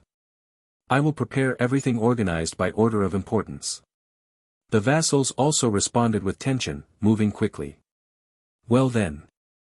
What does our baron wish to know? Say anything you want, without pressure. Although Lee spoke that way, Derek was so uncomfortable he even had sweat running down his temple. I wanted to check something regarding the construction schedule. The schedule. That is very important. Yes. Butler. Clerk. Bring the related documents immediately. No. It's enough to give me the progress verbally. I can verify later with the barony staff. What are you saying? If you're going to verify something, it must be done properly. Butler. Quickly. Why yes, understood. Lee was the head of House Duplain and officially the successor to the ducal title. Although his power had diminished greatly, his formal authority was still governed by noble law. Because of that, Derek wasn't sure whether any of this was actually normal. It was a sensation that almost made him dizzy. As soon as morning arrived, the icy winter air also seeped into the garden of the Count Renouil's residence. When she exhaled, a puff of vapor floated out, and small droplets of water formed on the edge of her winter coat. Tricia looked with an annoyed expression at the droplets that lingered for a moment and then ran her hand over her face. She had gone out early to get a bit of fresh air, but her heart was filled only with worry. Mother is going to ask me again how things are going with the Ravenclaw family. Every time she went down to the main house, Countess Rodelia widened her eyes and asked Tricia. Seeing how she always checked whether she could help with anything, it was clear she wanted at all costs to draw that Baron Ravenclaw under her wing. Even if I enter the Ravenclaw Academy and get good grades, I'm not sure I could become his direct disciple. How difficult it was to gain Diella's approval didn't need to be explained, everyone already knew. That girl named Diella, who this time rose officially to the highest position among Derek's direct disciples, showed clearly that she didn't want to accept any more disciples. It had nothing to do with the personal resentment between Tricia and Diella. She rejected all young nobles as if she were an iron wall, crushed them with just her presence, and reigned as the queen of the Rose Hall. Feeling as if she had crashed into a huge wall, Tricia could only sigh deeply again and again. Even if everything went well and she managed to enter as Derek's direct disciple, it would be a problem. Diella, Ellen, Denise, seen among such dazzling figures, there would be no way for Tricia to lift her head. Besides, if she entered now, she would practically end up in the position of the youngest, something so terrible that it almost seemed preferable to swim in a hell of fire. But she couldn't ignore Rodelia's expectations in this inescapable situation. Lost on the edge of a cliff without knowing what to do, almost a month had already passed. I heard he will come to the Count Renouil's house regarding the support for the construction of the academy. We should receive him splendidly. Even if he is a baron in charge of a remote and distant region, he has accomplished many merits, so we must treat him with respect. And so, disaster always arrived suddenly. Lately, Baron Ravenclaw had been running everywhere because of the academy's construction and the stabilization of the territory. It would have been what was truly strange if he had not come to the Count Renouil residence during the winter, when there were no classes at the training center. The Count Renouil's house was one of the most influential in the southwestern region of the continent. It seemed that Countess Rodelia wanted to take this opportunity to formally unite Tricia with Baron Ravenclaw and was planning how to arrange the situation. I ordered a new dress with pretty frills to be made. We also brought new jewels, check which one suits you best. Ah, yes, thank you, mother. As I said, your mother does not have good taste for these things, I am not interested in outer appearance. You, who have cultivated an aesthetic sense through social activities, should choose yourself what suits you best, so tell me if anything bothers you. Countess Rodelia was not completely ignorant of noble feminine etiquette, but because she had hardly participated in social activities and had spent most of her life on the battlefield, she was rather a rough person. That she paid so much attention to clothing was something very unusual. She truly intended to capture Baron Ravenclaw properly with this opportunity. Politically, she had Melvarot as support, and economically she was already secure thanks to her collaboration with the Duplain. The only thing that could bind him now was a man-woman connection. That was the origin of Rodelia's determination, capable of using any method if necessary. Tricia said goodbye to Rodelia with a slight smile and entered her room, sitting in front of the mirror. While sitting there, sighs escaped her on their own. She wiped her face dry, sweating a little, and thought. Yes, if in the Count's residence the other disciples aren't present, maybe I could persuade him as I wish. Lately my confidence has disappeared, but I must hold firm. I am Tricia, the young noble of the Count Renewal house. After holding her breath several times, Tricia finally straightened her back to recover her arrogant attitude. She opened her chest, placed her hands on her waist, lifted her chin, and let out an arrogant little laugh. Now, she felt that a bit of her elegance had returned. Just as Rodelia said, her appearance was more than acceptable, and the Count Renewal house was not something that could embarrass her anywhere. So there was no reason to be intimidated before Baron Ravenclaw. All she had to do was remain as always proud, self-assured, letting her elegant laughter fall. After looking at herself several times in the mirror to convince herself, she began to feel a little lighter. However, there were figures that rose like shadows behind her. People with such authority that they could silence an entire hall with just a glance.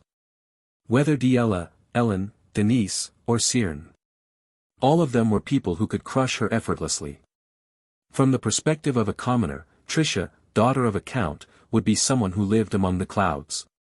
But from the point of view of those who truly lived in that sky, Tricia was nothing more than one of many ordinary young nobles. Of course, the authority of the Renewal house was rising without pause, and Tricia's name was not something that could be ignored easily. But between the only daughter of a rising lineage and the lineages that had dominated the region for generations, there existed an abyss impossible to explain only with titles. Neither ignoring, nor boasting, nor adopting an arrogant attitude could close that distance. Much less with Baron Ravenclaw, who was above all of them. It was a distance that could not be described with words. Tricia lowered her gaze again.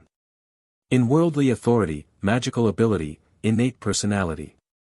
The disciples of Baron Ravenclaw were on a level different from hers. There was no way she could place her name among them. Even so, she could not allow her spirit to break. Lowering her head like a defeated one, hiding her tail, and living bowed. In noble society, that was the same as receiving a death sentence. Losing confidence was accepting death. That was the unwritten code of the battlefield of women, the high society. Although he was recently the most famous person in Ebelstein and throughout the entire southwest of the continent, Baron Ravenclaw always dressed simply. A leather vest, a tunic, tight pants comfortable for movement, and well-oiled boots. Over that, he wore a cloak as an outer garment. At first glance, his outfit looked more like that of a wandering mercenary than that of a noble. That was why, even among nobles, he was often considered an unusual case, and when the servants saw him stepping down from the carriage, they couldn't help but be unsettled. It was a level that went beyond austere and bordered on having no ornamentation at all. Depending on the person, it could be seen as a lack of etiquette or dignity, but in the eyes of Countess Rodelia, it actually made him look practical and trustworthy. Perhaps Rodelia's eyes were already clouded by him, but it was also a consequence of the long years she had spent living on the battlefield. The wounds you took in the last battle must have been deep, but it seems you've almost recovered. My heart feels lighter. You must be tired from coming from so far away. It is nothing, your ladyship the Countess. Thanks to the help you gave me that day, the matter didn't escalate. I should have come earlier to express my gratitude. My apologies for not doing so. Express gratitude? I saw with my own eyes how badly injured you were. I also have common sense, you know. Rodelia, who hadn't seen Baron Ravenclaw in some time, showed a completely satisfied smile.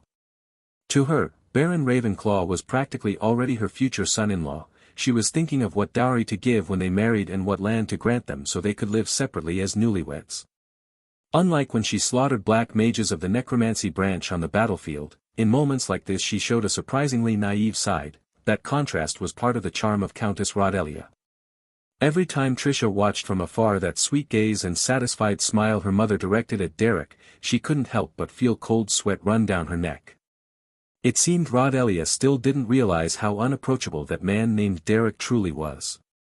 She seemed to believe that someone with Trisha's appearance and personality could conquer him without difficulty, but that was the thought of someone like Rodelia, who didn't fully understand emotions between men and women.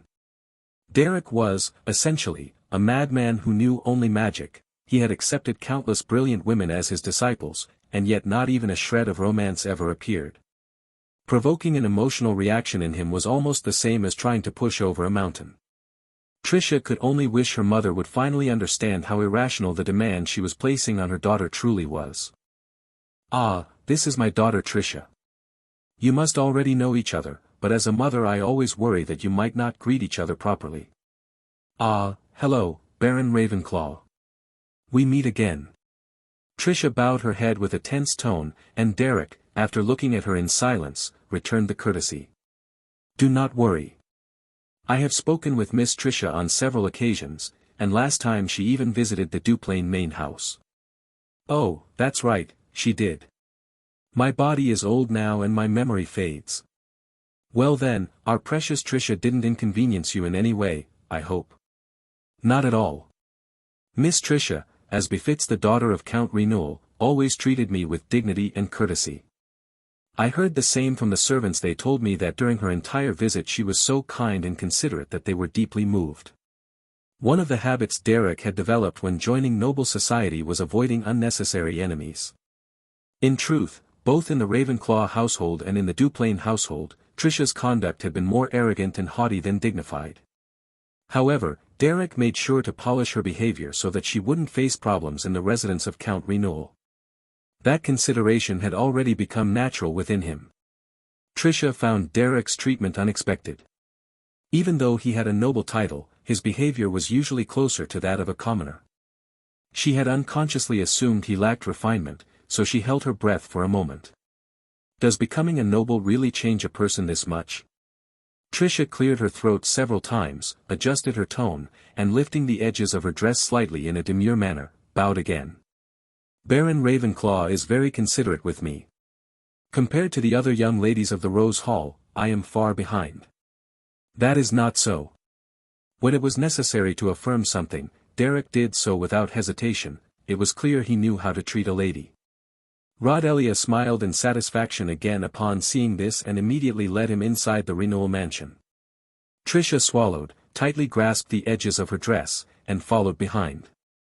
The tension was so great that her vision felt clouded, so she forced herself to gather her resolve and harden her expression. To get through the situation, she could only face the crisis with determination. When you participate in society, you'll meet people with a presence far more imposing than yours, who seem superior in every aspect. Her father, Hutton, a famous merchant who died at the hands of a black mage, had been a remarkable man. He had gained prestige by financing trade branches in the western continent and selling insurance to merchant ships. Despite being of commoner origin, he had built a wide network in society. That he had caught Rodelia's attention and married her was almost unbelievable. Their personalities were opposites. Rodelia was brave and righteous, Hutton, a timid opportunist.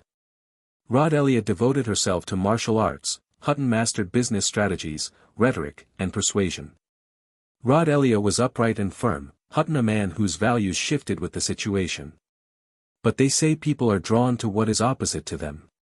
That fiery love story between young Rodelia and Hutton, from Trisha's point of view, wasn't hard to understand. The romance between a magnate who traveled the world accumulating gold from a young age and a warrior who lived her entire life absorbed in sword and magic was romantic enough to spark anyone's imagination.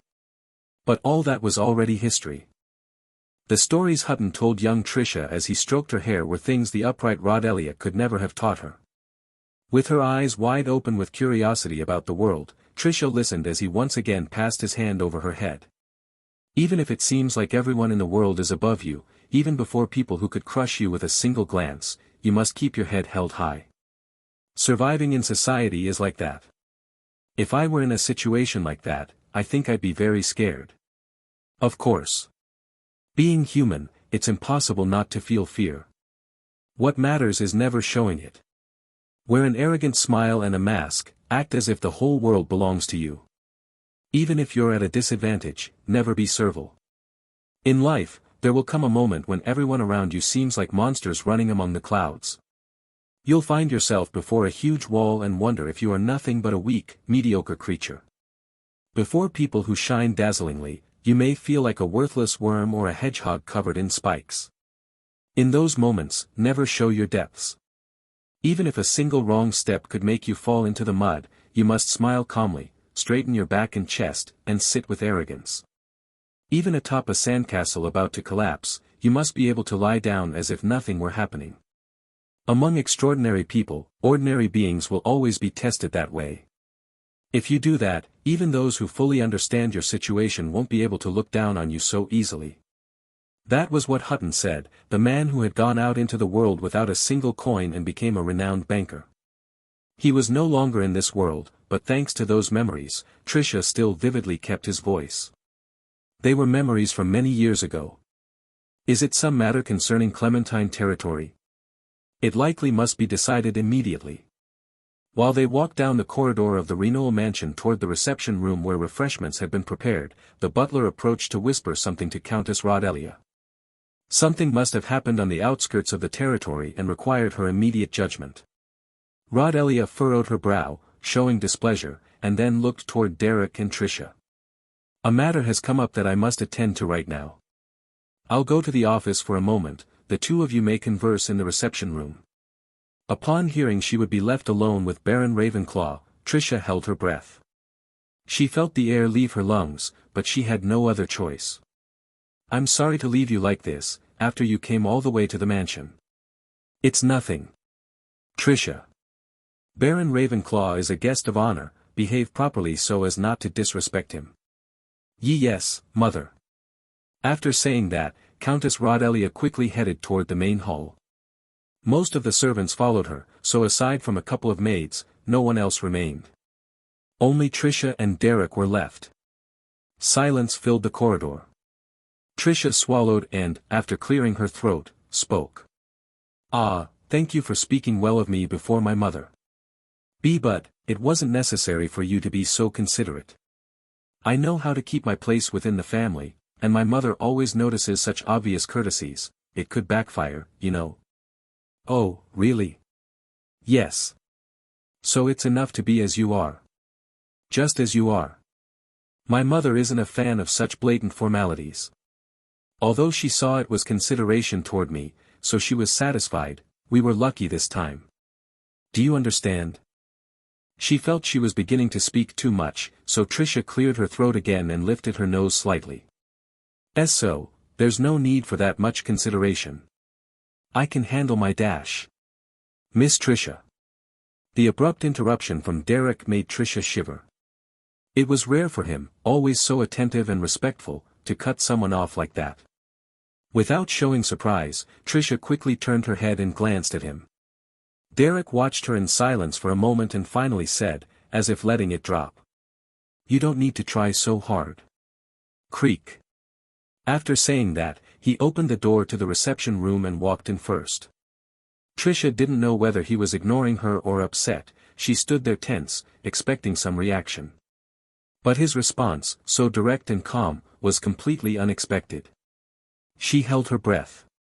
She stared for a moment at the open door with wide eyes. She didn't know if it was her imagination, but she felt as if Derek had seen straight through the depths of her mind, and for an instant, she blanked out.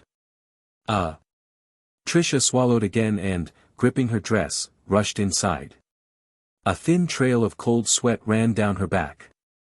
Although she had in front of her a cup of tea with a strong aroma of rosemary leaves, Tricia felt not even the slightest intention of bringing it to her lips. Seeing that man sitting in front of her made her want to down cold water in a single gulp instead of excellent quality tea. However, she could not show such an unrefined behavior, so she held back, although she could not avoid letting a tired expression slip out. Just by looking at him, she felt as if she aged 10 years. I knew that Lady Tricia does not exactly consider me someone comfortable. The one who took the initiative first was Derek. Without elaborate greetings or phrases to break the ice, he simply spoke as he was, with his arms crossed. Even nobles with a decent title treated a distinguished young lady like Tricia with extreme delicacy when meeting her, but this man did not show even a trace of that caution. It was not as if people like him did not exist. Rural peripheral nobles often spoke in such a direct manner. But Tricia was not very fond of that style. Even so, no matter how arrogant or capricious she was, Tricia was the daughter of an important noble family. She had at least the minimum training in etiquette and conversation, so replying even to someone like Derek was something natural for her. Of course, I can't say I'm completely comfortable. Lately your name has gained too much renown, how could I treat you casually? The influence of Lord Ravenclaw is such that Tricia spoke of treating him comfortably had a meaning. She usually showed contempt toward those she considered below her. When she found someone weak, she crushed them without hesitation to place herself above. Arrogant and authoritarian to the core. Derek had already seen that side of Tricia several times. And from Tricia's perspective, pretending modesty before someone to whom she had already shown all her worst facets also felt somewhat absurd. If she was going to be exposed anyway, she preferred to speak frankly. Fine. I will admit what I must admit. Baron Ravenclaw is not someone I can treat lightly. Even though Derek's title was limited to Baron, his influence in Ebelstein's society was something no one could ignore. He had even restored the lost dignity of the Duplain, whom everyone thought doomed to disappear. Political power was not something he lacked. Of course, so what? Even so, Tricia was still the only daughter of Count Renewal. Even if Derek was at his peak, she had enough status to keep her head raised. She would not let herself be intimidated. With that thought, Tricia straightened again and let out a little laugh. You may consider it a great honor. I, Tricia, do not easily acknowledge anyone. I hope Lord Ravenclaw appreciates that properly. Yes. Very grateful. Ugh. But Derek never allowed himself to be dragged by Tricia's rhythm. When someone spoke to her like that, normally they reacted with anger or lowered their head. But he showed no emotion. And that made Tricia feel as if she were a child performing antics before an adult. In the end, she was the one who ended up frowning and sighing. Every time I see you, I feel that Baron Ravenclaw does not care much about me. If Lady Tricia already feels burdened by me, what can I do? Well, you're not wrong, HAA. Tricia let her shoulders drop and sighed deeply. Then, looking at the hand holding her feather-decorated fan, she murmured in a voice that slipped downward. I will tell you directly. In this brief exchange, she had understood something. In front of such an impenetrable man, speaking indirectly or attempting mind games was completely meaningless. He was a mercenary who had always lived in the practical world, he was immune to such subtleties. So only speaking clearly remained. I want to become Lord Derek's disciple. It was a huge gamble for Tricia. She pushed the cup aside, set down the fan, removed her gloves and tossed them onto the table. Then she gripped her knees tightly. Derek, who was about to take a sip of the rosemary tea, lifted his eyes slightly, surprised. It seemed he did not expect her to retreat so far in posture. Are you interested in magic? No. I am not especially talented, nor do I have great ambitions. Then, why do you want to enter as a disciple? Because by being Lord Derek's disciple, I can draw closer to secular power. Too honest. Normally one would say something like, I want to become a great mage. But Tricia lowered her gaze and affirmed it with complete seriousness. That caught Derek by surprise. He did not expect Tricia to confess so openly such a mundane motive. But that did not mean it was the correct answer. Derek only taught those who were worth teaching. Someone who did not seek knowledge but only power did not interest him in the slightest. Even so, it was the only card Tricia had. Tricia squeezed her eyes shut. The first person who came to mind was Aislinn, whose kindness as vast as the sea had managed to move her.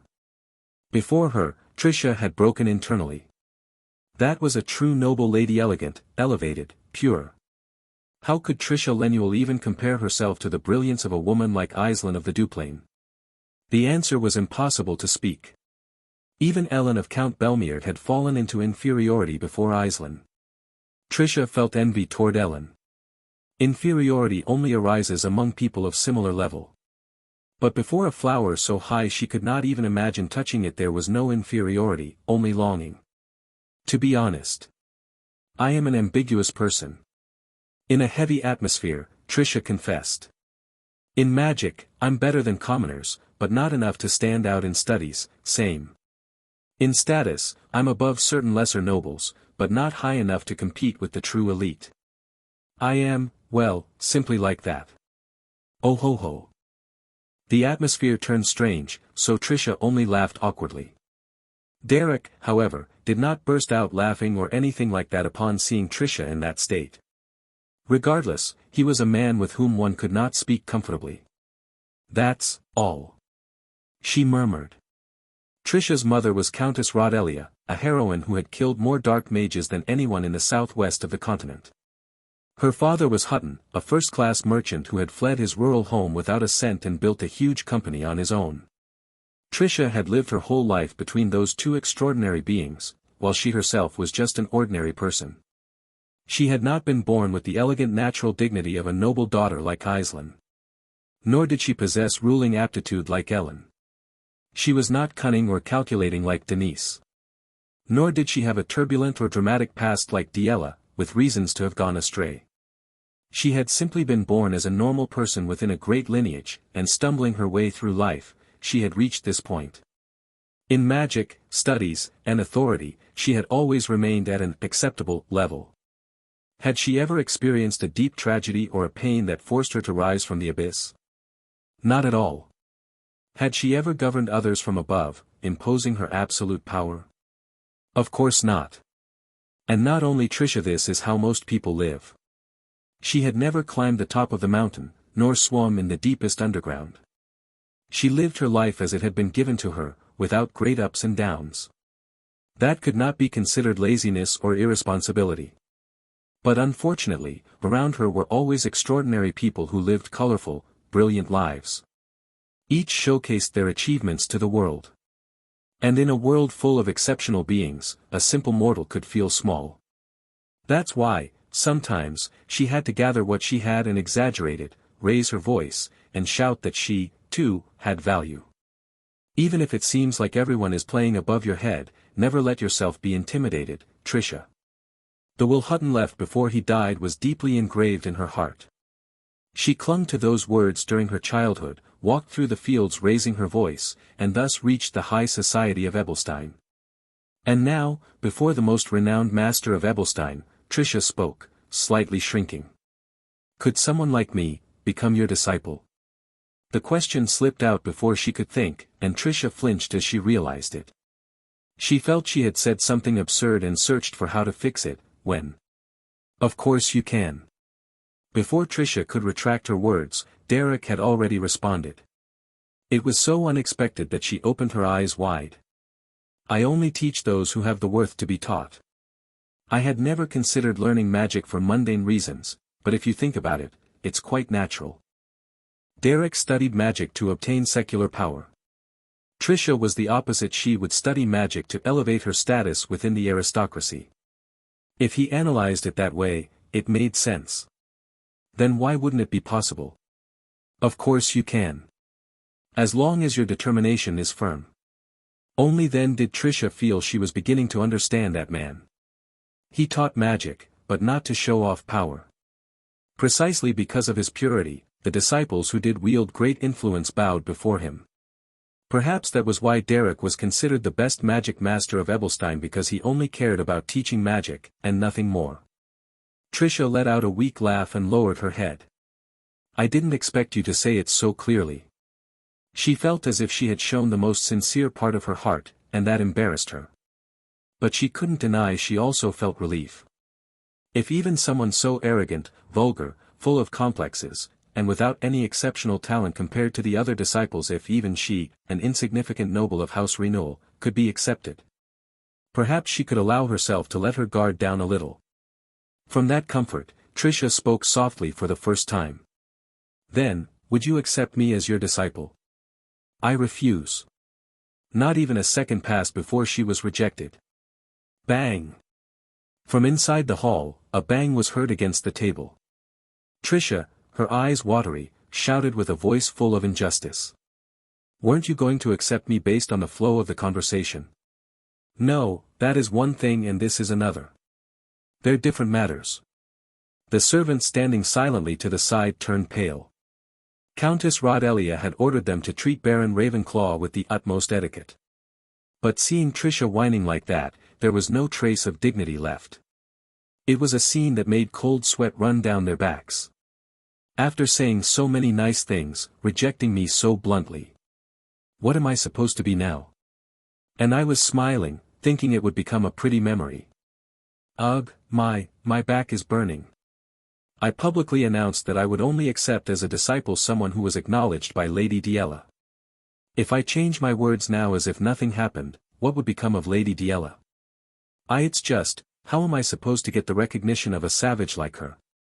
You know better than anyone that maniac doesn't intend to accept any disciple ever.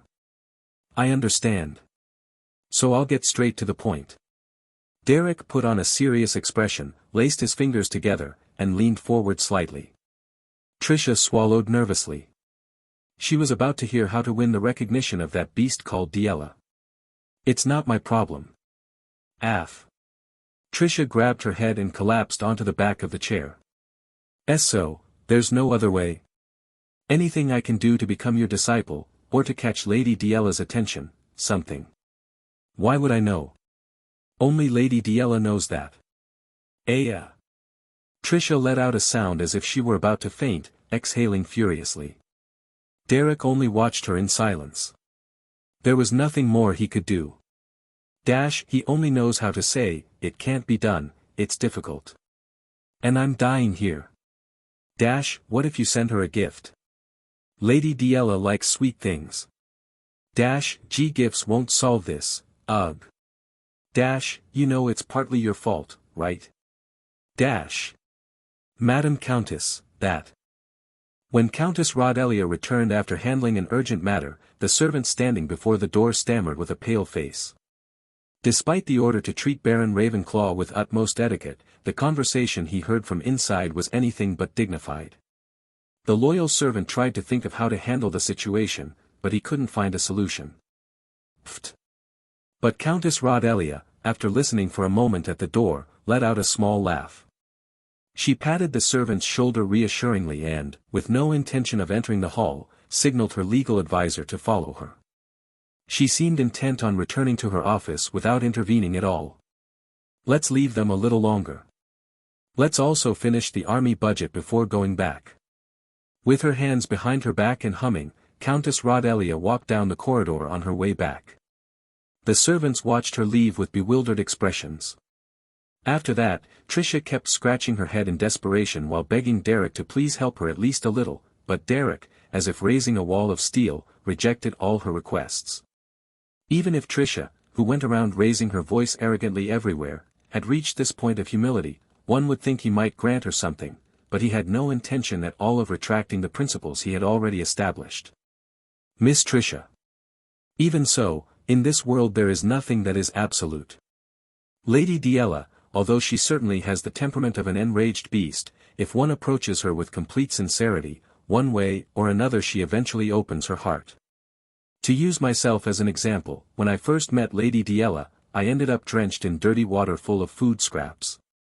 After leaving me like a filthy rag, she hurled insults at me non-stop. Derek remembered the first encounter with Diella. The image of that small girl shut away in the annex of the Duplain family, rejecting the entire world as if everything were her enemy, quickly came to his mind. As she did something like that? How in the world did you manage to connect with such a savage? What kind of magic did you have to use for a wild beast like that to end up following you so well? I did everything in my power, that's all I will say. No, you have to give me a clear method so that I can at least try. The details are a secret. Even though Trisha argued with Derek for a long time, he still didn't budge an inch. In the end, she had to accept that Derek was not someone who could be persuaded with words or flattery. Trisha, no longer caring about appearance or dignity, grabbed her head while letting out groans of frustration. Since it was uncomfortable to just stand there watching her, Derek swallowed a sigh and forced himself to respond. Are you afraid of Lady Diella? Ugh, it's not fear. I just think approaching such a tyrant brings nothing good. She has no poise, no elegance. You don't have to be that afraid of her. As I said, even if she seems like someone who acts without thinking, in the end she is a person who cannot step outside what is reasonable. It's not fear, I said. Who is afraid of whom? You have spent a long time in noble society, haven't you? In the end, Lady Diella is also a young noblewoman of the Duplain family, and you must not forget that she is part of aristocratic society. No matter how much Tricia was groaning on the inside, Derek simply said what he had to say. As always, this man did not change his attitude depending on what family or lineage the person in front of him came from. Whoever it was, he kept his own center firm. Among nobles, what is it that they value most, Miss Tricia? You know that better than anyone. When Derek said that, Tricia's fingers trembled slightly. It sounded like a clue, but in reality it was nothing more than a superficial phrase with no real content. Even so, Tricia could not ignore it. What does that mean? Literally. Creak. Forgive me for making such a distinguished guest wait.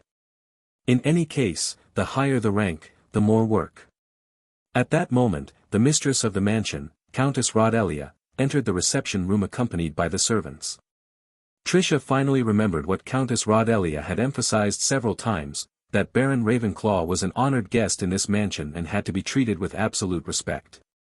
But Tricia had been spouting all sorts of sincere words without any filter whatsoever, and thinking about it, she felt so embarrassed she wanted to slam her head against the wall.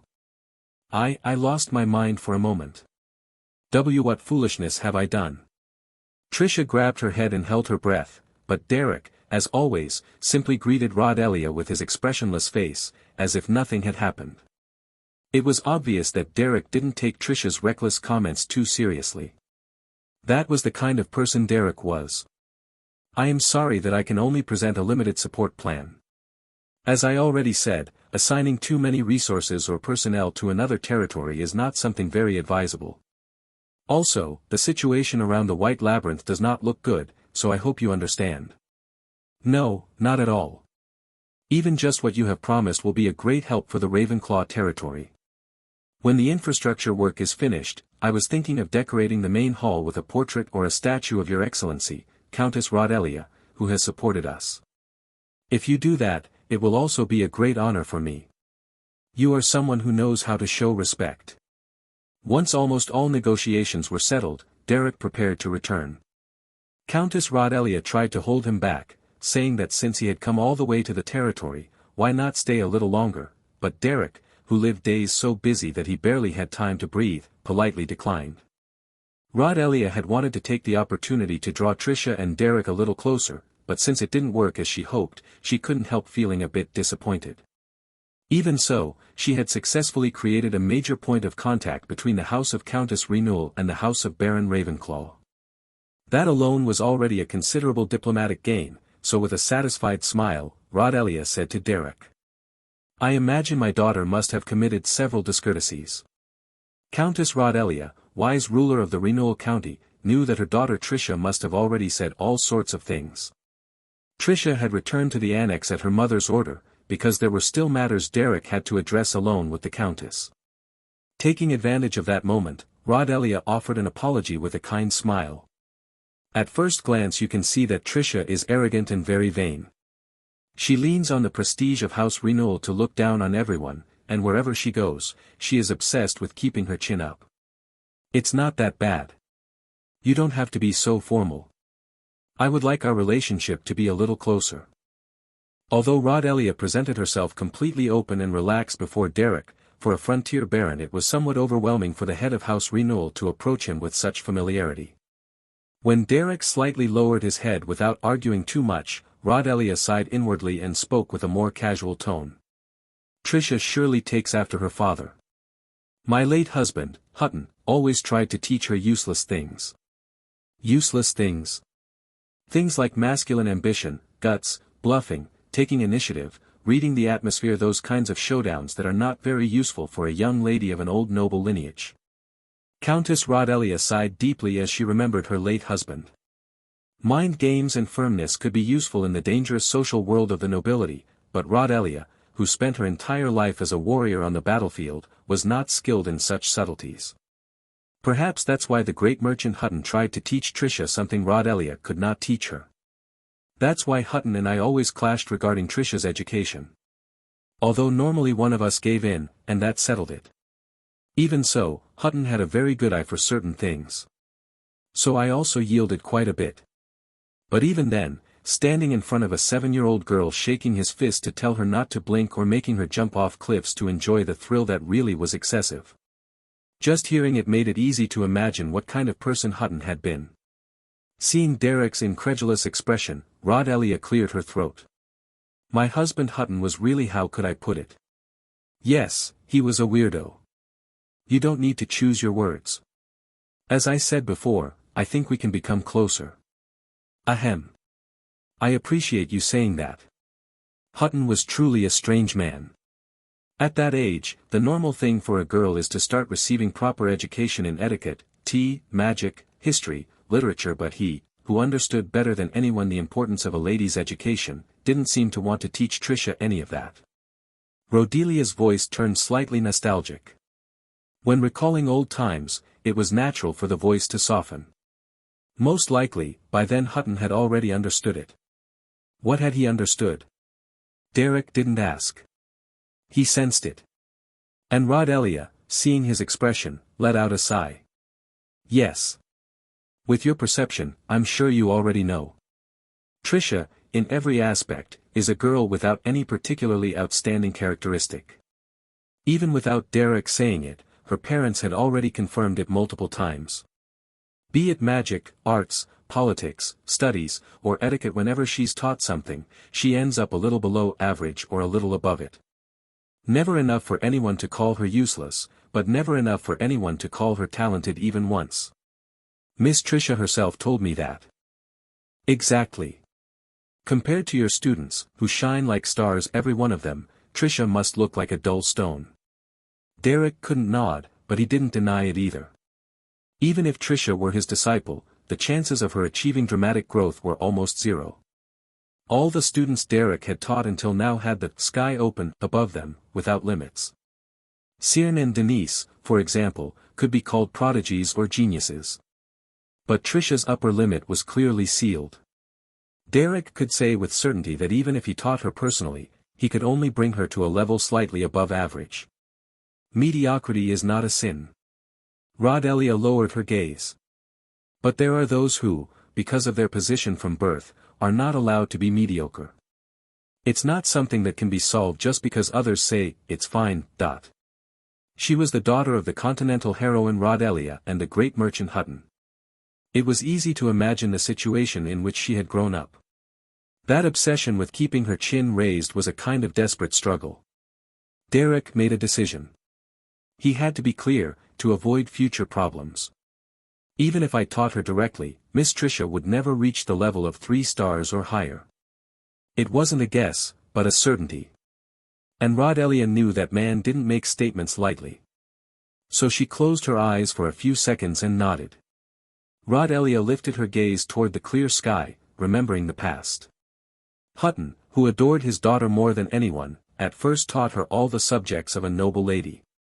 But one day, he abandoned all of that and focused solely on strengthening her mentality and courage. Probably because he had seen exactly what the limit of his daughter's talent was. Hutton had an exceptional eye for those things. She remembered the days when little Trisha, with eyes bright with curiosity, followed her father. That girl who ran through the forest, climbed cliffs, and fished in the river while her father guided her. Thanks to that, she developed a rough personality, but Hutton wanted to engrave only one thing into her heart. The girl who looked at the open sky with ambition would inevitably someday crash against reality. In a social world full of brilliant beings, the day would come when she would have to lower her head, lamenting her faded talent. That is why the only thing a father had to carve into his daughter was, never shrink back. It was the last message of the man who started as a beggar and ended up the owner of a commercial empire. Even if it seems like everyone is playing above your head, never shrink back, Trisha. It was what he told her while drying clothes before a fire near the cliff after spending the whole day catching fish. He gave her a closed fist for her to bump and promise. It didn't matter if she seemed arrogant, pretentious, or if people insulted her. Even if they considered her a third-rate villain, greedy and conceited, or a mediocre person. She must never worry about that. No matter what happened, she must never shrink back. It was what Hutton repeated again and again, the man who reached the top with sheer tenacity. Was that message still in her heart? In short, he was a bizarre man without control, without elegance, and completely unpredictable. Even now, remembering him is dreadful. I have no idea how I endured the marriage. Whenever I think of him, I can only sigh. But well. The Countess Rodelia, who spoke as if remembering an enemy, slowly closed her eyes and smiled. As a husband, he wasn't that bad. What is that thing nobles live and die for, Miss Tricia? You know that better than anyone, don't you? At this point, she could only cling to her pride. The idea lit up inside her that, one way or another, she would become Derek's disciple. It was as if her pride had been mercilessly scratched. Tricia, lying alone on the bed in the private room, gnashed her teeth and then let out a long sigh. The image of that young lioness with bright red eyes, radiating intimidating ferocity, came to her mind. The number one in rank at the Ravenclaw Academy, the principal disciple, Diella Catherine Duplain, to be honest, just standing in front of her already instilled a paralyzing fear. Derek had managed to tame that crazy girl and turn her into his disciple. It was something she still found impossible to believe. Seeing her become a meek lamb only in front of him was an unimaginable spectacle. Even so, she too was a noblewoman. What is that thing nobles live and die for? In reality, the answer was simple. It's legitimacy. Legitimacy, legitimacy, that damn legitimacy. Maybe it didn't make sense to talk about legitimacy with a young wild beast like her, but legitimacy is something that, if one knows how to manipulate words, can always be manufactured somehow. Tricia, lying in the dark room, stretched her hand toward the ceiling and clenched her fist. She felt strength rising up to her nose, bit her lower lip firmly, and exhaled strongly. Then she narrowed her eyes and gathered her courage. I am the noblest of the ladies of the line of Count Renewal. She swallowed her uneven breath and clenched her fist again. Her mind began spinning at full speed. For days later, at the Hall Rose meeting. Among the numerous sons and daughters of influential families who were at the Elfontaine building for academic research, a single young woman advanced, cutting through the entire hall. Wherever she walked, the crowd split in two. Each time she took a step, everyone watched her movements. Each time her abundant blonde hair swayed, everyone stepped back, afraid of blocking her path. If she looked to the right, the people on the right swallowed hard. If she looked to the left, those on the left broke into a cold sweat. At some point, this little tyrant had become the ruling figure of the Hall Rose, capable of subduing the whole hall with her gaze alone. Such was the fleeting nature of worldly power. Nothing had changed, but depending on support and shifts in political tides, one could go from being crushed on the ground to walking above the clouds. With no intention of dealing with that rabble that didn't even seem noble, the young woman walked heavily through the crowd. Good morning, Miss Diella. But someone stood directly in her way without moving aside. Diella frowned, but the person in front of her lifted her head even higher and took a deep breath. You don't seem to be in a good mood, Try, what was it? Your name. Although she knew perfectly well that her name was Tricia, Diella purposely decided to scratch her pride. Tricia held back her emotions, forced a smile, and recalled one by one the words her late father had engraved in her throughout her life. As a lady of Count Renewal, she had to always live elevated, proud, dignified, and with her posture high. But life always brings tests that seem to measure how far a person can fall. Get lost. A single word from Diella made the entire hallway fill with a freezing sensation. It was like facing a lion inside a cage. Worrying about one's clothes or about not getting one's shoes dirty in front of a wild beast was stupidity. To survive in there, one had to be willing to roll in the mud. And the most valuable thing Tricia inherited from the banker Hutton was her courage. Tricia smiled softly. She had spent days practicing words in front of the wall, words she had never said in her life. Now she just had to let them out lightly and firmly. The more impactful, the better. Let's fight, bitch. Thus, the atmosphere of the Elfontaine building, full of spectators, froze instantly. They wondered if their ears were malfunctioning. They had heard something, but it seemed too absurd to be real. The young noble ladies, with their mouths open, were left petrified, unable to move. Rest in peace, Tricia. As if they had agreed on it, everyone fell into a solemn silence. The plan to establish the Ravenclaw Academy was progressing rapidly. When Derek went out to the site where the opening schedule was already confirmed and the civil works were in full process, he felt a strange stab of headache and couldn't avoid pressing his temples.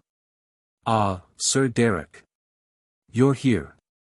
I heard the news about the support from the House of Count Renewal.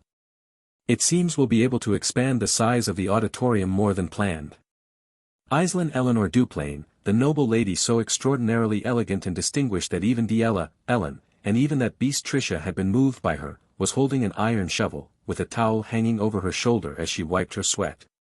To top it off, the hem of her dress bothered her so much that she had tied it up with a rope. If she was going to do this, better not wear a dress was what Derek thought, but the thought vanished from his mind with Aislinn's next words. "Ahaha. I stepped out for a moment to check how everything was going, but the land they were clearing for the garden didn't convince me. You only need to correct the last part a bit and that's it, but calling the workers just for that felt like too much. I finished already. The soil at the end of this flower bed needs to be rounder so that, when we plant roses or pansies, it looks more harmonious.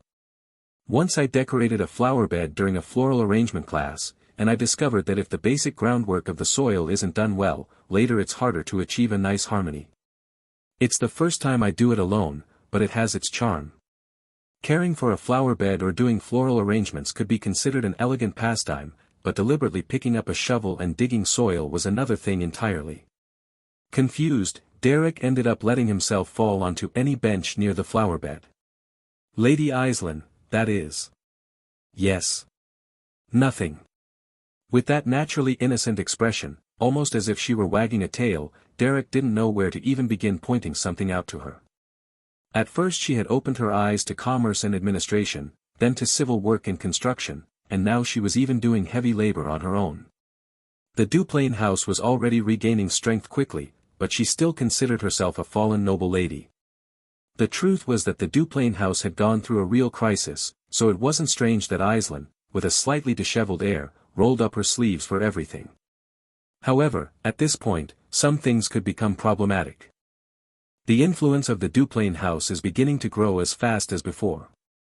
Of course, it still can't be compared to its golden age, and the size of the domain has shrunk a lot, but if you regain the authority proper of a duchy, your position will change considerably, Lady Aislinn. You are right. You have helped us so much, Sir Derek. I'm always grateful. Precisely for that reason I'm telling you this. If you continue behaving like this, it could become problematic. Aislinn also understood, at least a little, what he meant. She froze as if thinking, is it okay for me to be doing this? She felt a slight sting of guilt, but even so, she thought.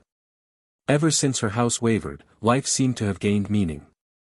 Instead of being trapped in a cage reading philosophy, learning a bit of magic, and receiving ladylike education, she felt like she was sailing in a world full of rough waves.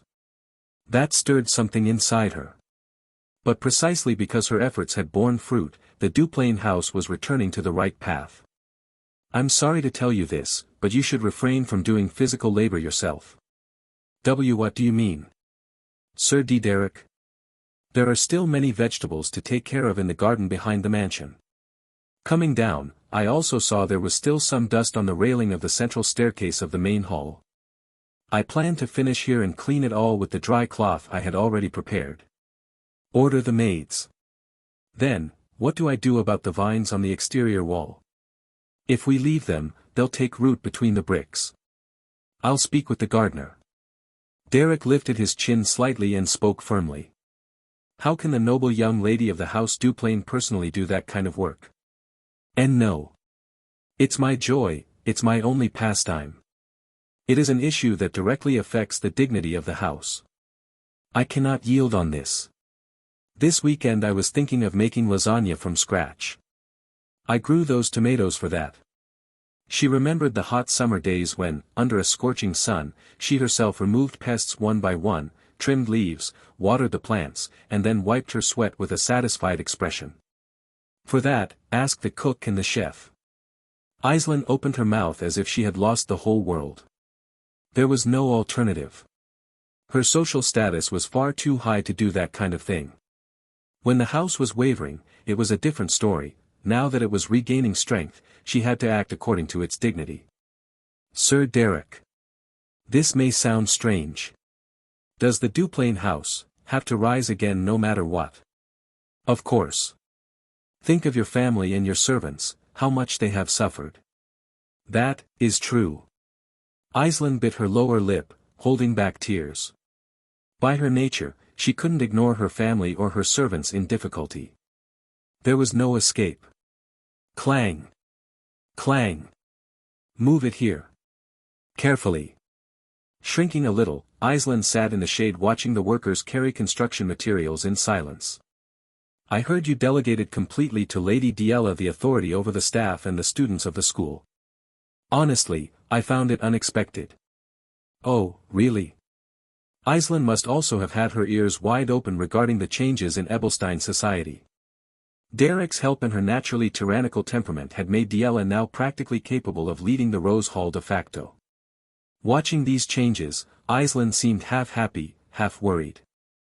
I thought it would be difficult for her to handle people, evaluate them, and deal with them, compared to Lady Ellen or Lady Denise. That's true. But I also wanted to give the Duplain house a little push and, above all, it was necessary for Lady Diella herself. While they flipped through documents together, Derek spoke in a low voice. Handling people is a very difficult task, you know that, Lady Aislinn. That is true. Aislinn watched Derek's expression for a moment, slowly closed her eyes, and then looked again at the blue sky at the end of winter. Diella will have to learn it too. Seeing her accept it in silence, it was clear Aislinn was truly deep thinking.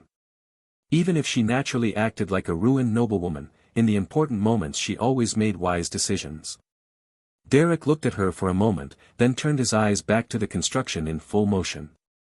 The construction is going quite fast. At this pace, we'll meet the schedule without any problem. And he simply continued talking about work matters. The cold that filled the hallway of the Elfontaine building showed no signs of dissipating. Tricia suddenly hurling insults at Diella, the worst of the hooligans, a wild mare of the plains, was something no one gathered there could have anticipated. It wasn't just sly provocation or a battle of stares.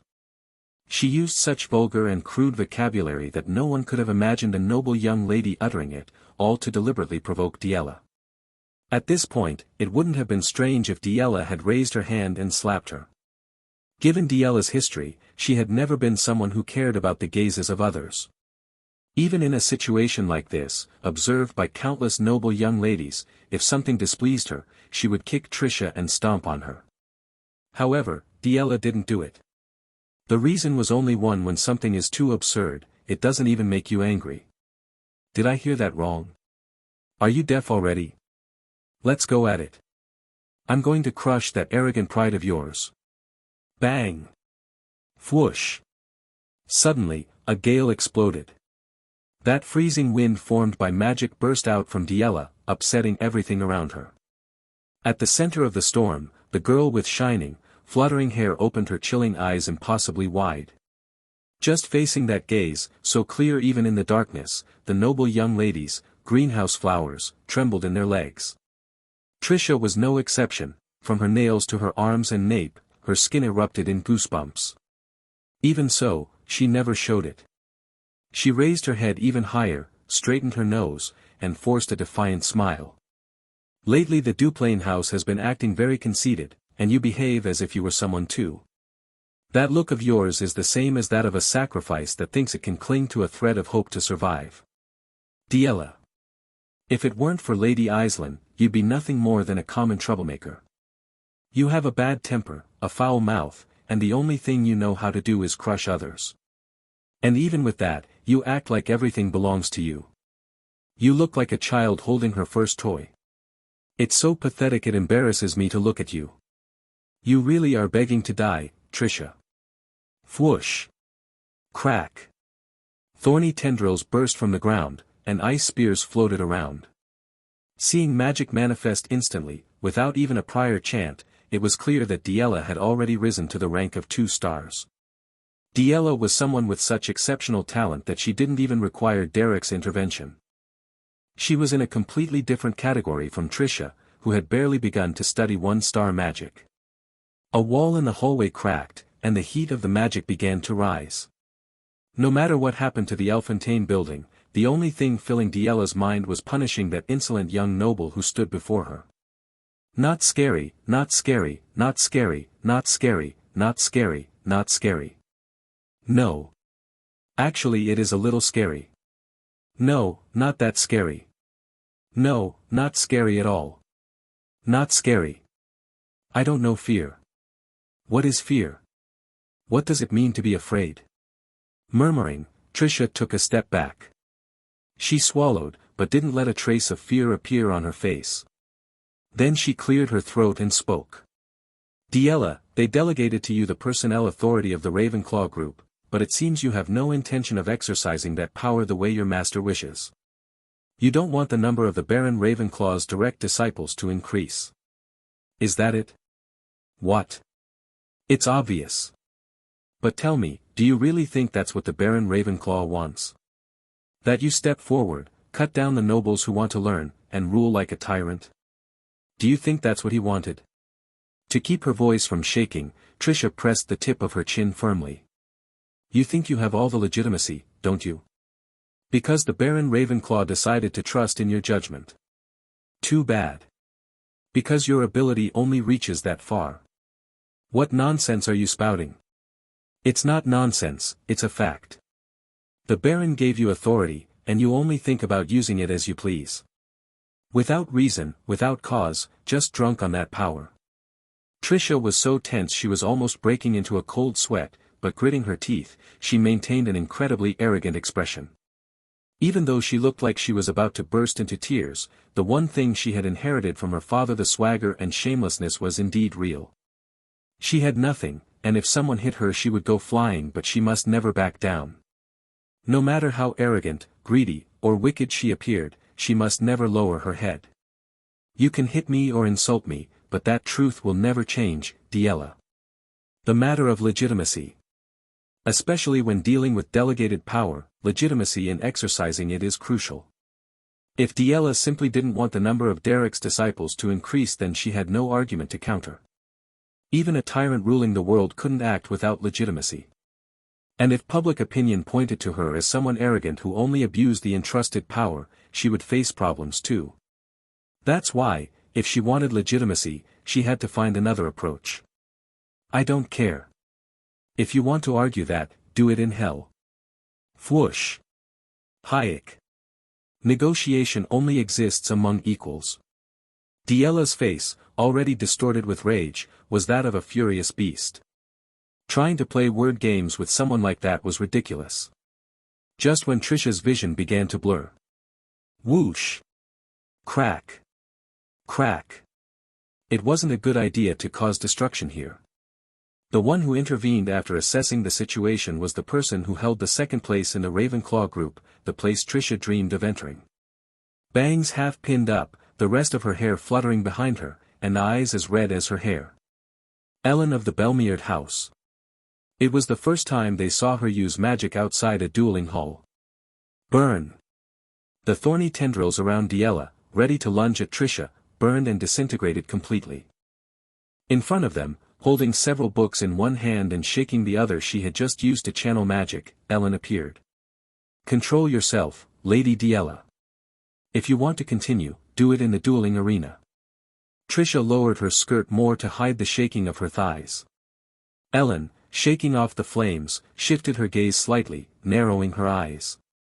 Trisha had expected this. In such a situation, Ellen would never stay silent. She was a fair and strict defender of principles. And although Lady Trisha was too harsh, what she said is not incorrect.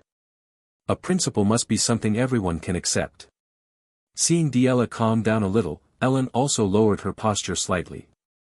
Of course, as I said at the last meeting, I will respect Lady Diella as much as I can. But if your actions begin to affect the rules of the Rose Hall, I also have a position, and I cannot remain with my arms crossed. Fine. I admit what I must admit. I was too emotional. Diella let out a long sigh. But, perhaps because her anger hadn't disappeared, she looked fixedly again at Trisha, forcing her to hold her breath. You're right. It's not good to decide and announce everything according to my whim. You say I have no legitimacy, right? It was strange that Diella responded so obediently. She was surely plotting something. All right. Then I'll set a clear standard. If you want your name to appear in the Ravenclaw group, you'll have to prove your ability. Clearly prove that you are not inferior to the others. Only then can I accept you as the youngest, or not. So, you propose a magic duel. Doesn't sound bad. But I'm too busy to face you. And I don't want to see your face. So go and defeat the one who is at the very bottom of the Ravenclaw group's hierarchy. Saying that, Diella waved her hand and turned around. Trisha mentally reviewed the hierarchy of the group. And remembering who was in last place, she had to hold her breath. Diella, at least, acted within logic. But there was someone who was beyond even that. A person so reckless that it was impossible to imagine how Derek had managed to turn her into a disciple. If you irritated her, you died. In front of her, one felt an indescribable murderous intent. That girl had crushed northern beasts with her bare hands, and had been soaked countless times in human blood. Me? A low voice emerged from the crowd. The girl with ash-gray hair, sitting lazily while playing with a strand, spoke, and people instinctively opened a path around her. Sitting on a luxurious sofa against the wall, stroking her hair, the young woman radiated a chill that made the spine quiver just by speaking. Normal people couldn't identify the origin of that fear. They didn't understand why the gaze of that murderer who had killed so many people was so terrifying. Sensing that murderous intent belonged to the realm of the sixth sense. The youngest mage in the entire region to reach 3 stars. Sian Elena Rochester opened her eyes and stared straight at Trisha. Are you going to fight me? At that simple question thrown without emotion, the heaviness of the hallway seemed to multiply. That someone like her was the youngest of the group showed how deranged the Ravenclaw group was. Trisha swallowed. Could she nod here? Just a few gestures would be enough to kill her. Courage had to be distinguished from recklessness. This was the moment to lower her head. The impossible was impossible. No one could blame her for running away from such a situation. Trying to hide the shiver running down her spine, Trisha straightened up and looked around. Diella, since childhood in the study of wild magic, was a 2-star mage with mastery in ice and plant magic. Ellen, who bore the weight of the Belmeard house, prepared to rule the world as a monarch. And Sian, who was a monster in herself. Looking one by one at Derek's disciples, Trisha closed her eyes. A small laugh escaped her. Had she lost her mind? No. It was just a strange feeling. It's always like this. That she could still smile in a situation like this was ridiculous. All these bastards are geniuses. Giant mountains rising into the sky. And she, a tiny hill among them. What would change if she lamented, despaired, or bowed her head before a level impossible to reach? Nothing. Absolutely nothing. She remembered a clenched fist. That old banker holding a firm fist before the young Trisha, as if trying to give her strength. Behind that closed fist appeared the smile of a father who was no longer there. In his eyes hid complex emotions. It looked like the face of a man who had seen his daughter's limits. If it has to be done, then it's done. The standard is clear, how nice. Ha ha ha.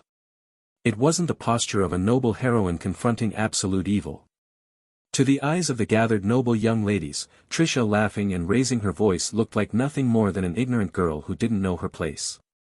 A third-rate villainess. An unbearable plebeian. A hopeless braggart. No matter how they saw her. Trisha had no intention whatsoever of shrinking. Then come on, go ahead. Foosh. And so, in the magical arena of the Elfontaine building, Sian appeared wrapped in a torrent of magic so vast it was impossible to measure at a glance, ruling the field with her sovereign presence. With just a touch of her finger, everything seemed like it could collapse. The beast of the snowy northern steppe released a murderous intent capable of subduing an entire pack of wolves. It was already too late to retreat. The magic emanated with such intensity that not even the protective barriers of the place seemed capable of containing it. That was the youngest. The one of lowest rank among Derek's disciples. Facing that storm of magic, Tricia gripped the edges of her skirt tightly and thought. Actually, now that I think about it again, this isn't right. The only good thing was that, being far from the observer's area, no one would see the tears beginning to form in her eyes. When the workers who had finished their shift left and only the construction site with the civil works remained, a strange atmosphere formed as one walked through the place. The setting sun stretched the shadows and, in a world dyed red, only the half-built buildings remained. As he walked there with Aisling to check the progress, Derek suddenly noticed that the temperature had dropped a little. "It's cold. You should go inside." "No, we're almost done. There are quite a few deficient details in the finishes of the auditorium. Since the budget is a bit tight, I think it would be better to reinforce the quality even if that means reducing the scale of the inner courtyard a little." Aisling, letting out visible breaths of vapor with every exhale, still said everything she needed to say with consistency. Derek watched her in silence and narrowed his eyes slightly. Although it wasn't unusual for him to look at her like that, whenever he did it always felt a bit uncomfortable, so Aisling showed a somewhat embarrassed expression. Do you have something to tell me?" "No. Nothing in particular, just that, upon entering and leaving the Duplain territory again after so long, I suppose I'm getting a bit sentimental." Hearing something like that come from Derek's mouth, someone who was far from an emotional person, Aisling couldn't help but tilt her head in confusion. Derek lightly shook his white hair and began walking, leaving the area where the wooden frames filled the construction site. The creaking of the beams echoed in the empty space. "I thought Lady Aisling has also changed a lot since the first time I saw you. Now that you mention it, when you brought me to the territory the first time, that's when we met. How much you struggled looking for a master for Diella. It's been quite a while. And to think that back then I didn't imagine we would see each other for so long." Before meeting Aisling, Derek had been nothing more than a low-class mercenary from the outskirts, with no contact with nobles whatsoever. Since then many years had passed, and both he and Aisling had gone through great changes in their lives. Derek had kept rising without rest, never settling, always dreaming of greater heights. Aisling had fallen all the way down, only to push herself back up again. When someone has experienced both the ground and the clouds, the ups and downs of life feel natural. Becoming accustomed to trials can be something good. But when one looks only upward, sometimes something is forgotten. "I thought we've come very far. Simply seeing you, that thought came to me." Aisling looked at him, tilting her head. She couldn't add anything about the life of the boy who had ascended fighting from the very bottom. However, Derek felt a strange affinity with her. Aisling was the opposite of him, expressive, elegant, noble, refined, and yet, at their core, they were similar. Both possessed the attitude held only by those who, after being thrown to the bottom, know how to roll up their sleeves and rise on their own. That grit. That will. Seeing her, Derek remembered the hard, cold chunks of bread he used to eat in a corner of the poor district. As they left the auditorium site, they saw the sun sinking into the western sky. By the length of the shadows, night was near. Thinking it would be better to return to the mansion before it got dark, Derek looked at Aisling, gently closed his eyes, and added. "The Ravenclaw family is beginning to be mentioned among the high nobility of the center of the continent. I have reached the rank of 4 stars myself, we are about to establish the academy, and in the society of Ebelstein I'm already quite recognized. Compared to when I first saw you, I have risen a lot. Well, the truth is that even back then I thought you were someone extraordinary. Do you remember when we were in the carriage and you showed me different ways of using magic? I had a feeling then that you would rise, one way or another. When one rises, there comes a moment when one has to look back." Derek wanted to reach the highest and brightest star in the night sky. When someone rises that much, their gaze gets fixed upwards and no longer wants to move. But there always comes a moment when one must walk again the path that led them there. And thinking about it, I realized that my journey began the moment I came into contact with the Duplain family. That's why, I suppose it was impossible for me to just stand by and watch the decline of the Duplain family. Though of course, I don't intend to go around saying it. Aislinn watched him in silence as he spoke, looking at the darkening sky. That cold, tearless mercenary rarely showed sentimentality. Hearing him say those things in front of her made her happy, but she also felt there was a deeper meaning hidden there. I wanted to thank you for being the reason I was able to enter the world of the nobility. That's all. That Derek expressed gratitude out of courtesy was common. But under the light of dusk, his words carried a different weight, one unrelated to noble formalities. Aislinn wondered how to respond, but ended up simply smiling. Then she lifted her gaze toward the same sky he was looking at. From the east, a dark tone was beginning to cover the red in the sky. Darkness symbolizes fear and terror, but when the light of the moon gently mixes in, sometimes it feels surprisingly comforting. The presence of a source of light can make even the darkness feel warm. When Aislinn had been sunk in her own darkness, she must have been able to lift her head and smile because that light accompanied her from behind. Derek's white hair, though it didn't literally shine, reflected the moonlight and emitted a soft glow. The moon shines thanks to the light of the sun, Derek is not much different. Aislinn smiled upon seeing that and watched the tiny crystals that were beginning to fall from the sky. It's snowing. Tomorrow will be a little warmer. The wooden skeletons of the place, solitary and gloomy, began to slowly be covered with snow. It was a warm winter. It is a cold winter that cuts the breath. If you let your guard down, it was clear you would freeze to death. Fwa. The place where Cyrn reigned seemed to turn into the icy snow plains of the north. Cyrn's magic, having already reached the level of 3 stars in conversion magic, had reached a level capable of freezing all the air around her. 3-star magic, freezing. The hair whipping around due to the magic covered her face, making it impossible to see her expression clearly. The figure of the young woman, steady even within the wind that lashed about, was as if that wild era in which she stood barefoot on the frozen steppe was being recreated. Between the strands of wind-tossed hair you could see a pair of eyes so cold they sent chills down the spine. The moment you met that gaze, it felt as if your whole body became frozen solid. If that sensation had to be defined with a single word, it would be killing intent. Crackle. Crackle. The dueling field was not only completely frozen by the freezing magic, but even the protective barriers surrounding it became iced over.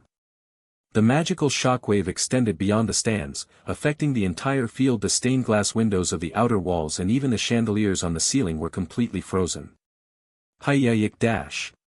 Trisha's feet were also stuck to the ground, frozen. The freezing wave was already climbing up to her thighs, preventing her from moving her body. Not even 10 seconds had passed since the battle began. It was the exact moment to surrender. By looking into the eyes of that girl, the youngest disciple of the Ravenclaw lineage, anyone could tell. That small girl with a short stature knew perfectly well how to kill someone. And she had absolutely no problem doing it. The extreme fear crawled over her skin. This was not a moment to be discussing whether she could or couldn't enter as a disciple of the Ravenclaw lineage. Diella, Ellen, Denise, Cyrn believing she could stand shoulder to shoulder with those figures that shone like constellations had been an act of arrogance. If the price for that arrogance was her life, it wasn't worth it at all. It was time to cancel the deal and run away. Flying. Ugh. Lady Cyrn. Ellen, who was watching from the stands, frowned as she endured the magical pressure. If it looked like something was truly about to go wrong, she planned to intervene immediately. Her body was already half lifted. Diella, sitting on the other side, also tensed in her seat as she brushed aside the hair the wind was blowing. The other young noble ladies were already being protected by their escorts. Even someone with no knowledge of magic could understand. That creature was no longer on a level that young nobles who were barely learning magic could face. She was someone who needed to be restrained by a high-ranked veteran mage to prevent serious damage. The fear peeled the skin as if tearing it layer by layer. In the midst of that horrifying sensation, Trisha thought. This is definitely it. When she was about to declare her surrender, she saw a fist of an old man piercing through the darkness. A fist that stopped right in front of her. Completely firm, not showing a single moment of weakness. A familiar illusion. Hutton's fist had never lost strength. He had lived clenching his fists against the world, never letting go. And now, that fist extended toward the young Trisha seemed to still be there. Behind the fist, her father's voice seemed to be heard. Even if the entire world plays on top of your head, never give in, Trisha. Was it even reasonable to enter as a disciple in the Ravenclaw lineage, where figures like Diella, Ellen, and Cyrne clashed and competed? She knew well that, without a special talent, an average person among geniuses would only end up shattered. Even so, Trisha's lips would not open. And the sound that finally rose through her throat was the chant of a fire spell. Fwa. Combat magic of 1 star, fire arrow. The only level 1 spell she had managed to master after shutting herself in her room for months. She used it to melt the ice holding her legs. Crunch. Kaya. She barely controlled it, she still couldn't adjust her magic properly. The power was greater than she expected and she ended up burning her own thigh. But even so, she recovered her freedom to move. Crackle. Thwack. Trisha tried to run, but slipped violently on the ice-covered floor. She stepped on her own dress and a tearing sound echoed. Kaya. Huff, huff. At least now she was far from Cyrne. 3-star spells consumed a tremendous amount of mana. Even Cyrne would need a few seconds to prepare the next one. It was her chance to think of something. Fwa. Conversion magic of 3 stars, acceleration. Seeing Cyrne move with a speed that seemed to skip the flow of time, the young noble ladies in the stands gaped. Moving lightly, like a rabbit hopping through the snow, but several times faster.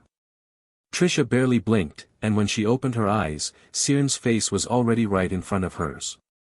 In her entire life, only 2 people had managed to counter that speed.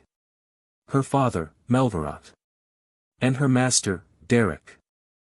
Facing acceleration magic felt like the enemy was jumping through space itself. Trisha had barely blinked, and she already felt Cyrne's breath on her face. There was no way to react. Cyrne's magic and Trisha's were from different worlds. And the killing intent in those eyes was still there. Only one image remained: death. Just when Trisha felt her breath stop. Fwa. Whack. At the instant the 1-star ice spear struck Trisha's forehead, the previously prepared protective barrier activated. It was a defensive spell that nullified fatal damage and decided the result of the duel. Wham! The spear that would have blown off Trisha's head vanished, and all the barriers around the field also faded. The duel was over. The winner Cyrne. It didn't last even a minute. No good. Cyrne murmured something incomprehensible while flicking the edge of her dress. She looked coldly at Trisha lying on the floor, and then turned around to leave. The result was obvious. There was no miracle where Trisha could defeat Cyrne. No good. The phrase Cyrne murmured with cold eyes. What did it mean? That Trisha couldn't beat her. Anyone could interpret it that way. But Trisha, who had been closer than anyone to Cyrne at that instant, understood its exact meaning. Huff, huff, huff, coo-heek, cough. Cough. Coo-heek. Unwanted tears gathered. She felt her chest trembling as she lay on the frozen field. The spear that pierced her forehead at the end had not been thrown trusting the barrier. Cyrne, as always, had delivered an instinctive strike with the clear intention to kill. Only the barrier had prevented death. That's why Cyrne's "no good" carried a terrifying meaning. The wild girl still saw the duel as a fight to the death. She had attacked to kill. She had tried to kill. She simply hadn't succeeded. If that last blow had been strong enough to ignore the barrier, Trisha's head would have flown. The fear of returning from the brink of death made her entire body tremble. Seeing Cyrne leave the field with total calm, as if she had never shown killing intent. It made her vision shake. Ellen let out a deep sigh. Diella also sighed and stood up. In the end, this was all, they thought. Although none of them could defeat Cyrne, they at least expected to see some attempt at resistance. But Trisha couldn't even do that. She couldn't land a single counterattack. It was normal. Trisha was someone ordinary. Siren was a genius blessed by the heavens. A natural result. One simply had to accept it. Well, the result is decided, so I'll take care of the scheduling for the next meeting he dash. Once more. Trisha spoke, stopping Siren just when she yawned and left the field. Her mouth moved before her thoughts. What? Lady Diella didn't say anything about limits, right? Trisha's appearance was miserable. Torn dress, burned thigh, cold sweat and tears on her face, her throat trembling, her skin bristling. But even so, she forced an arrogant smile. Because that was how she had been taught to live. A moment ago I was just a little surprised. Yes. That's right. Lady Siren's magic is unimaginable. But if we do it again, it will be different. Siren glanced at Diella in the stands. Diella frowned, crossed her arms, and finally nodded. Seeing that, Siren let out a long sigh. Bang! The next duel ended in 15 seconds. Siren's combat magic, Shockwave, was too strong for Trisha. Bang! Crack! Thud! The third duel also ended with Trisha flying through the air. In the fourth, simply by squeezing the air with mana, Siren made Trisha's legs give out. The fifth, sixth, seventh. Bang! Fwake! Boom! Boom! Bang! Rumble! By the time the 11th duel came, many young noble ladies had already left. Whoosh, whoosh. Through the rising dust, Trisha appeared in tatters. Even Siren was sweating a little. Even so, Trisha stood up however she could, eyes bloodshot. She no longer had the strength to speak long. Again. The ferocity in that gaze resembled none of the other disciples. There were people who, even knowing that smashing their head against a steel wall would only break it, did it their whole lives. Stubborn, foolish people. Boom, bang. The sun set, and night fell over Elfontaine Hall. In the 37th duel, the moonlight entered between the stained glass windows. Crack. Bang. Boom. Trisha, destroyed, stood up again and looked at Siren with eyes full of ferocity. At that moment, only two people remained in the stands, Diella and Ellen. A line of sweat ran down both of their cheeks. Siren's breathing wasn't even altered. Both the white blouse and the light blue skirt were immaculate, as if they had just been washed. In contrast, looking at Trisha was so pitiful that it was hard to keep one's eyes on her. It was a relief that most of the spectators had already left the arena, because almost no one remained to witness that deplorable state.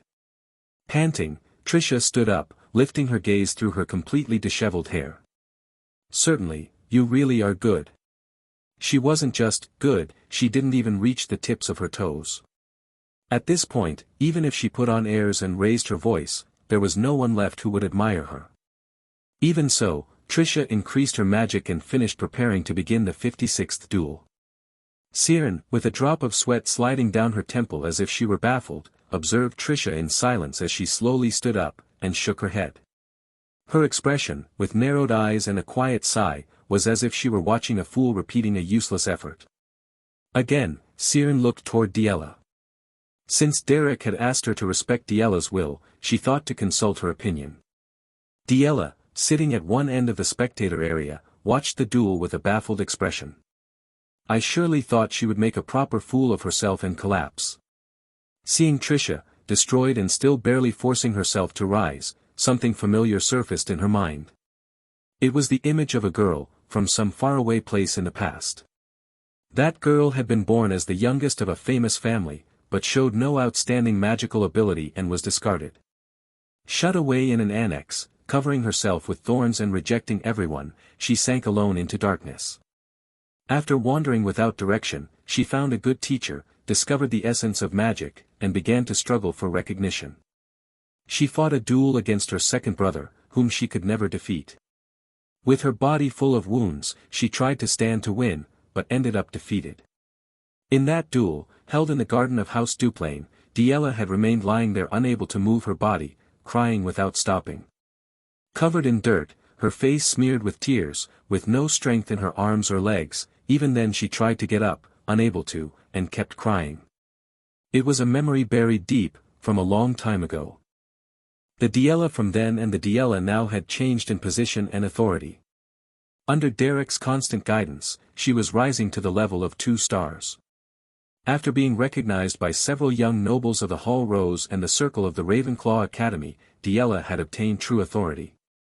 Compared to the days in the Annex, everything had changed completely. Now she had firm followers, recognized magical achievements, and the respect of other young women in the academic circle. Even so, sometimes one had to look back. Just as Derek remembered his days as a mercenary by always caring for his weapons, Diella also had to learn something from his attitude toward life. Why do you keep getting up? Diella was still young. The young academics feared her like a wild lioness, but when looking beneath the surface there was only desire for recognition, emotional lack, ambition. Things that anyone her age could have. That's why, seeing in Trisha an overlapping image of her former self, she could not mock her coldly. It was strange. Considering how she struck servants without hesitation, mocked nobles, and reigned like a tyrant, that did not match her current reaction. In that moment, she felt a drop of sweat run down her cheek. If this continues it's going to become a problem, Lady Diella. Ellen, who had been watching the situation from the spectator area in front, had approached without Diella noticing. With her hand gripping the edge of her dress, the young lady with red hair spoke. A young woman recognized as the new lady of House Belmeard, without a reputation for tyranny, respected by her servants. Trisha was the daughter of the Countess of Renoul. Even if it was part of a duel, they couldn't leave her torn to pieces that way. Even if technically it was a challenge she herself had requested, one more step and they would cross the line. Cyrne was a monster who did not feel any aversion to killing. If they let her continue, she could truly surpass the limit, and the responsibility would fall not only on Diella, but also on Derek. Neither Diella nor Ellen wanted that. Diella turned her head. Despite being destroyed, with ragged breathing, Trisha was still staring fixedly at Cyrne.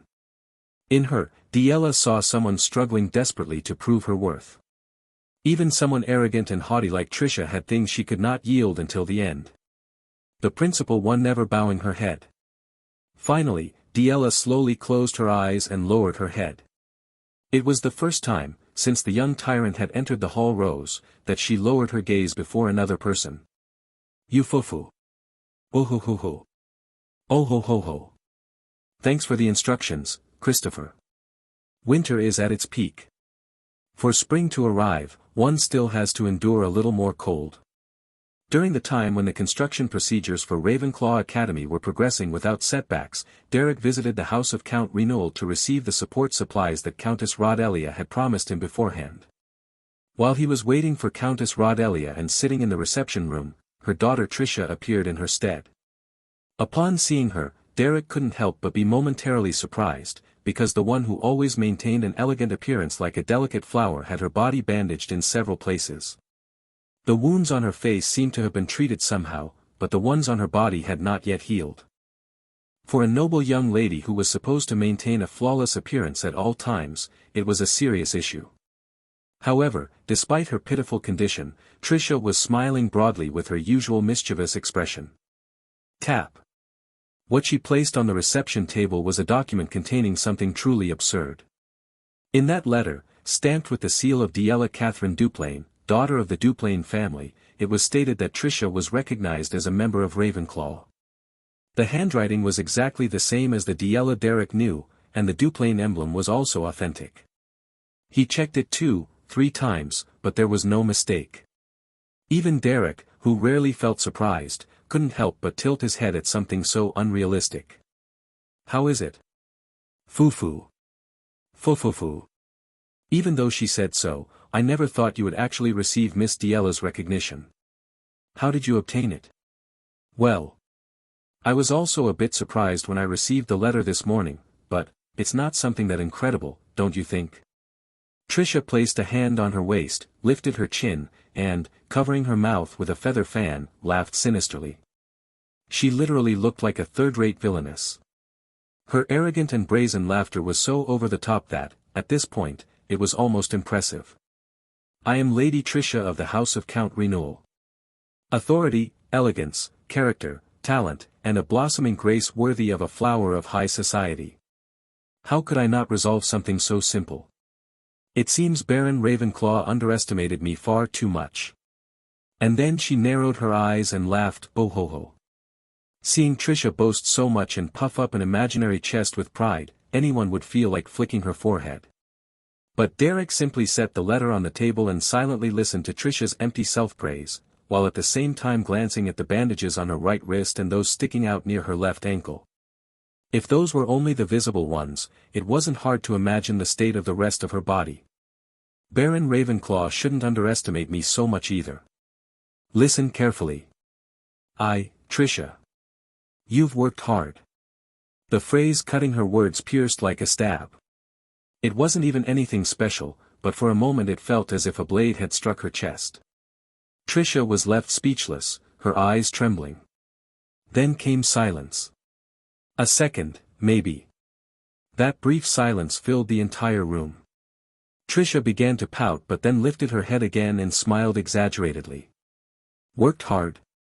Not at all.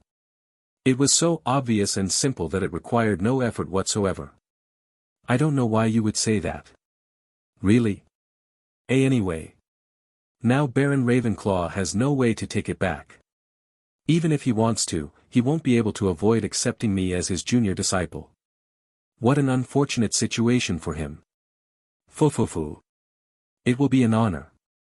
My teachings will be humble, but I hope they prove useful to you. Derek does not react to useless provocations. Since he never responds the way she wants, Tricia always ended up feeling a strange frustration whenever she talked to him. Even so, her pride was as high as a mountain, and she would never let herself be intimidated. Of course. What a thing to say. But if you're going to enter as the youngest disciple, you must respect the opinion of the others. As I said, the hierarchy exists and is clear. That, of course. The joy of having received Diella's recognition didn't last long. Now came the wall of reality. No matter what anyone said, Tricia would be the last to enter Derek's disciples. That meant she would have to submit to those above her, and the people on that list were not easy. Diella, Ellen, Denise, Cyrne. Enduring that might be even harder than learning magic. Well, I don't think it will be that difficult. They're reasonable people, right? Reasonable. Derek's expression as he stared off into the distance sent a chill down Tricia's back. Being reasonable was relative. Derek clenched his fist and raised it toward her. In any case, take heart. Even if the sky collapses, there's always a gap through which to escape. What kind of saying is that? As if the sky were going to collapse. No matter how stormy the sea of life is, the rain always ends eventually.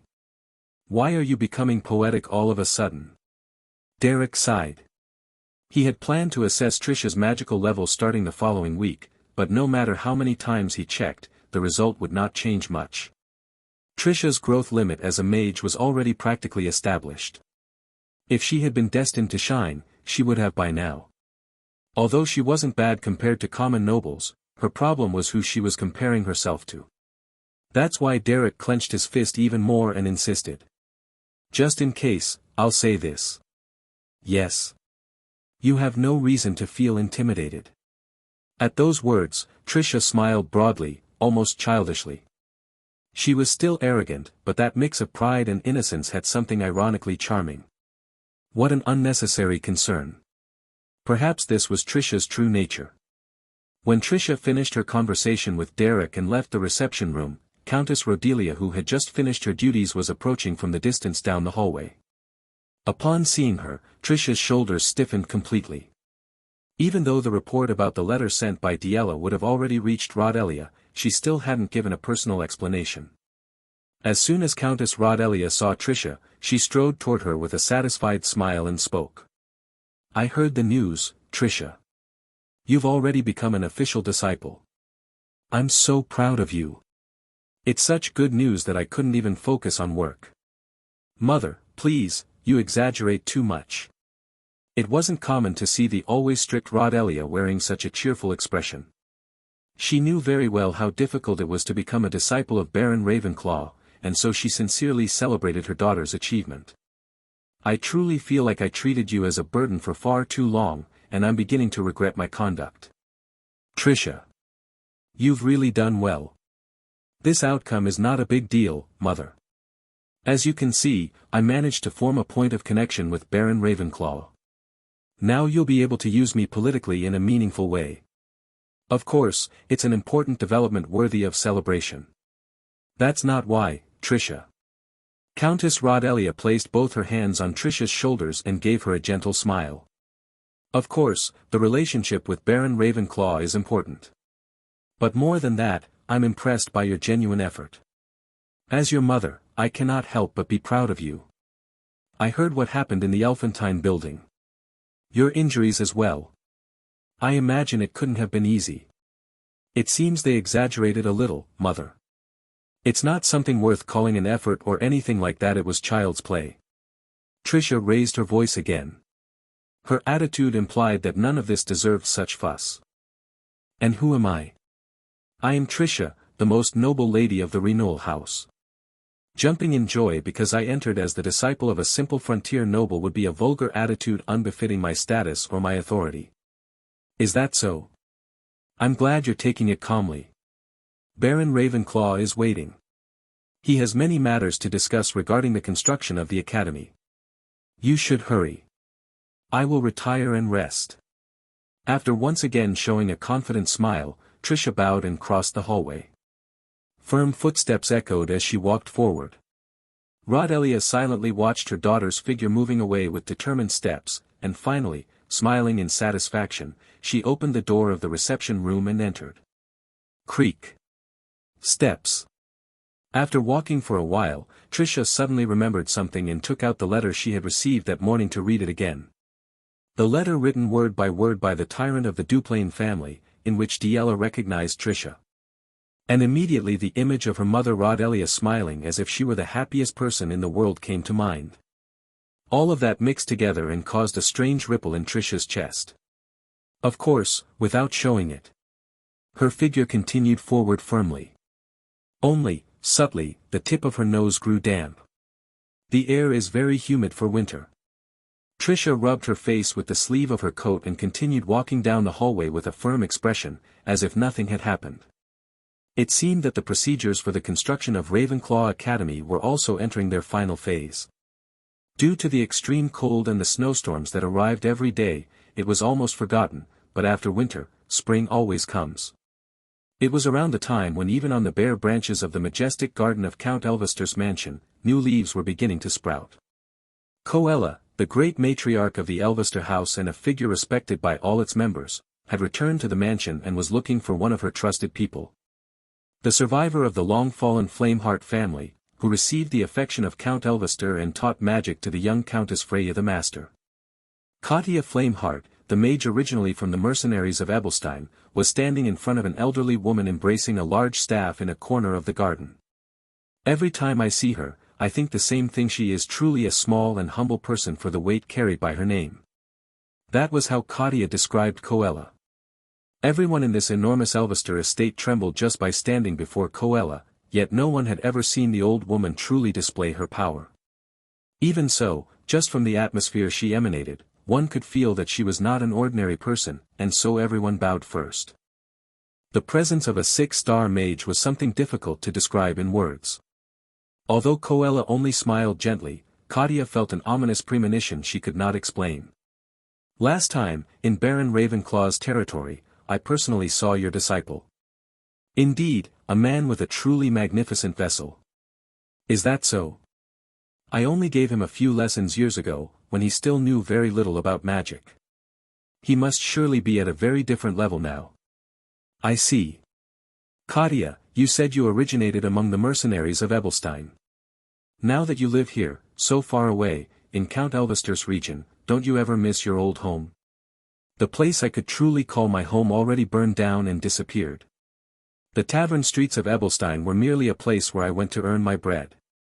Katia was an excellent magic instructor. The young Countess Freya, whom she taught, had reached the level of a 2-star mage shortly after completing her coming-of-age ceremony. Moreover, Katia was more than a strict teacher, she was a guide in life. Sometimes with maternal gentleness, and at other times with firmness, she had the ability to shape her disciple into a more upright person. It was thanks to Katia that the young Countess Freya, who did not have a shred of seriousness in anything, was revered as a saint by the people of the territory. Whenever there was an important event, Katia would roll up her sleeves and personally assist her. Having been the young Countess Freya's teacher for so many years, Katia had become quite well known in the social circles of the eastern continent. Many heads of noble families tried to hire her as a magic instructor, but unfortunately, none could offer better conditions than the Elvester house. Moreover, attempting to take away the magic instructor of the family that held real power in the eastern continent required considerable courage. One way or another, it was evident that Katia would continue living in the Elvester house for quite some time.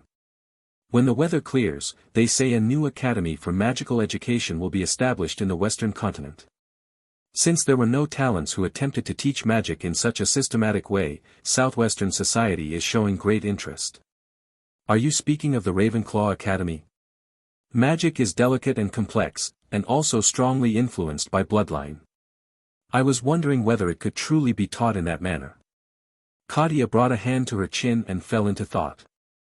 Even so, if it is something Derek personally undertook, there must surely be a great purpose behind it. We cannot simply sit by and watch.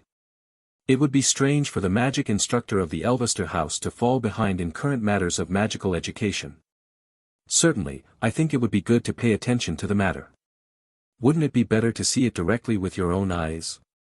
Coella narrowed her eyes and smiled. Katia felt that smile as something ominous. In Eastern society, there is no longer any young noble comparable to Freya, so we must broaden her horizons. While we are at it, it would be good for you to go and observe the state of construction of the academy in the southwestern continent. I will personally grant you authorization. I appreciate the consideration.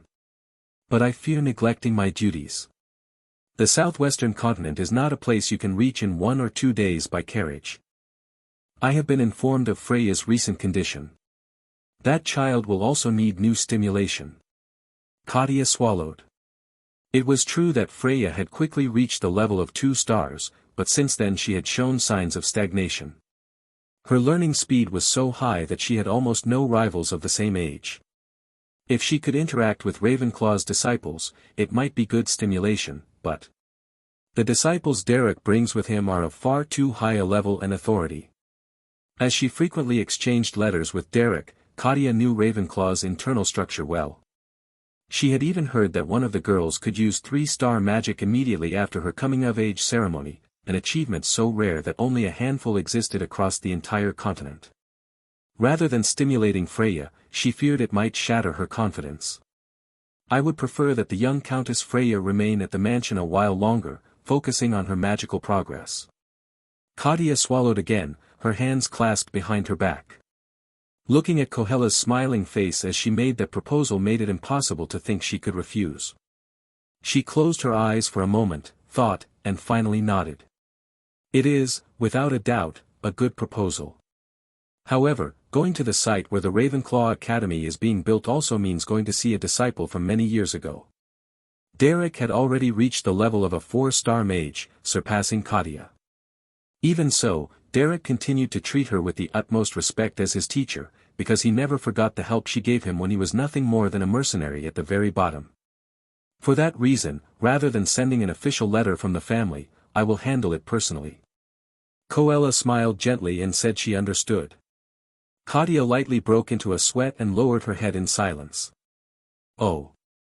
When Derek was startled, Ellen, who was sitting beside him, was also surprised. Ellen had already been receiving various magical theories there, within Baron Ravenclaw's territory, for some time. Unlike when she was at Count Belmierd's mansion, here she did not have to worry too much about her attire nor feel that every one of her movements was being watched, so her mind was far more relaxed. Because of that, once the magic lessons were over, she had been thinking of staying the night at the Baron's mansion. Just as she was thinking about how to strike up a conversation with Derek, she saw that after reading the letter brought by the butler Delbritton, he smiled faintly with visible pleasure. Since it was uncommon to see Derek showing such a lively expression, Ellen tilted her head in curiosity. "What's the matter, Derek?" "Sorry. I got distracted for a moment. I've just been notified of the visit of a very long-awaited guest." A long-awaited guest. That phrase only increased Ellen's curiosity. Even when young nobles of extremely high rank came to visit him, that man of steel always maintained a strictly professional expression. For him to even forget that he was in the middle of a magic lesson because of someone like that was highly unusual. It was clear that there was a personal feeling involved. Who could melt his cold expression like that? Unable to contain herself, Ellen asked bluntly. "Who is this person that makes you so happy?" "She is the teacher who taught me magic when I was a mercenary." "I've heard about that. Katya. Katya Flameheart, right?" "Yes, that's right. She's a person from whom one can learn an enormous amount. Just as I imagined, she has also become famous in the Eastern continent as a magic instructor. Due to the enormous physical distance between the southwest and the east of the continent, news rarely traveled from one side to the other. Even so, judging by how well both were aware of each other's situations, it was evident that they exchanged letters frequently. That a man so busy that he barely communicated with anyone unless it was for official matters would regularly write letters in his own hand showed how close that relationship was. She not only has a deep understanding of magic, but also a very wise and profound outlook on life. At least, I have never regretted following teacher Katya's advice. Derek, this is the first time I've seen you trust someone so much. There are many stories from the past that I could tell, but there's no point in dragging it out. The important thing is that both she and I are always busy, so we haven't had the chance to meet face to face. Just thinking that I'll be able to see her in person this time makes me quite restless. There are many things I need to prepare." Somehow, Derek seemed to be talking more than usual. He truly looked excited at the thought of being reunited with his former teacher. From what Ellen had heard, she was already an elderly woman, so it didn't seem like a matter of rivalry, but seeing her provoke such an obvious reaction in that unflappable man made Ellen's feelings turn strangely complicated. Always surrounded by young women like flowers in full bloom, he had never even been seen to blush, and now, just because his teacher was coming to visit, he seemed to have returned to his childhood years. For someone to receive such special treatment from Derek carried no small significance for Ellen. "I don't know much about this mage named Katya, but I'd better avoid doing anything that could leave a bad impression on her." Ellen was quick to grasp situations. She thought it best to leave Katya with a good impression, so she silently held her breath. That said, she didn't know how Derek's other disciples would react. "I'm already an adult. I can manage on my own. It's been quite a long time, Derek." As she boarded the carriage, Katya recalled the day she left Derek behind, in that small hideout in the slums. Back then, he was nothing more than a tiny child. To keep Katya from worrying about leaving him alone, he had clenched both fists tightly and put on a resolute expression. That image so insecure despite its apparent firmness made it difficult for Katya to take a step forward. During the journey to Count Elvester's territory, she looked again and again in the direction of Ebelstein, because the existence of that fragile disciple had lodged itself in her heart like a thorn. After arriving in Count Elvester's territory, she spent very busy days, but even so, every time she received one of Derek's letters, she sighed in relief. As time passed and she continued receiving news from him, she gradually began to put those worries behind her. Even so, a strange sense of guilt still remained. After all, that day she had left him alone. Although it was not something she could avoid, that weight did not disappear easily. After all this time, I'll see such a dear face again. There's no need for me to look so gloomy. Katya leaned back against the carriage seat and let out a satisfied smile. "You, Teacher Katya, when the family has such large and luxurious carriages, why do we have to travel in such an old and small one?" "I already explained it, Miss Freya. If we were to visit officially carrying the name of House Elvester, it would be far too great a burden for Baron Ravenclaw's territory. The carriages of House Elvester were so enormous that one had to crane their neck just to see them fully, so the carriage Katya had secured looked little more than an old, rattling cargo vehicle." Freya pursed her lips in displeasure, but she couldn't oppose Kadia's decision. With the help of the servants, she boarded the carriage while complaining and groaning. If we travel all the way to the southwest of the continent in such a jostling carriage, my waist is going to be shattered. There are moments like this in life. It's good to think of everything as an experience. While calming the persistent Freya, Kadia traced the route to the southwestern continent in her mind. They would have to pass through the imperial capital in the center, cross the Laurel Plains, traverse Count Renol's territory and that of Duke Beltus, and then continue on quite a bit farther. If we could use Count Elvester's name, passing through other nobles' territories would be easy, but since we're traveling for personal reasons, I hope no unnecessary problems arise. She had heard that the nobles of the southwest were exclusionary by nature and very stingy about passage through their territories. In particular, it was often said that the ladies of Ebelstein's society were extremely strong-willed and resolute, so it would likely be quite an exhausting journey. Since we're going all the way to the southwest, we'll also pass through Ebelstein. I'll be able to observe the atmosphere of its society while Jaden still be running his business on Tavern Street. At that moment, Kadia still did not fully understand what it meant to be Derek's dearly cherished teacher. The Elvester house where she resided was far too distant from the southwest of the continent, so it was natural that she was unfamiliar with the true atmosphere of the place. Illustration by the manhwa artist. Having spent so many years as a mercenary, she surely likes strong liquor. And after living for so long in a place like Count Elvester's house, she probably hasn't had many opportunities to drink as much as she liked either. It would be best to prepare good quality alcohol and top-grade meat. The wines of our Raven Crow territory are famous for being among the best in the entire southwest of the continent. If we announce that a distinguished guest highly valued by the Baron is arriving, the people of the territory will not hesitate to bring out the finest bottles they have stored in their cellars. Wine is fine, but prepare rum or other stronger distilled spirits as well. And she's not someone who feels comfortable with overly ostentatious receptions, good food and good liquor will be more than enough. Derek maintained his usual expression, dry and restrained, but his slightly quicker pace and somewhat raised tone made it clear that he was in a good mood. The experienced butler Delbritton caught that subtle change immediately. Seeing his lord like that, he himself felt somewhat encouraged. However, given the nature of the visit, it's possible that she may come accompanied by a young lady of the house of Count Elvester. Then things change a bit. If a young lady of the Elvester family, the greatest power of the eastern continent, visits us, serving only strong liquor and good food might not be an appropriate reception. If Kadia, of fallen noble origin, came alone, frank mercenary-style hospitality would be enough for her to have a good time.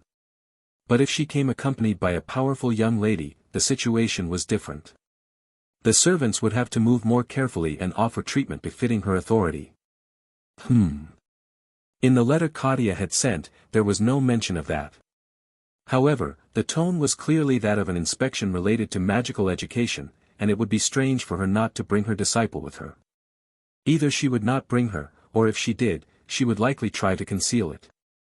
She must have thought that if the visit were official on behalf of House Elvester, it would be too great a burden for me.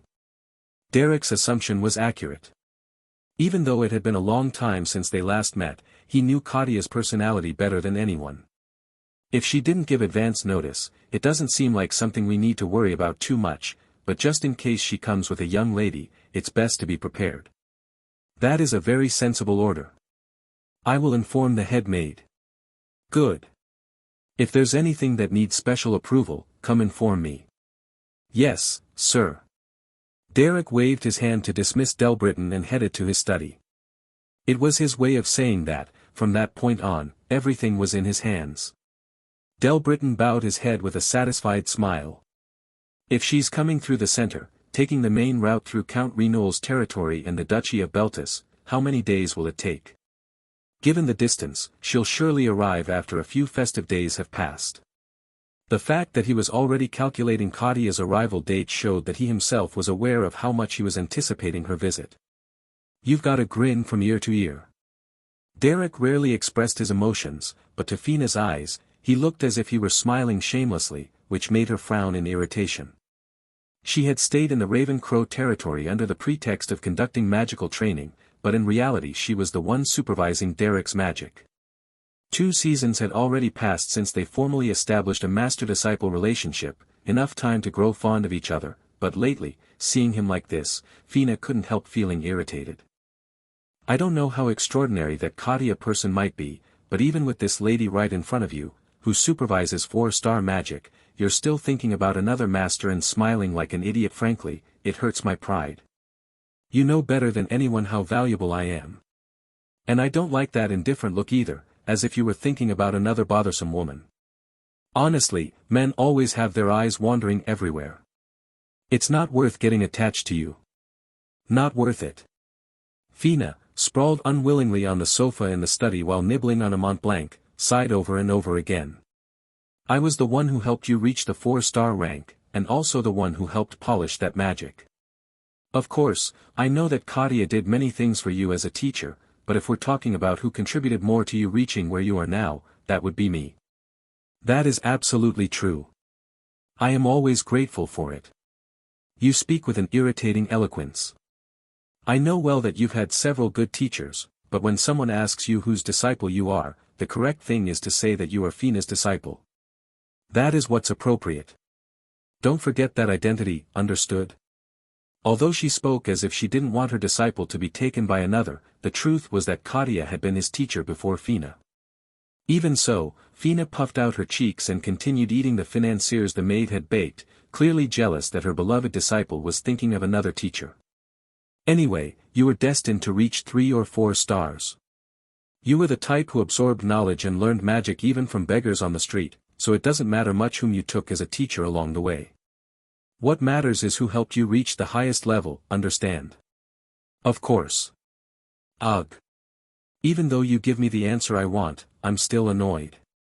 There's no sincerity in your words. No sincerity at all.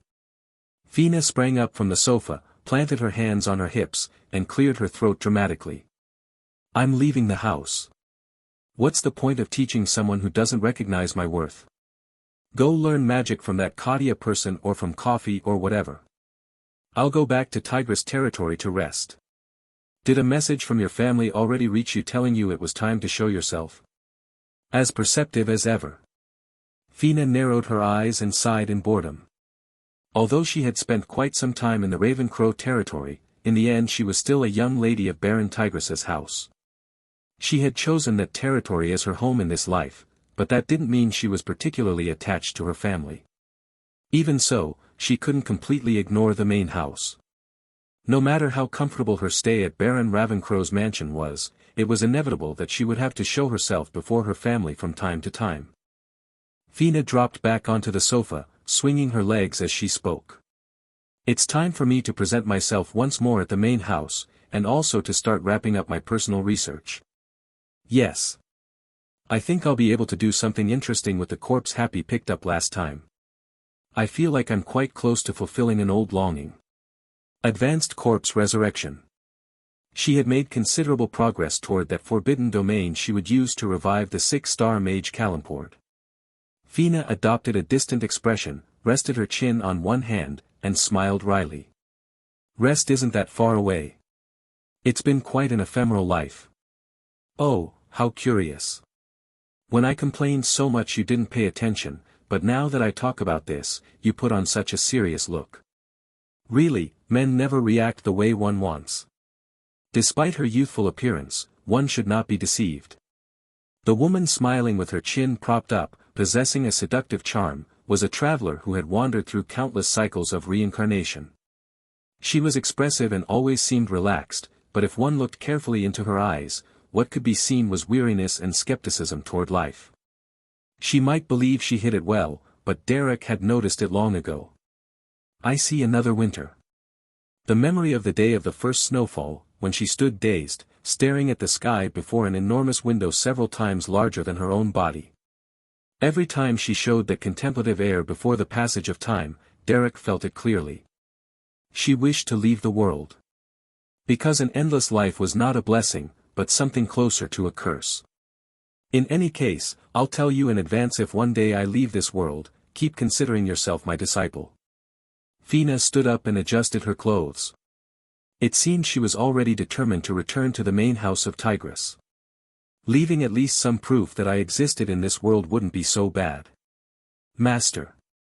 Derek set aside the pen on the desk and looked at her. Will we see each other again? Fina opened the door to the study and, before leaving, turned to smile at him. Maybe. After leaving those words laden with meaning, Fina began preparations to depart for Tigress territory. As far as Derek knew, Fina would complete the advanced corpse resurrection. And even so, she would not attain the rest she so greatly desired.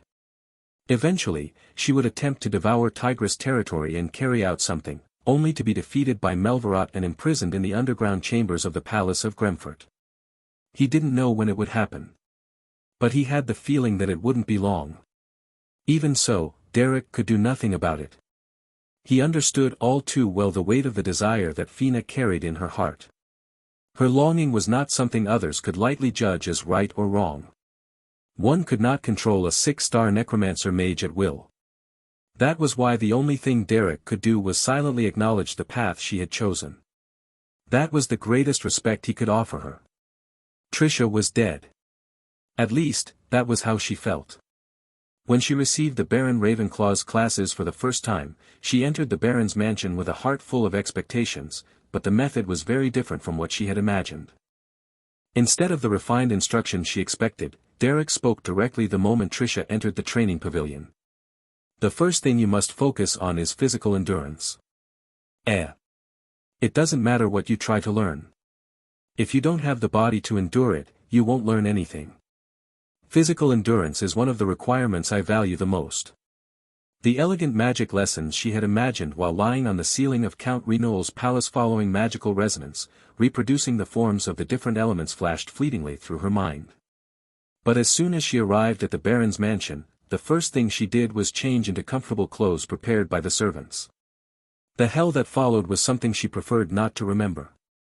Come on. Hup hup ho. Hup hup ho. Hup hup ho. Steady breathing helps maintain movement in the long run. Hup, hup, hawk. Running through the garden, push-ups, sit-ups, climbing stairs, jumping jacks. Is this really a magic class? Ha, ha. Without really knowing how, she kept up the pace until, before she realized it, she could no longer apply any strength to her arms or thighs. It wasn't just one day. Trisha spent the entire 3 days of the holiday doing maneuver training, physical endurance training, and only then was she able to return to the main house. On the night of the third day, feeling the muscle pain coursing through her entire body, Trisha understood. So that's why all of Derek's disciples have those well-shaped bodies. Oh. Miss Trisha, it seems you were taking lessons during this holiday. Miss Ellen, good afternoon. Have you been well? On that last day, seeing Trisha half dead walking toward the carriage, Ellen began to sweat and swallowed hard. Derek's magic classes are absolute hell at the beginning. As the first victim to experience that hell faster than anyone else, Ellen watched her silently with a look of pure compassion. It was a kind of hell that only those who had suffered it could understand. One that had never been experienced before. For a young noble lady raised like a greenhouse flower, it was a trial far too cruel. Of course, Trisha had a tenacity that even made Diella and Ellen click their tongues. She wouldn't give up here. Precisely because of that, Ellen couldn't help but feel moved. Miss Trisha, when you feel that life is full of trials, always remember the achievements you have attained so far. Even if the storms seem unfair, if you endure, you will surely find meaning. Why does everyone talk to me with such poetic expressions every time they see me? That's not it. If you need help with anything, don't hesitate to tell me. The goodwill of Ellen, the true power figure of Belmeard, was worth more than 1,000 gold pieces to the ladies of high society. Even for Trisha, brimming with vanity and pride, it should have carried great meaning, but for some reason, that day Ellen's kindness felt strangely melancholic to her. It was a complex feeling. Clatter, clatter. Inside the carriage carrying her back to Renouil territory after 3 days, Trisha groaned in pain for that very reason. Feeling the coachman's worried gaze, her eyes grew moist. She wanted to scream at this suffering so different from what she had imagined, but even so, it hadn't been in vain. Still, I can tell that the gaze of the nobles of Rose Hall toward me has changed, he he he he. Human nature does not change so easily. As expected, ever since she became an official disciple of Baron Ravenclaw, the attitude of the other ladies had changed. Hello. Siren, walking through the noble district with her usual aloof, world-indifferent air, greeted her in passing. Your injuries look better already. Diella, who always looked as if she wanted to devour anyone, examined her wounds with an indifferent expression. To a layperson, it would have seemed like cold treatment, but considering her usual disposition, it was hard to believe. Even the other nobles of the Elfontaine pavilion opened their eyes wide upon seeing it. It was inevitable that Tricia's momentum would soar. Ufufu, kuhut. Just moments ago she had been writhing in pain from sore muscles, but now she was letting out that unpleasant laugh again. She cried, then laughed. The coachman broke out in a cold sweat at that incomprehensible behavior. Ufufu, yes, what does it matter to suffer a little? I'm interacting directly with the ladies of the Ravenclaw faction, and my influence in society is visibly increasing. I am Tricia of the Renewal family. I'm finally starting to have the dignity that befits me. Yes, this is it. This is what's good about living. This is life. The self-esteem that was about to hit rock bottom raised its head once more. Laughing loudly, as if the entire world belonged to her. Tricia of the Renewal family. At last, she was beginning to receive respect befitting her position. Intoxicated by that euphoria, her laughter grew louder and louder. Why should I shrink back? Someone like me can boast as much as she wants.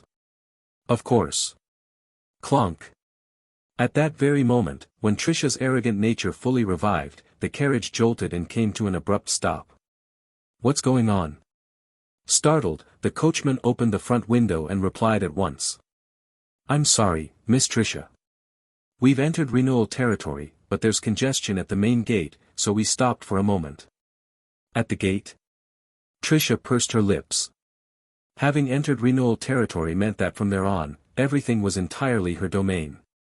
As was only natural, the inhabitants of Count Renewal's territory swallowed hard and lowered their heads as soon as they saw Tricia. As the daughter of Countess Rodelia, no one dared treat her lightly, and that made her pride soar to the heavens. This was, without a doubt, her true territory. It seems someone is arguing with the gate guards. Ha! I'm already exhausted, and on top of that they block my way back and waste my time. Let's see what kind of face they have. At the clearly villainous expression that appeared on Tricia's face, the coachman shrank back in fear. In Count Renewal's territory, there was no one capable of stopping an enraged Tricia. She herself knew it well, and with her face flushed with anger, she looked out the window. At a glance, the carriage in front of them was old and miserable. The person speaking with the guards on behalf of the passengers looked like a ragged mercenary. She was a woman of some age. But her status was clearly low. Although she was dressed practically for long travel, true nobles always went lavishly attired no matter where they went. What is that vulgar woman? I'm already exhausted, and she's blocking the road on top of that. Filled with venom, Tricia spoke while holding her breath. I'll check it myself. If you go out, the guards will be surprised. It doesn't matter. If something annoys me, I push it aside. Tricia raised her chin arrogantly and flung open the carriage door. The coachman swallowed again, his gaze tense. Having had her self-esteem trampled to the ground while running around with the Ravenclaw family, exhausted to the limit. At least in her own territory, she thought she should raise her head and spread her pride, so she walked toward the gate with firm steps. Even seeing it again, that carriage is miserable. It surely only carries cheap luggage inside. Casting a sidelong glance, Tricia held the hem of her dress and advanced. What is going on here? Please wait behind Miss Tricia. How is it that you have come all the way to this outer area? That's enough. My path is urgent. Who dares to block it like this? At Tricia's irritated voice, an elderly woman in a cloak stepped forward. At first glance, she still looked like a poor mercenary, but the intelligent gaze filtering out from beneath the hood was quite striking. With a youthful face for her age, an upright posture, and clear eyes. Though she had long passed the age of being an active mercenary, she exuded a palpable vitality. I apologize for the inconvenience. Please accept my apologies. Ha! Trisha laughed as if she couldn't believe it. After so much suffering, it almost seemed like a good opportunity. At Baron Ravenclaw's mansion, she was always in an inferior position. It was inevitable to want a vent at least here. Today is the day Trisha returns to the main family. She will have received lessons from Baron Ravenclaw for the first time. I'm curious to know what she thought of them. Countess Rodelia was getting ready with the help of the servants. Unlike many noble ladies, she had a markedly wild temperament, so she did not bother wearing flashy outfits. It was enough for her to braid her hair a little and apply light makeup so as not to damage her skin. That was enough to finish quickly. With several documents that had arrived from the central region of the continent in hand, she was heading to her office to review the day's affairs. Her chief aide walked at her side and spoke in a firm, disciplined voice. It seems that the negotiations with the territory of Avalon have concluded without issues. The proposal to readjust taxes in the peripheral zones is still under review, but all indications are that the outcome will be positive. Then there's no need for me to review it personally. Any other news? A letter has arrived from Ravenclaw territory. Oh. From Baron Ravenclaw himself? Baron Derek Lydorf Ravenclaw did not usually exchange letters over unnecessary matters. For him to take the initiative to make contact was not common, so Rodelia paid attention to the contents of the letter. However, the message was not as important as she had expected. It appears that a woman named Claudia Flameheart, who was Baron Ravenclaw's teacher, will be passing through Renoul County and the Duchy of Beltis. He is personally requesting that we facilitate her passage so that she does not suffer any inconvenience. Well now. That man always acts like a lone wolf, and yet now he's making such classically noble requests. Among nobles, relying on connections to receive formal assistance was fairly common. Even so, it was curious that Baron Ravenclaw, who seemed detached from that world, would make a direct request. Since the other side was leaning on her, it was appropriate to reciprocate. Handling this kind of personal favor well eventually turned into a debt, and in the long run, into a bond. If she is heading to Baron Ravenclaw's territory, she will pass through my lands, cross the Rubes Plains, and then enter the Duchy of Beltis. Yes. According to the information we received, they plan to personally dispatch the commander of the Oral Mercenary Company to receive her. Troop movement toward the border area has already been detected. They're sending the Supreme Commander of the Territorial Army just to escort a traveler. Apparently, this Claudia is a figure equivalent to a benefactor to Baron Ravenclaw, so they have ordered that she is not to be treated lightly under any circumstances. Denise of the Beltis family was quick to read the atmosphere and very skilled at gathering information, so she knew well the people close to Derek. She knew perfectly how much he valued Claudia, and had warned her subordinates not to offend her under any circumstances. In matters like this, Denise always acted quickly and precisely. The only one capable of handling the proud young women of the Ravenclaw group was Derek, and the person whom even Derek followed with complete trust was Claudia. If she voiced an opinion, he always respected it as long as it was not excessively irrational. Rodelia fell into thought. Trisha had become Derek's disciple only very recently, so no matter how frequently they exchanged letters, it was very likely that Claudia did not yet know about it. In other words, this would be a first impression. The importance of a first impression was something anyone who had frequented noble society knew from childhood. Therefore, they had to present themselves firmly. If Beltis plans to receive her with such care, we cannot lag behind. If we yield in matters like this, it will be held against us later. What would you like us to do? If they're sending their top commander, then I'll go myself. The Countess in person. Rodelia shrugged and replied. I've been focusing only on internal affairs for a long time, and my body is asking for it. My best horses also need to run a bit. Since there's an excuse, I'll take the opportunity to ride across the plains. Is that so? But dash. Enough unnecessary comments. You were going to say that the head of the Renoul family shouldn't be moving around so lightly, weren't you? Rodelia was not only the head of the Renoul family, but also a former warrior who had traversed battlefields. Spending too much time trapped in administrative tasks eventually wore anyone down. It's been a while since I snapped the necks of those black mages. It seems like a good time to stretch my body. Prepare my best mounts and put my personal guard on standby. I'll personally escort that Katia to the border. Is such an extraordinary reception really necessary? With this, Baron Ravenclaw won't be able to say anything later. Besides, opportunities like this don't come often, you have to take advantage of them when they arrive. Rodelia let out a laugh and strode firmly toward the stables. The chief aide, visibly tense, hurried to follow her. We will clearly display the dignity of the Renewal family.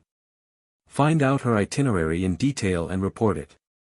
However, there was something Rodelia had not anticipated. Katia always moved half a step faster than everyone else, a habit she had carried over from her days as a mercenary. She has no intention of properly declaring her identity or revealing what she's transporting in that carriage, and yet she expects us not to be suspicious. How brazen. Trisha was in very good spirits.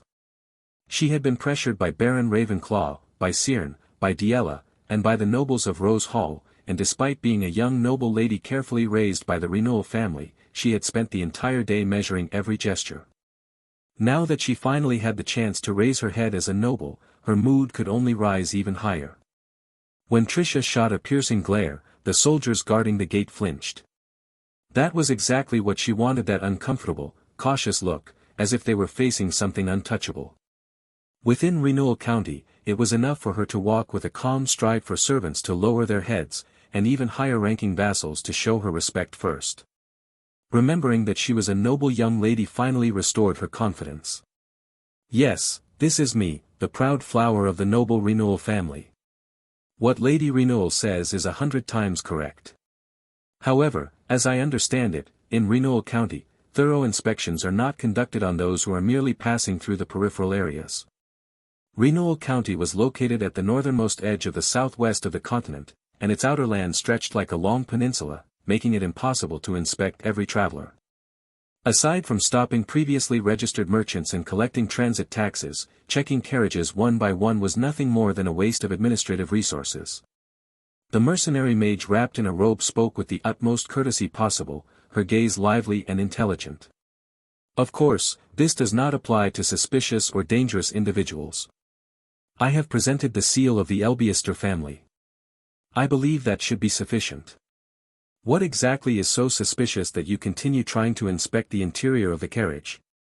No matter how exemplary Countess Rodelia might be, she could not personally supervise every checkpoint in the peripheral zones. At times, soldiers detained travelers in hopes of extracting a few coins. The mercenary seemed well aware of that behavior. Ugh! Trisha shuddered. The other party was someone who, compared to Trisha, looked far more vile, yet something like an indescribable momentum emanated from her. The clear and measured way in which she presented her position conveyed an inexplicable pressure. When Trisha hesitated for a moment before responding, the soldier guarding the gate raised his voice. Do you think it's common for someone from the Count Elbiester's family to travel all the way to the southwest of the continent? How do we know this isn't someone disguised as a vassal from a region so distant it's nearly impossible to verify, hiding their true identity? Then should I understand that you do not trust the seal of the Count Elbiester family? I have handed it to you several times for inspection. If I am forced to turn back here, I will clearly inform the main house that the gate guards of Renewal County did not permit my passage. The guard frowned. It seemed that this mercenary had no intention whatsoever of showing the inside of the carriage. Evidently, there had to be something she wanted to hide. It wasn't as though he hadn't considered using that as a pretext to squeeze out a few coins. However, the excuse of stopping someone suspicious was clearly on his side.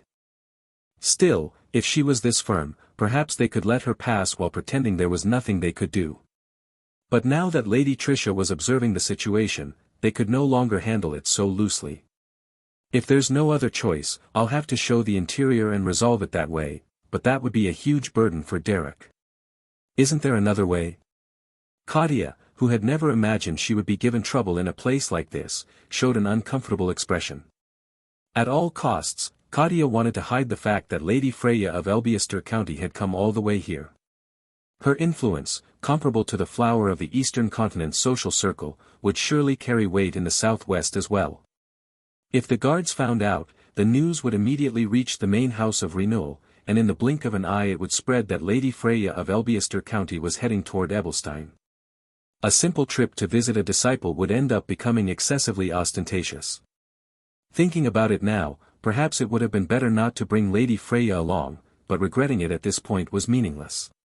The seal of Elbiester County. That's the most powerful family in the east of the continent. For her part, Tricia was also bewildered. It was hard for her to believe that such a disheveled woman was truly a vassal of Elbiester County, but if she acted poorly here, she had no idea what kind of consequences might fall upon her. Even so, no matter how she thought about it, it did not seem believable. Everyone knew how rich and powerful the Count Elbiester's family was. Sending a vassal in such a battered carriage would do nothing but tarnish the family's prestige. The clothes were those of a lowly mercenary, she looked advanced in years, and she certainly did not give the impression of holding a high rank. Rather than someone from Elbiester County, she looked like a mere impostor. Letting her pass without question was suspicious, but detaining her on the grounds of suspicion could also bring reprisals that would be difficult to manage. Tricia crossed her arms and fell into a brief silence. Katia, who was carefully watching Tricia, began moving her head at great speed.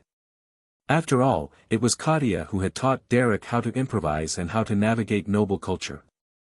With her extensive experience in social circles, it only took examining Tricia a couple of times to understand what kind of person she was. That haughty tone, the constant emphasis on her family background, without a doubt, she's someone proud and obsessed with noble authority. From her attire, abundant with flashy frills, and from her clearly expensive jewelry, it was obvious. The servants accompanying her never took their eyes off her, ready to adjust her clothing at any moment. It was the result of an upbringing received from the very beginning. Young, but with enormous vanity.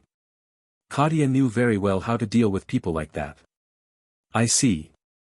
If it is Lady Tricia of Renewal County who is making the decision personally, I will abide by it without objection. The reputation of Lady Tricia is so well known that it even occasionally reaches the social circles of the Eastern continent. I have heard that you inherited intact the imposing presence of Countess Rodelia, whom they call little less than the Reaper of Black Mages, a person pure, elegant, and of firm character.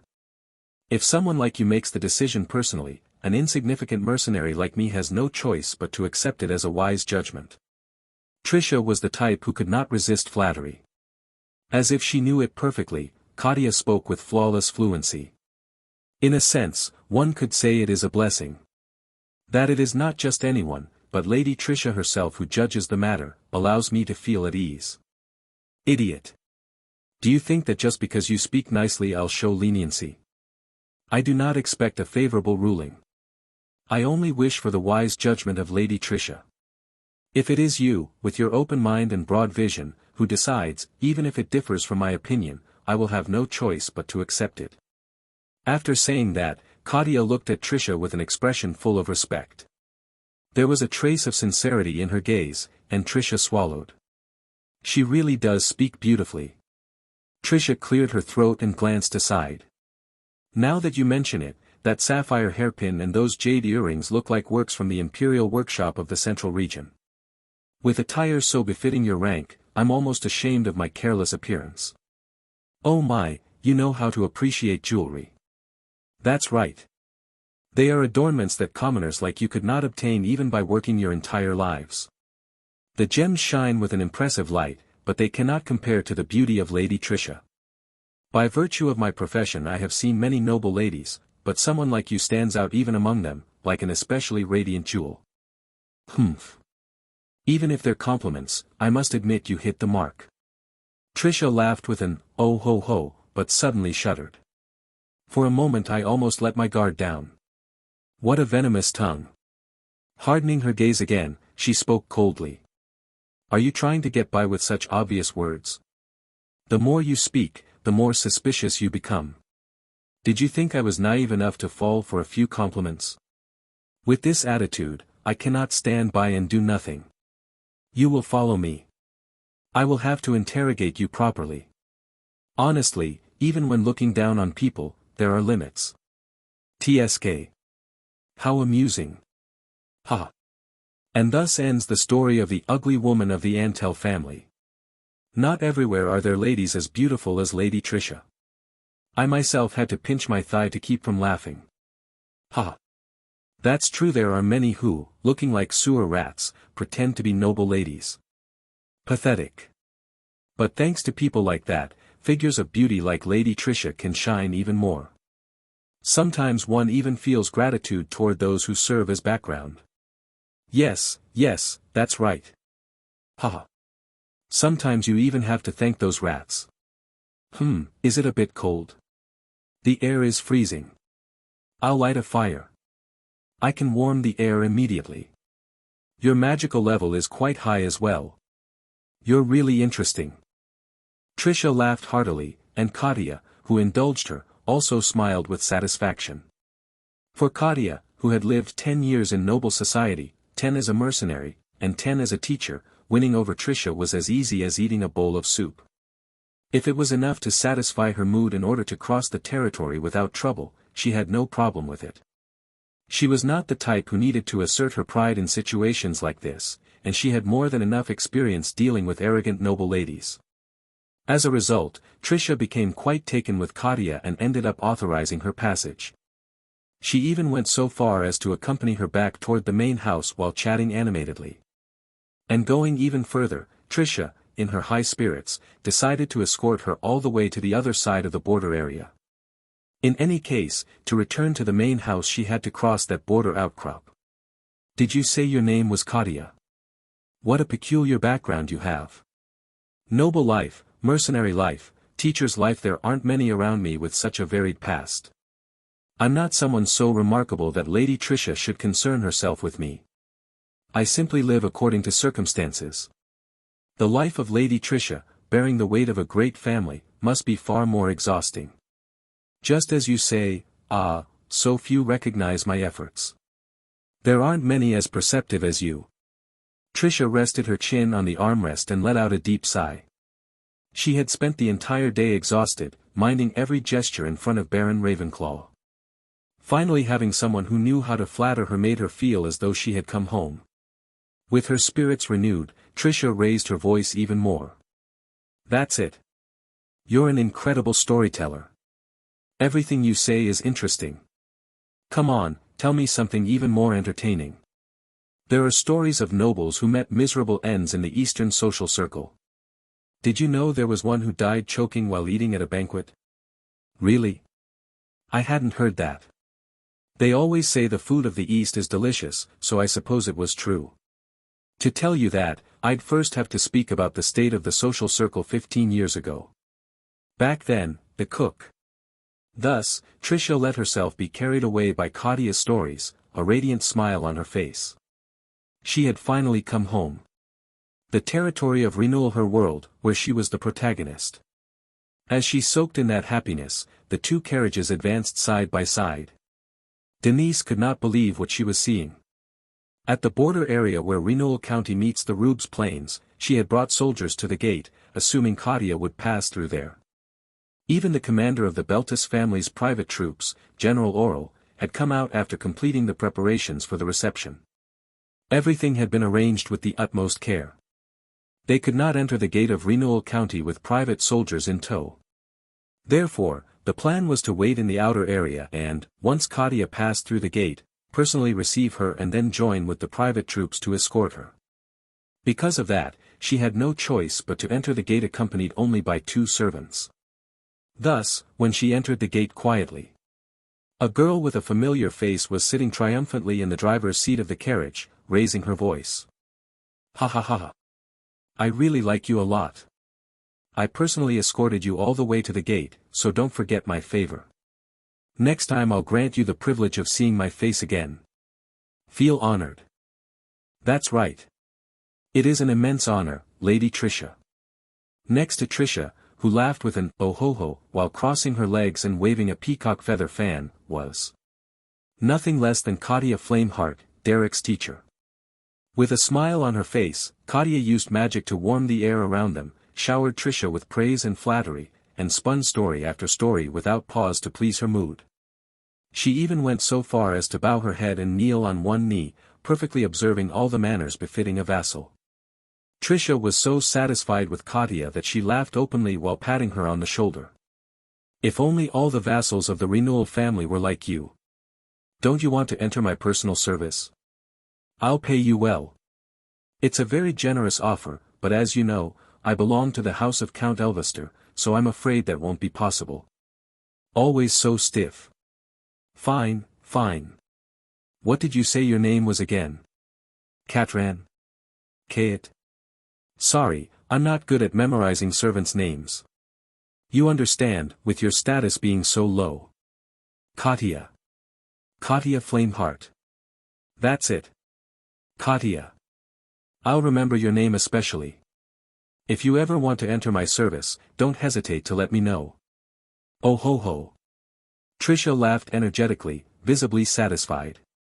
At a short distance, Denise's face was slowly turning pale.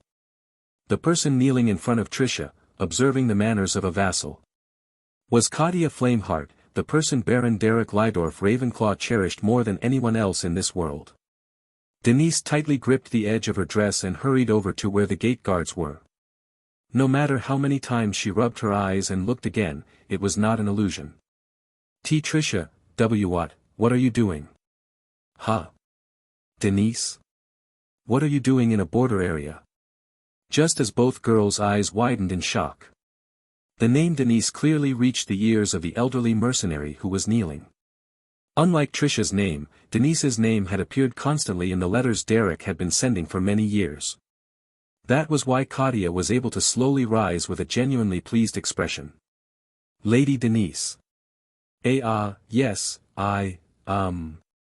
Derek's disciple. Lady Denise of the Beltis family. I've heard that my Derek has received an enormous amount of help from you. Who would have thought we'd meet in a place like this? What a wonderful joy. Katya stood up with courtesy and elegance, unable to hide her happiness. Hearing that, my Derek, filled with such particular closeness, Trisha could not help but turn her head with a completely stunned expression. What? They say ignorance is not a sin. But that does not mean it comes without a price. I am as miserable a being as a water beetle, a mosquito, a water bug, or a dung beetle. From the moment she understood the situation to the instant Trisha slammed her head against the ground, not even 10 seconds passed. Katya's life curve had always been on a downward slope. In Katya's turbulent life, if one were to speak of so-called nobles, there would be far too much to say. From being the lady of the house of the luxurious Flameheart family, she became a fallen noble, then sank further until she became a mercenary wandering the battlefields, and yet, in the end, she rose once more as the magic instructor of the Elvester family. Throughout that agitated life, the expressions shown by those who called themselves nobles changed every single time. When they dealt with the lady of the Flameheart family, who enjoyed a certain renown in Eastern society, they always smiled kindly. When she fell into disgrace and rolled through the mud, they began to spit on her, and when she once again became known as a magic instructor, they started flashing hypocritical smiles at her. Even within those attitudes that shifted as easily as turning one's palm over, what could be vaguely perceived was a subtle contempt toward Katya, someone who would never again be a noble. Their attitudes, changing depending on who they faced, were like those of a chameleon. To Katya's eyes, having lived a more unstable life than anyone else, all nobles were like that. Perhaps those who had lived stagnantly in a single place could not understand that gap. Young noble ladies of society might live until the day they died believing that the benevolent and warm images of nobles they saw were their true faces. In reality, when one's position changes, it is natural for one's attitude to change as well. By this point, Katya no longer felt indignant or emotionally hurt by it. Long ago, she had calmly accepted the fact that she had been lowered to a status not much different from that of a commoner. However, while living a life as if wandering within a whirlwind, she sometimes wondered about something. Unlike her own life, which never stopped descending, one of her former disciples seemed to be ascending without end, rising toward some faraway place. Surely, viewing the scenery that changes while falling and viewing the scenery that changes while ascending must feel different. Or perhaps they are the same. She could not know, because she had never experienced it. That was why, every time she folded one of Derek's letters and stored it away in a drawer, Katia would silently gaze at the southwestern sky beyond the window and think. When the time comes, will you be able to tell me as well what you have seen? With that thought kept in her heart, the elderly teacher set out on a journey to reunite with her disciple after a long time. I am Oral, commander of the Oral Mercenary Company. I have heard that you worked for a long time as a mercenary in the tavern district of Ebelstein. Judging by your attire, it also gives me a pleasant feeling, as if I had met someone from my homeland. Stories about the mercenary commander Oral had been heard non-stop since the days when Katia wandered through Ebelstein. That Oral, already revered as a legendary figure among mercenaries, was serving as the commander of the private troops of the Beltis family was surprising enough, but that he had even personally brought soldiers to receive Katia was even more striking. Seeing the number of soldiers gathered under the pretext of a ceremonial escort, Katia frowned, visibly confused. Miss Denise, what is all this? Well. Denise, for her part, was having difficulty deciding how to treat Katia. Basically, Denise interacted with Derek quite naturally. They had known each other since before he received a noble title, so except at public events with many eyes upon them, they did not force themselves into using excessively formal manners. In fact, if they behaved too ceremoniously, the relationship became awkward, so both maintained a rather relaxed sense of a master-disciple relationship. But then, how should she treat Katia? In formal terms, Katia was a commoner who had lost both her status and her position. Seeing that she treated Denise with respect and even adopted the etiquette of a subordinate before Tricia, it seemed that she herself did not place much importance on it. However, from Denise's or Tricia's perspective, she was not someone they could treat lightly. Recently, the internal situation of the Beltis family has been quite complicated, but in any case, upon learning that Derek's teacher was coming in person, we thought that at the very least we should offer a minimum courtesy. No, there was no need to go that far. Miss Denise is very considerate. No, to be exact, it is something we must do for the prestige of the Beltis family. Denise decided not to adopt a false attitude. She had already heard several times from Derek himself what Katia was like, and she knew that any clumsy facade would be seen through immediately. From what you did earlier with Miss Denise and also with Tricia, it seems you are still not aware of the influence you have in the southwest of the continent. You will probably also pass through Ebelstein society, right? If your goal is to travel discreetly, it might be better not to reveal your name. If it becomes known that you are the teacher of Baron Ravenclaw, there will be many who rush toward you with blazing eyes. As she watched Denise speak while swallowing nervously, Katia tilted her head with a bewildered expression. As had been said, the only way Katia could learn news about the surroundings of Ebelstein was by reading Derek's letters. While working as an assistant to the Elvester family, her days had been so busy and hectic that it was difficult to take interest beyond the situation of a city on the opposite end of the continent. And what Derek wrote was nothing more than a sober account of his daily life. Katia had sensed that this would have a great impact on the balance of power in the southwest of the continent, but she could not know exactly how turbulent it had become. Denise cast a sidelong glance at the ramshackle carriage following behind, let out a deep sigh, and said, "I won't ask who is inside the carriage. I think it's better not to know." And in the end, what Derek had written had been nothing more than a dry enumeration of his current situation. Katia had also assumed that this would have a great impact on the power structure of the southwest of the continent, but it was impossible to know exactly to what extent everything had been thrown into upheaval. Denise glanced sideways at the ramshackle carriage advancing behind them and, after letting out a long sigh, said, "I'm not going to ask who is inside the carriage. I think it's better not to know." The moment she said that, it was practically the same as having noticed the presence of Miss Freya, who would be resting inside the carriage with the help of her attendants. She has a good nose and knows how to handle herself. On the outside she looks naive, but on the inside she's as cunning as a snake. Katia's eyes, honed at reading people, were rarely mistaken. And Denise also instinctively understood that Katia had already read her completely. She's a clever girl. Derek has obtained a good disciple. People quick of mind often become easily sly, but in Denise there was barely any trace of that kind of malice. Rather, the way she behaved cautiously, fearing to offend Katia, conveyed a remarkable firmness. That even Miss Denise of the Beltus family was being so careful with her made it inevitable to wonder what on earth Derek had done in the southwest of the continent. Claudia let out a satisfied smile and spoke gently. "I've heard many things about you through the letters, Miss Denise. Derek always said that among all his disciples, you were the most intelligent and the one who judged situations best, someone he could always rely on." Derek said that. "Why would he lie to you?" "Well, that's true, but..." Suddenly, Denise averted her gaze and checked whether any other family members were listening to the conversation. Then she ran a hand through her silver hair, stepped a little closer, and asked in a low voice. And exactly what was it that he said?" "Pardon?" "Why, you don't have to tell me if you don't want to, but, just, that, how he expressed it, what words he used, how he explained it." Seeing Denise ask with an awkward expression yet clearly unable to restrain herself, Claudia could not help but feel troubled.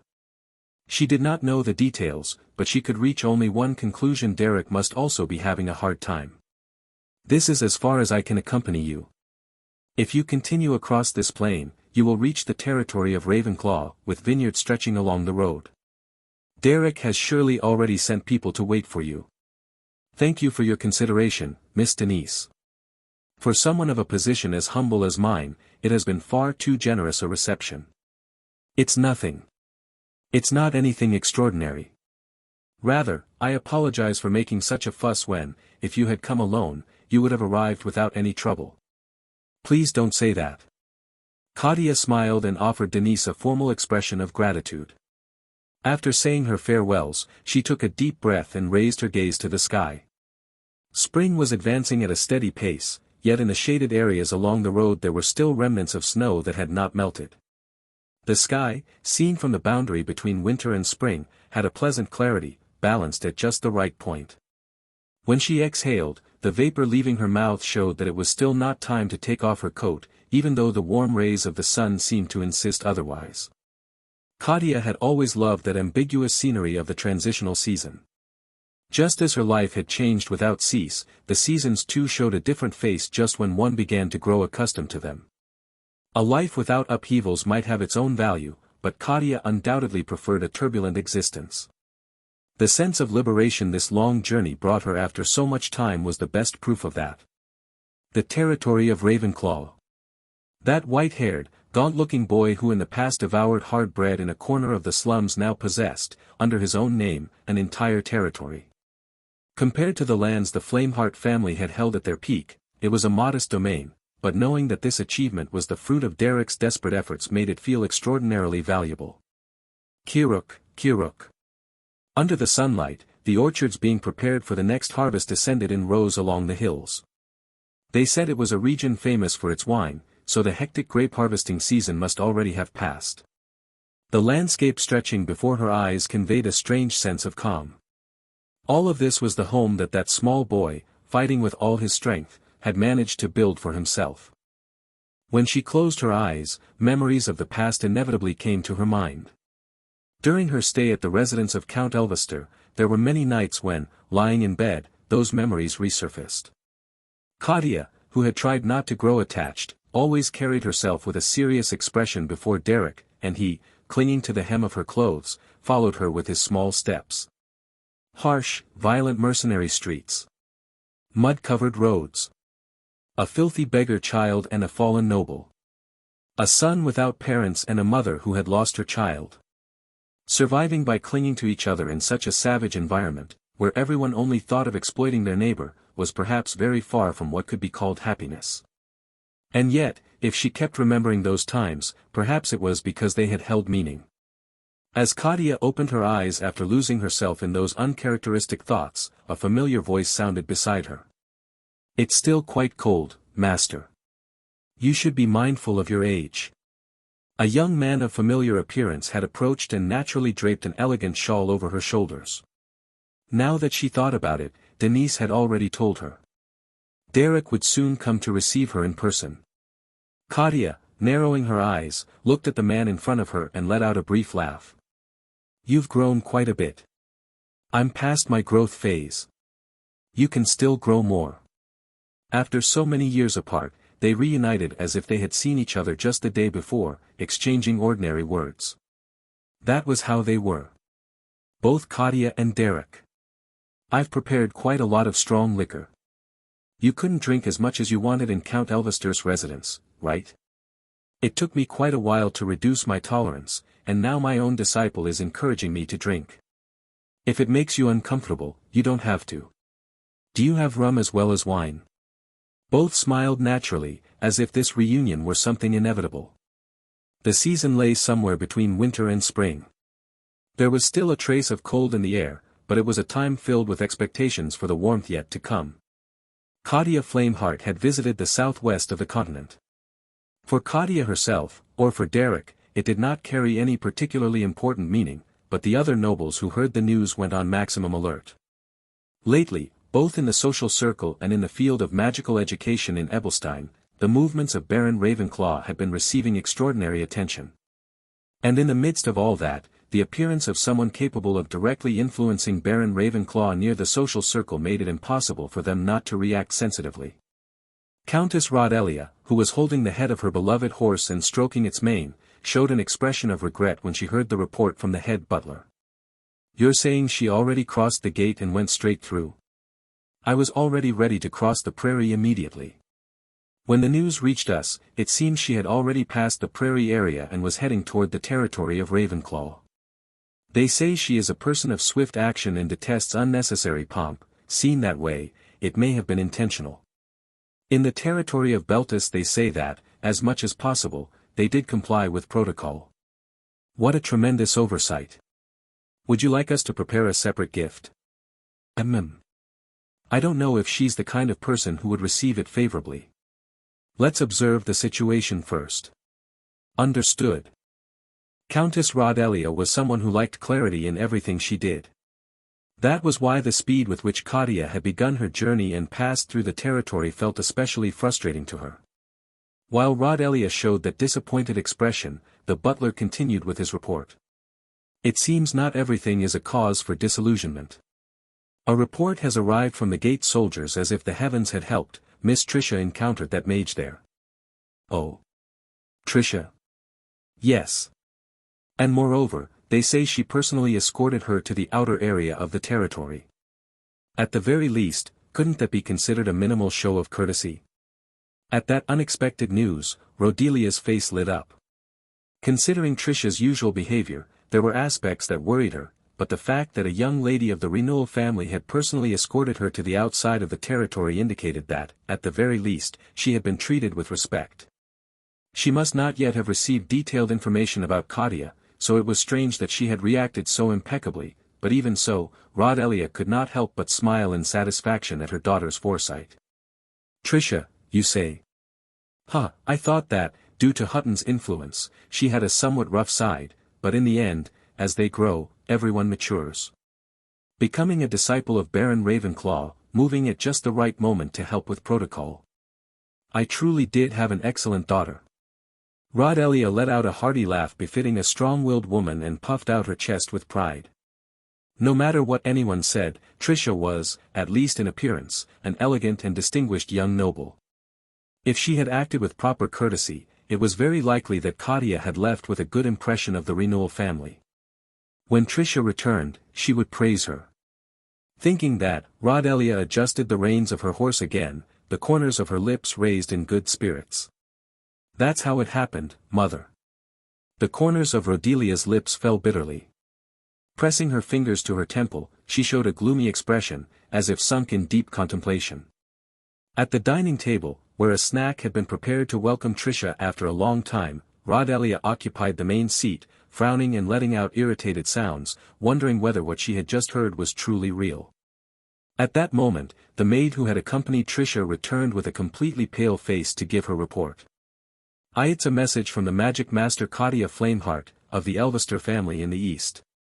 She says that thanks to Miss Tricia personally escorting her, many inconveniences were reduced and she received great help, so she expresses her gratitude. However, regarding the proposal to enter Miss Tricia's service as a maid, she deeply regrets having to decline, as she originally belongs to Elvester. That is what she said." "You propose that Katia Flameheart enter your service as a maid?" To the direct master of Baron Ravenclaw. I'm sorry. If there was one redeeming quality in Trisha, it was that she did not lie about her mistakes and confessed immediately. When Rodelia looked at her with fury, even fully grown men trembled in fear. And Trisha, whose presence was nothing more than that of a small rodent before her mother, had no choice but to hold back tears and apologize the moment that tiger-like gaze fell upon her. I really wanted to explain many things, Mother. It's just that, from the outside, anyone would have thought she was of humble origin, and given the situation, I had to get angry, and then, while talking, we understood each other quite well. She had great command of noble culture and a very sharp tongue. I got carried away by the atmosphere, and then. Trisha. In my entire life, I have never seen anyone propose that the master of one's master place herself under their command. I don't know what reaction Baron Ravenclaw will have when he learns of this. I'm sorry. Countess Rodelia pressed hard at her brow and let out a long sigh from deep in her abdomen. One of the great objectives of the Renewal family was to bring Baron Ravenclaw under their influence. Rodelia was a woman with a fierce obsession with attracting talent, even if it meant selling her soul to do so. And Baron Ravenclaw was, among the minor nobles she had seen lately, the most exploitable of all. I thought everything was going quite well, and just then my only daughter makes such a fatal mistake. If this news reached Derek's ears through Claudia, it was certain that he would feel deeply offended. After having built a relatively cordial relationship, they could not allow it to fracture over something like this. Trisha. Heek. Seeing Trisha clutch her shoulders with tears in her eyes, Rodelia adopted a fierce, beast-like expression and spoke with a voice heavy with pressure. We'll have to fix this, won't we? Yes. On the way, I ran into two of your disciples. They seem like good girls. Are you referring to Miss Trisha and Miss Denise?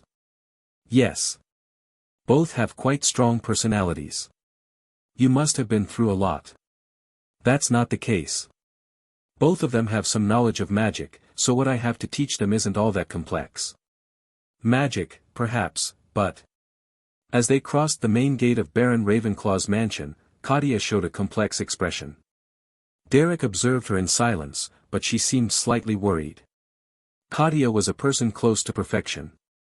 A mature 3-star mage, with a level almost equivalent to 4 stars, vast knowledge of the social world, keen insight, and a remarkable ability to deal with people.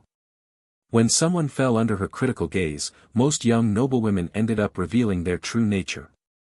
With Trisha, there was no need to say it, and even Denise, as cunning as a serpent, let part of her depths show before Claudia's eyes. Just by seeing how, every time Derek's name came up, she would open her eyes wide and start asking endless questions, it was evident that she did not see him merely as her master.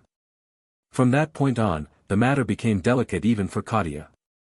Beyond the relationship between master and disciple, she had cared for Derek almost with a mother's heart.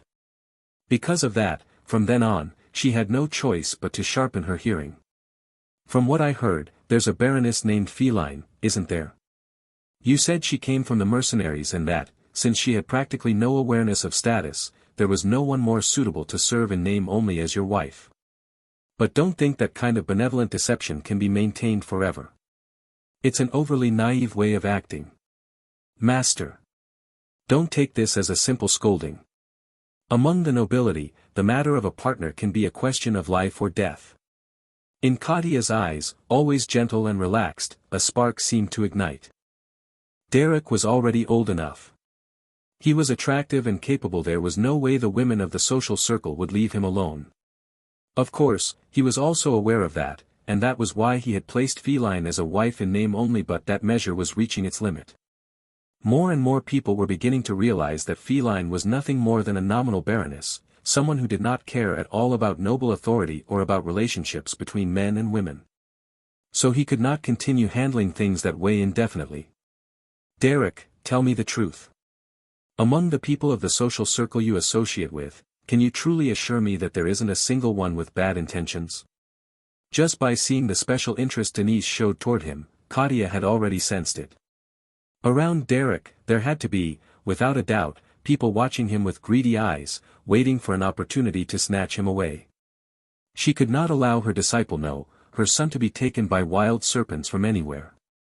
The social world was full of vipers capable of swallowing a man without batting an eye. Derek could not answer with certainty. He had already noticed the affection of some women, but he had always deflected it by using feline as an excuse. Whatever the case, he lived obsessed with magic and deeply feared that unnecessary relationships would complicate his position. That was why he was grateful to have an almost deceitful excuse like feline. In return, he never forgot to send her high-quality fruits on a regular basis. However, no matter how much he tried, he could not deceive Kadia's eyes. She firmly grasped his shoulder and, in a way unusual for her, looked at him with burning intensity. Derek. Your dedication to raising your magical level may be one of your greatest charms, but don't forget that forming a stable household with a good partner is also something truly valuable.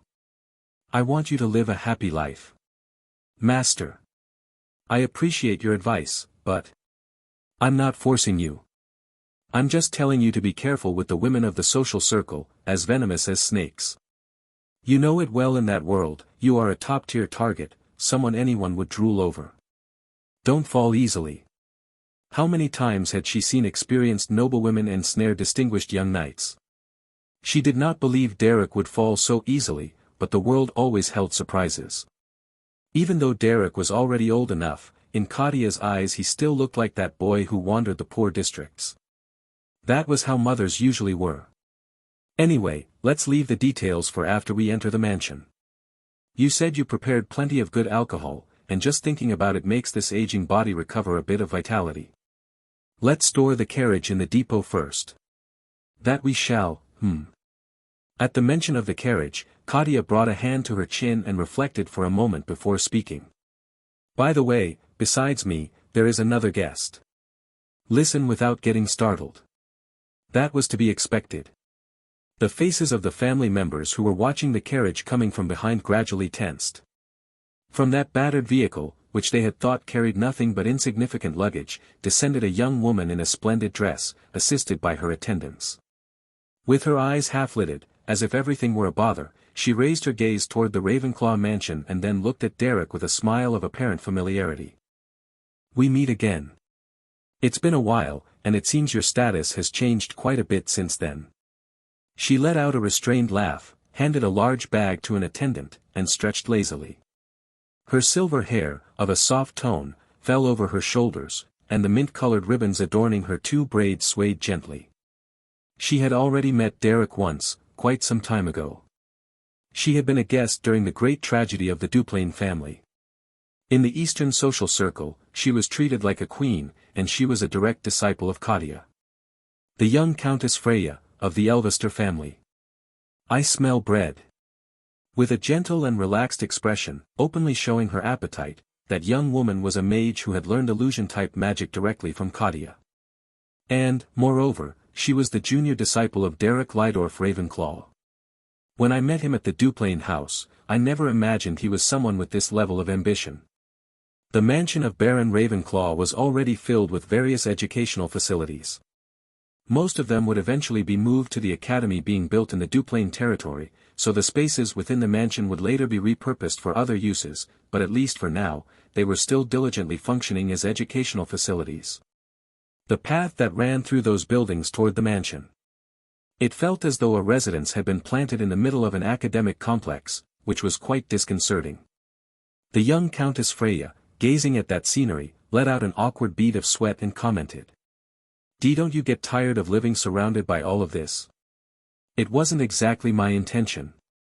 Even for someone devoted to education, it was unusual to completely surround their own residence with educational facilities. Anyone unaware of the circumstances might easily think he was someone obsessed with the education business.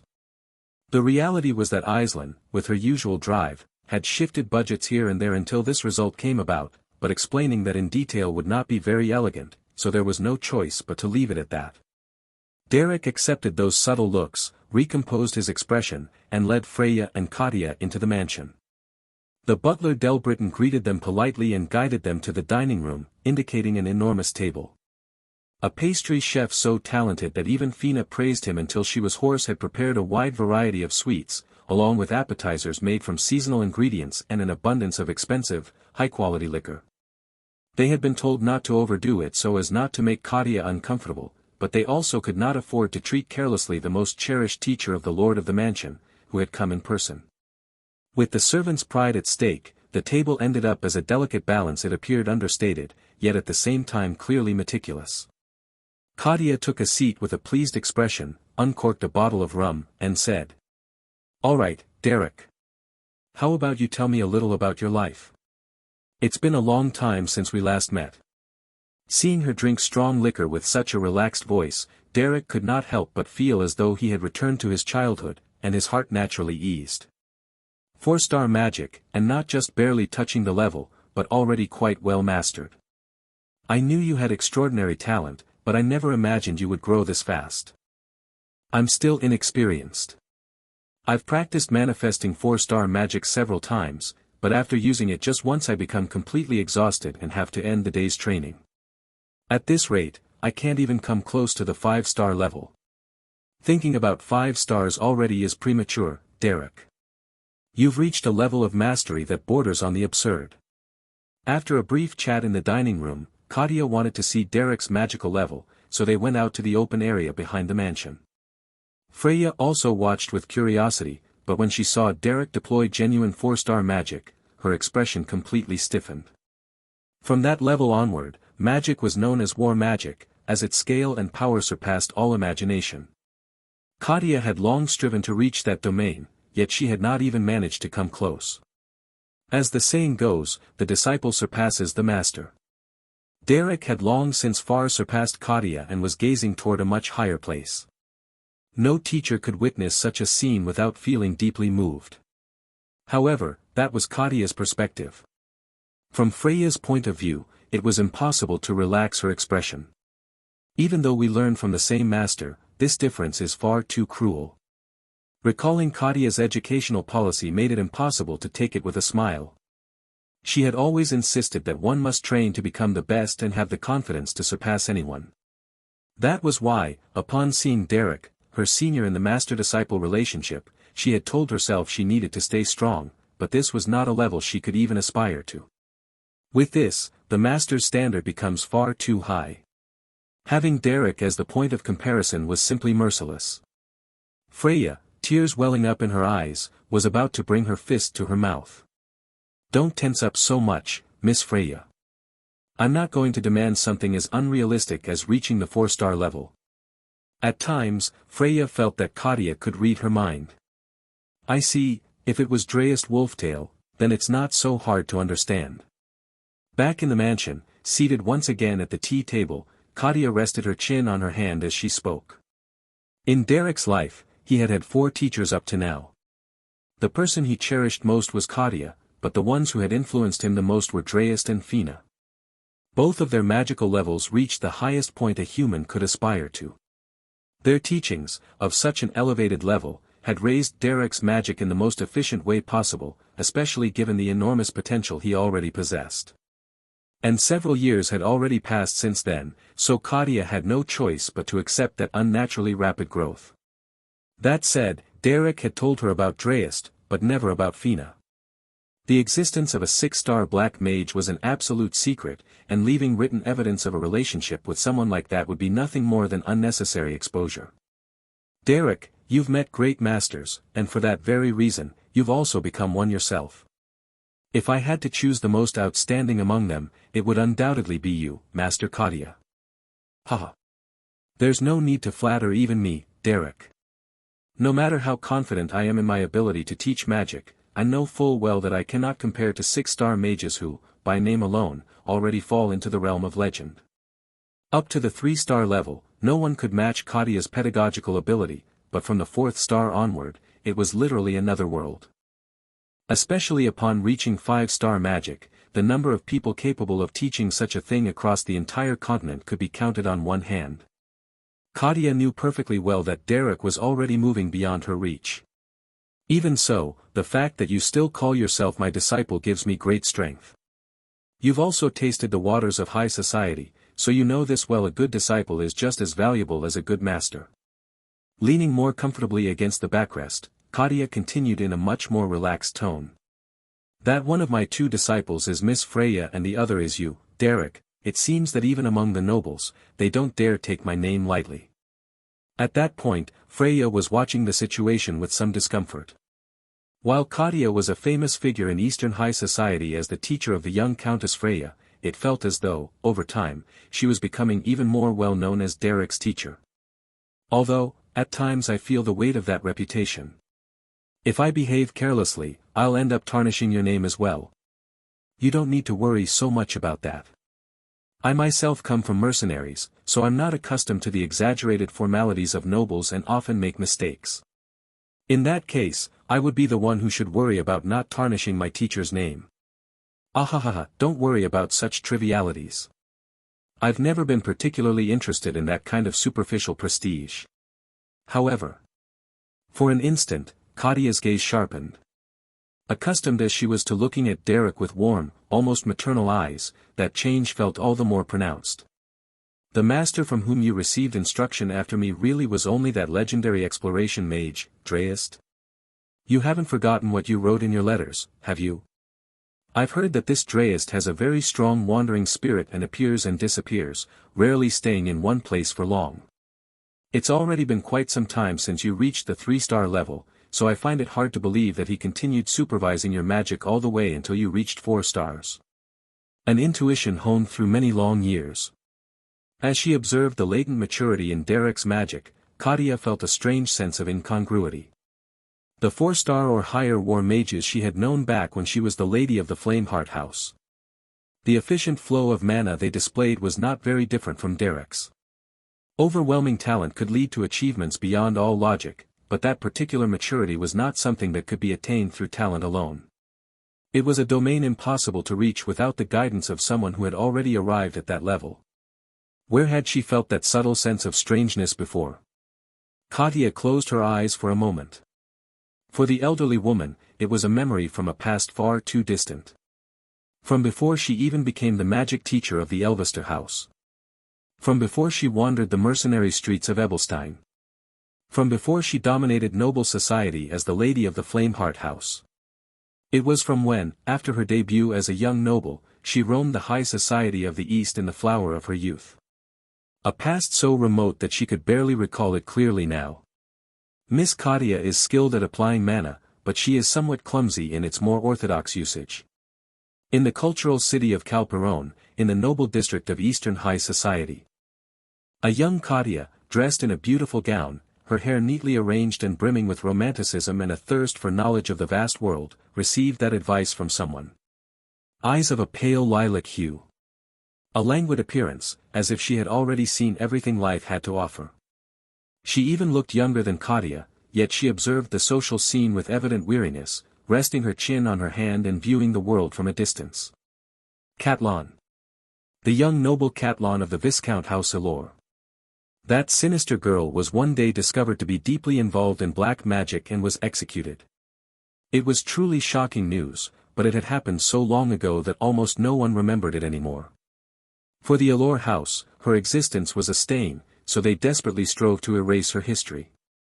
That unsettling young woman who, straying from the rigid style of formal schools, wielded mana with a freedom characteristic of 4-star or higher mages. Was it mere coincidence that someone who no longer existed in this world now came to her mind? While Katia remained with her eyes closed, immersed in memories, Derek was the first to speak. Master. From the beginning, I decided not to hide anything from you, but in this matter, I cannot say more. Derek's gaze was serious. Since Katia had arrived, his spirits had been subtly lifted, and upon seeing that expression, Freya swallowed. Derek's judgment was correct. The fewer people who knew about the existence of a 6-star black mage, the better. Being connected to such a figure alone entailed enormous danger. Derek was already deeply involved, but he could not drag his most cherished teacher into that risk. Katia also trusted Derek. If he refused to speak even to that extent, there had to be a reason. Although Katia could have pressed him and perhaps made him talk, she chose not to. That respect for Derek's decisions was precisely one of the reasons he trusted her. I see. Even so, let me say one thing out of concern. By then, Kadia's expression had softened. As I told you, a good disciple is something valuable. That you continue to call yourself my disciple gives me strength, but I worry that other master of yours might feel jealous. Ufufu. It was a joke meant to lighten the atmosphere. By saying it that way, Kadia also made it clear that she would not probe further into Derek's secret. Derek smiled faintly as he replied. I don't think that will happen. Fina might pretend to be upset, but even that would be nothing more than a joke. Having lived through everything, she was not someone who clung obsessively to people. Derek was merely one of the many disciples who had passed fleetingly through her long life. Yearning only for rest in an existence without an endpoint, there was no reason to cling to a passing disciple. That was why Derek smiled calmly. It's not like me to be this unsettled. I can feel my heart pounding. Fina entered the mansion of Baron Tigris, greeted the servants with a smile in her eyes, and trudged heavily inside. Thanks to the commotion caused by Derek, she had managed to obtain the corpse of a 5-star mage while avoiding the gaze of the nobility. For Fina, who was researching advanced corpse resurrection, this represented enormous progress. Until now, she had tried to revive Calenford using countless bodies, but all had failed for being containers too fragile. Finding a body capable of housing a legendary 6-star mage was practically impossible. However, this was the corpse of a 5-star mage, someone whose very existence could crush the majority of mages. Obtaining the body of one of the few 5-star mages on the continent was an extremely difficult feat. Killing him would not have been a problem for Fina, but fleeing while carrying the corpse of someone of that level would inevitably attract the attention of the Empire.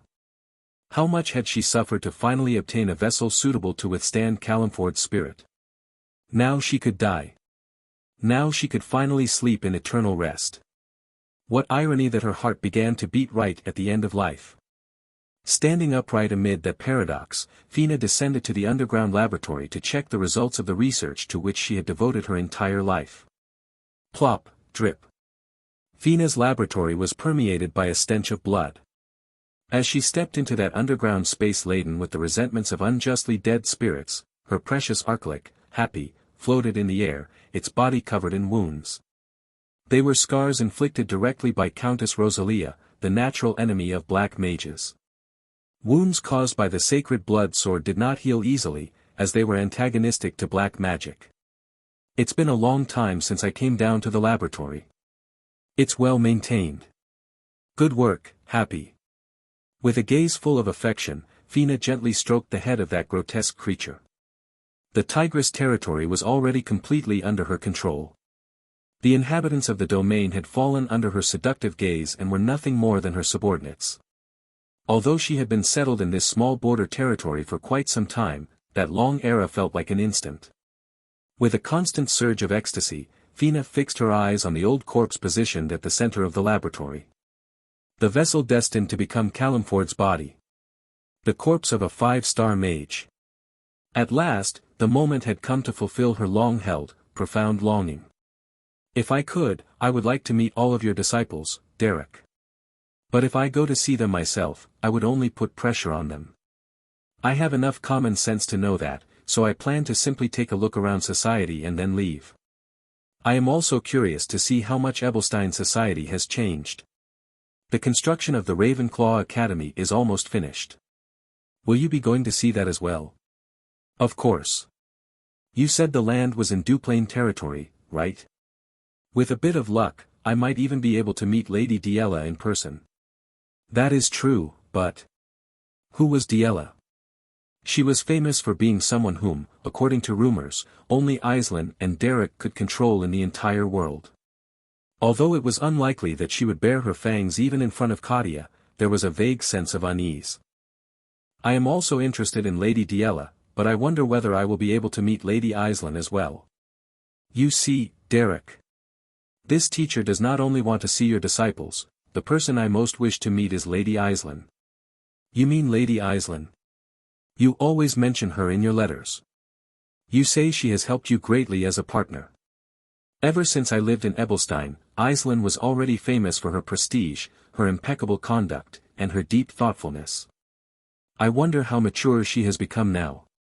Katia had spent too long rolling through the aristocratic world to feel naive admiration for an elegant young woman. She had Freya, the most respected woman in Eastern society, as her disciple. She was in no position to covet Aisling. And yet, she leaned forward with eyes lit with intensity and looked at Derek seriously. "Some time ago, we talked about your partner, remember? I will be direct. If Lady Aisling has retained the dignity she had back then, is there anyone more suitable to be a lifelong companion? Derek, if you still have not made a decision, I will have no choice but to push you a little. They say women are better judges of other women. Trust this teacher's eye." Teacher. Well, perhaps there is no need to rush that far just yet. First, I will have to observe her with my own eyes. Let us also take the opportunity to check on the state of the Ravenclaw Academy and go to Duplain territory. Will you be able to introduce me? Katia spoke calmly and elegantly, but from her presence emanated a pressure that was impossible to refuse. She was like a flame that was cold and burning at the same time. When she insisted like that, Derek had no choice but to nod.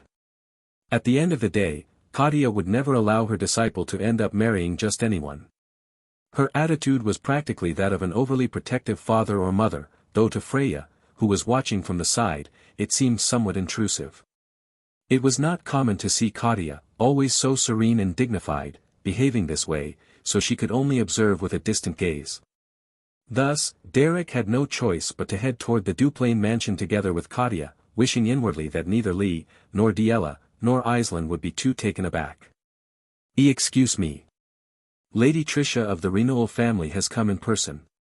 Tricia had been severely reprimanded by Countess Rodelia and was ordered to go immediately, even if only with a gift, to repair the damaged image. That was how she arrived at Baron Ravenclaw's residence. She was already on the verge of tears, but she managed to compose herself, adopted an arrogant expression, and entered through the main gate demanding an audience. But Baron Ravenclaw has departed for the Duke Duplain's residence together with Lady Katia. What? Not long ago, actually. Tricia splashed water on her face and hurled a complaint at the heavens. Nothing. Absolutely nothing was going right for her. The young woman occasionally walked through the cemetery. As she slowly strolled among the countless gravestones, she felt as if death were standing right in front of her. Rain fell softly, and a damp wind brushed the tip of her nose. She shook the accumulated water from the hem of her dress, and the moisture that remained on her hand seeped in like lingering regret. Death, that final rest, was both near and far. The mark of reincarnation engraved upon her soul showed no sign of fading. Without an umbrella, she lifted her gaze toward the cloudy sky. And then, memories of a distant past were about to surface. An innocent time, when she did not even know what black mages were. In that distant memory, there was something she could no longer recall clearly. Why had she begun researching black magic in the first place? The most powerful black mage on the continent. The Reaper who governs death. A living disaster capable of plunging the entire world into terror merely by existing. But now she no longer had ambitions. She had no goals to fulfill. Nothing to protect. And whenever she seemed to find someone worthy of attachment, time eroded them until they disappeared.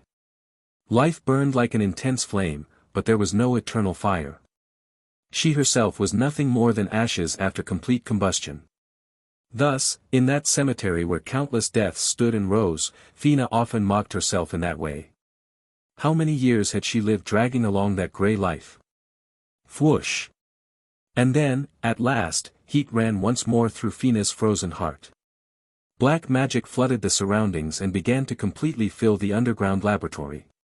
Fina's laboratory, built beneath Tigress territory, was vast. Even so, the density of black energy was such that it was difficult even to breathe.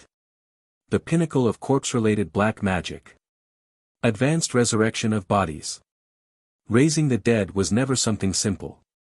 The higher the level of the mage to be resurrected, the more the difficulty of the spell multiplied exponentially. Even a 5-star black mage would be exhausted after reviving a 3-star mage, unable to use magic for some time. Resurrecting a 6-star mage was absolute madness. Even for Fina, it had required investing an absurd number of years. An extremely valuable vessel, the corpse of a 5-star mage. A 6-star caster. Decades of accumulated effort. Everything overlapped. An impossible miracle was about to manifest. Upon the research table of the underground laboratory. The miserable, blood-stained scene was swept away by a tide of necromantic magic of every kind.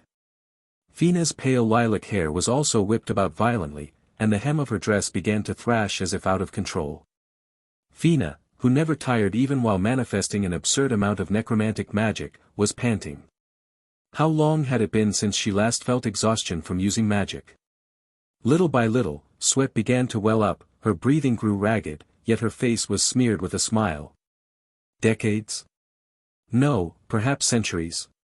Since when had she last felt something called euphoria? That pleasure coursing through her chest, how long had it been since she felt it? An immense euphoria, impossible to obtain from any liquor, completely filled Fina's mind. Death was approaching. The legendary great mage and hero of the Empire. Calemford was arriving. Calemford, the hero of the War of Dawn, who died after killing the great monster Noir, the one who tried to devour the North. The Calemford who could grant Fina eternal rest. At last, the promise could be fulfilled. The colossal necromantic magic surged with even greater violence, and Fina's laboratory was engulfed in a gigantic radiance. Boom! Thud! Whoosh! For an instant it was as if the world itself rippled. A being who had twisted the laws and surpassed even death rose up. The body of Duke Beltus began to change shape little by little, until it finally transformed into the figure of that young great mage. Bones twisting, muscles reconstructing. Had someone who knew nothing seen it, they would have felt nauseous. Crack, squelch. Crack. Those grotesque sounds filled the underground laboratory. With time, the rampaging magic gradually calmed down. At the center of the laboratory, where utensils were scattered across the floor and blood soaked everything. The corpse lying on the experimental table opened its eyes, covered in something like rags. Flinch. And then the corpse's arm moved. A body clearly rejuvenated. Perhaps due to the incompleteness of the resurrection spell, the skin was peeling in several places and his appearance was haggard. However, in the eyes opened wide shone a clear vitality. Kook. The body, unable to adapt to the forcibly injected life, expelled a spasm. The man, who for quite a while could not regain his composure, began to tremble in the eyes, as if he could not believe it. This place is. Upon recognizing that familiar voice, Fina finally showed a twisted smile. The art of resurrection to which she had devoted countless years had successfully brought Calemford back to the world of the living. My skin, it feels like it's burning. Welcome back to the world of the living, Calemford. You have been very fortunate. If it were not for the power of this woman, capable of surpassing even death, you would have wandered within it forever. Yes. I was dead, that's. Calemford, resurrected, extended his dried-out hand, as if only bones remained, and his body trembled. He could not believe it, but he had returned to life.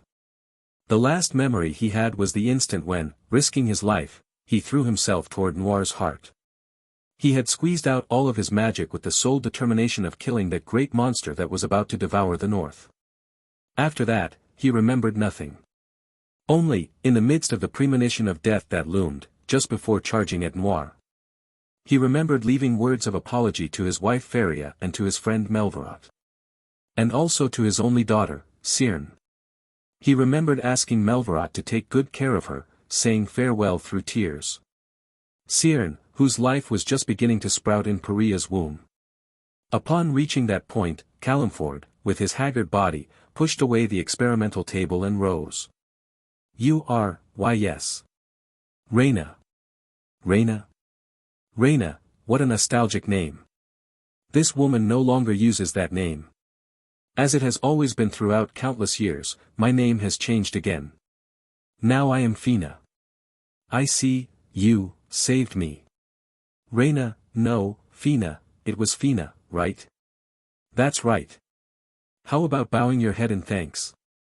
Though, well, I also had my own reasons for saving you. Calenford's shoulders trembled, as if he still could not believe it, and suddenly he opened his eyes wide, remembering something, and asked urgently. Noir. What happened to the great monster Noir? Did my final attack work? That absurdly powerful monster, what happened to it? Well, out of courtesy, I will answer you. That impossible monster died from your final attack. Peace was restored to the north, and you became the hero of the empire. Is that true? Noir finally died. Yes.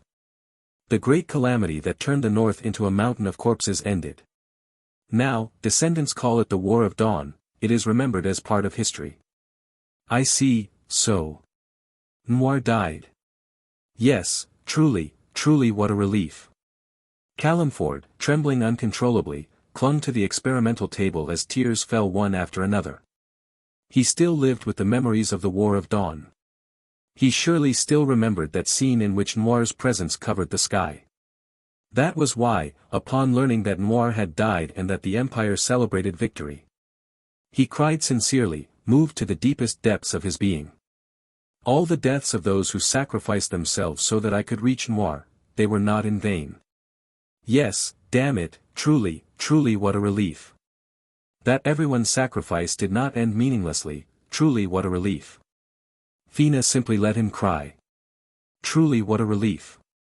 The Empire regained peace once more. I feel as if all my long years of effort have been rewarded. Yes, congratulations. Congratulations. Fina congratulated him in a voice devoid of sincerity, as if tossing the words into the air. Calenford was that kind of man. A true hero of the history books, someone who gave everything for humanity and to save the Empire. Fina knew that as well. That was why she let him cry for quite a while longer. The confusion of having been resurrected, and the relief of knowing that the Empire was safe. Several minutes had already passed as she waited for him to regain his composure in the midst of that storm of emotions. When Calenford's breathing began to gradually calm down, Fina once again formed a twisted smile and spoke. That being said, you haven't forgotten the promise, have you, Calenford? Promise? Yes. Why do you think this woman would go to such lengths to resurrect you? I have no interest in the biography of a hero of the Empire. Whether you live or die has nothing to do with me. Calenford, covered in rags, trembled uncontrollably. Fina advanced with firm steps toward the experimental table, and her eyes, filled with euphoria, shone intensely. You said you could kill me. The hero of the Empire, Calenford, the 6-star combat mage who will never exist again in history. That's right. You said that if I helped you counter Noir's necromantic magic, you would grant me eternal rest. Only because of that promise have I endured this life full of tedium. Now it is time for you to keep your word. It is time to finally grant me the fulfillment of my long-held desire. Even as she spoke, her breathing became ragged. Fina laughed in an even more exalted voice and finally declared to the hero of the Empire. Come on. Fulfill your duty, Calenford. Reina, no, Fina. If she helped him counter Noir's necromantic magic, he would burn away the mark of reincarnation and guide her to eternal rest. That was the promise that the hero of the Empire, Calenford, made to Fina with resolute eyes. The hero of justice who always looked straight ahead and only ever spoke the truth to everyone had assured her of it. That was the only light that allowed her to endure this endless life. Amid the tedium and pain of long years, she finally reached that light. That was a lie. And inside Fina's mind, a sound was heard, as if something had broken. What did you say? No. I cannot burn away the mark of reincarnation that you completed. Even with my power, it is not enough. Truly. I am truly sorry. Reina, no, Fina. Calenford lowered his gaze heavily and spoke as if confessing a sin. It was his final confession, poured out after an amount of years impossible to count with one's hands. It was necessary. If we had left Noir as he was, he would have reduced the entire empire to ashes. Fina's body became completely rigid.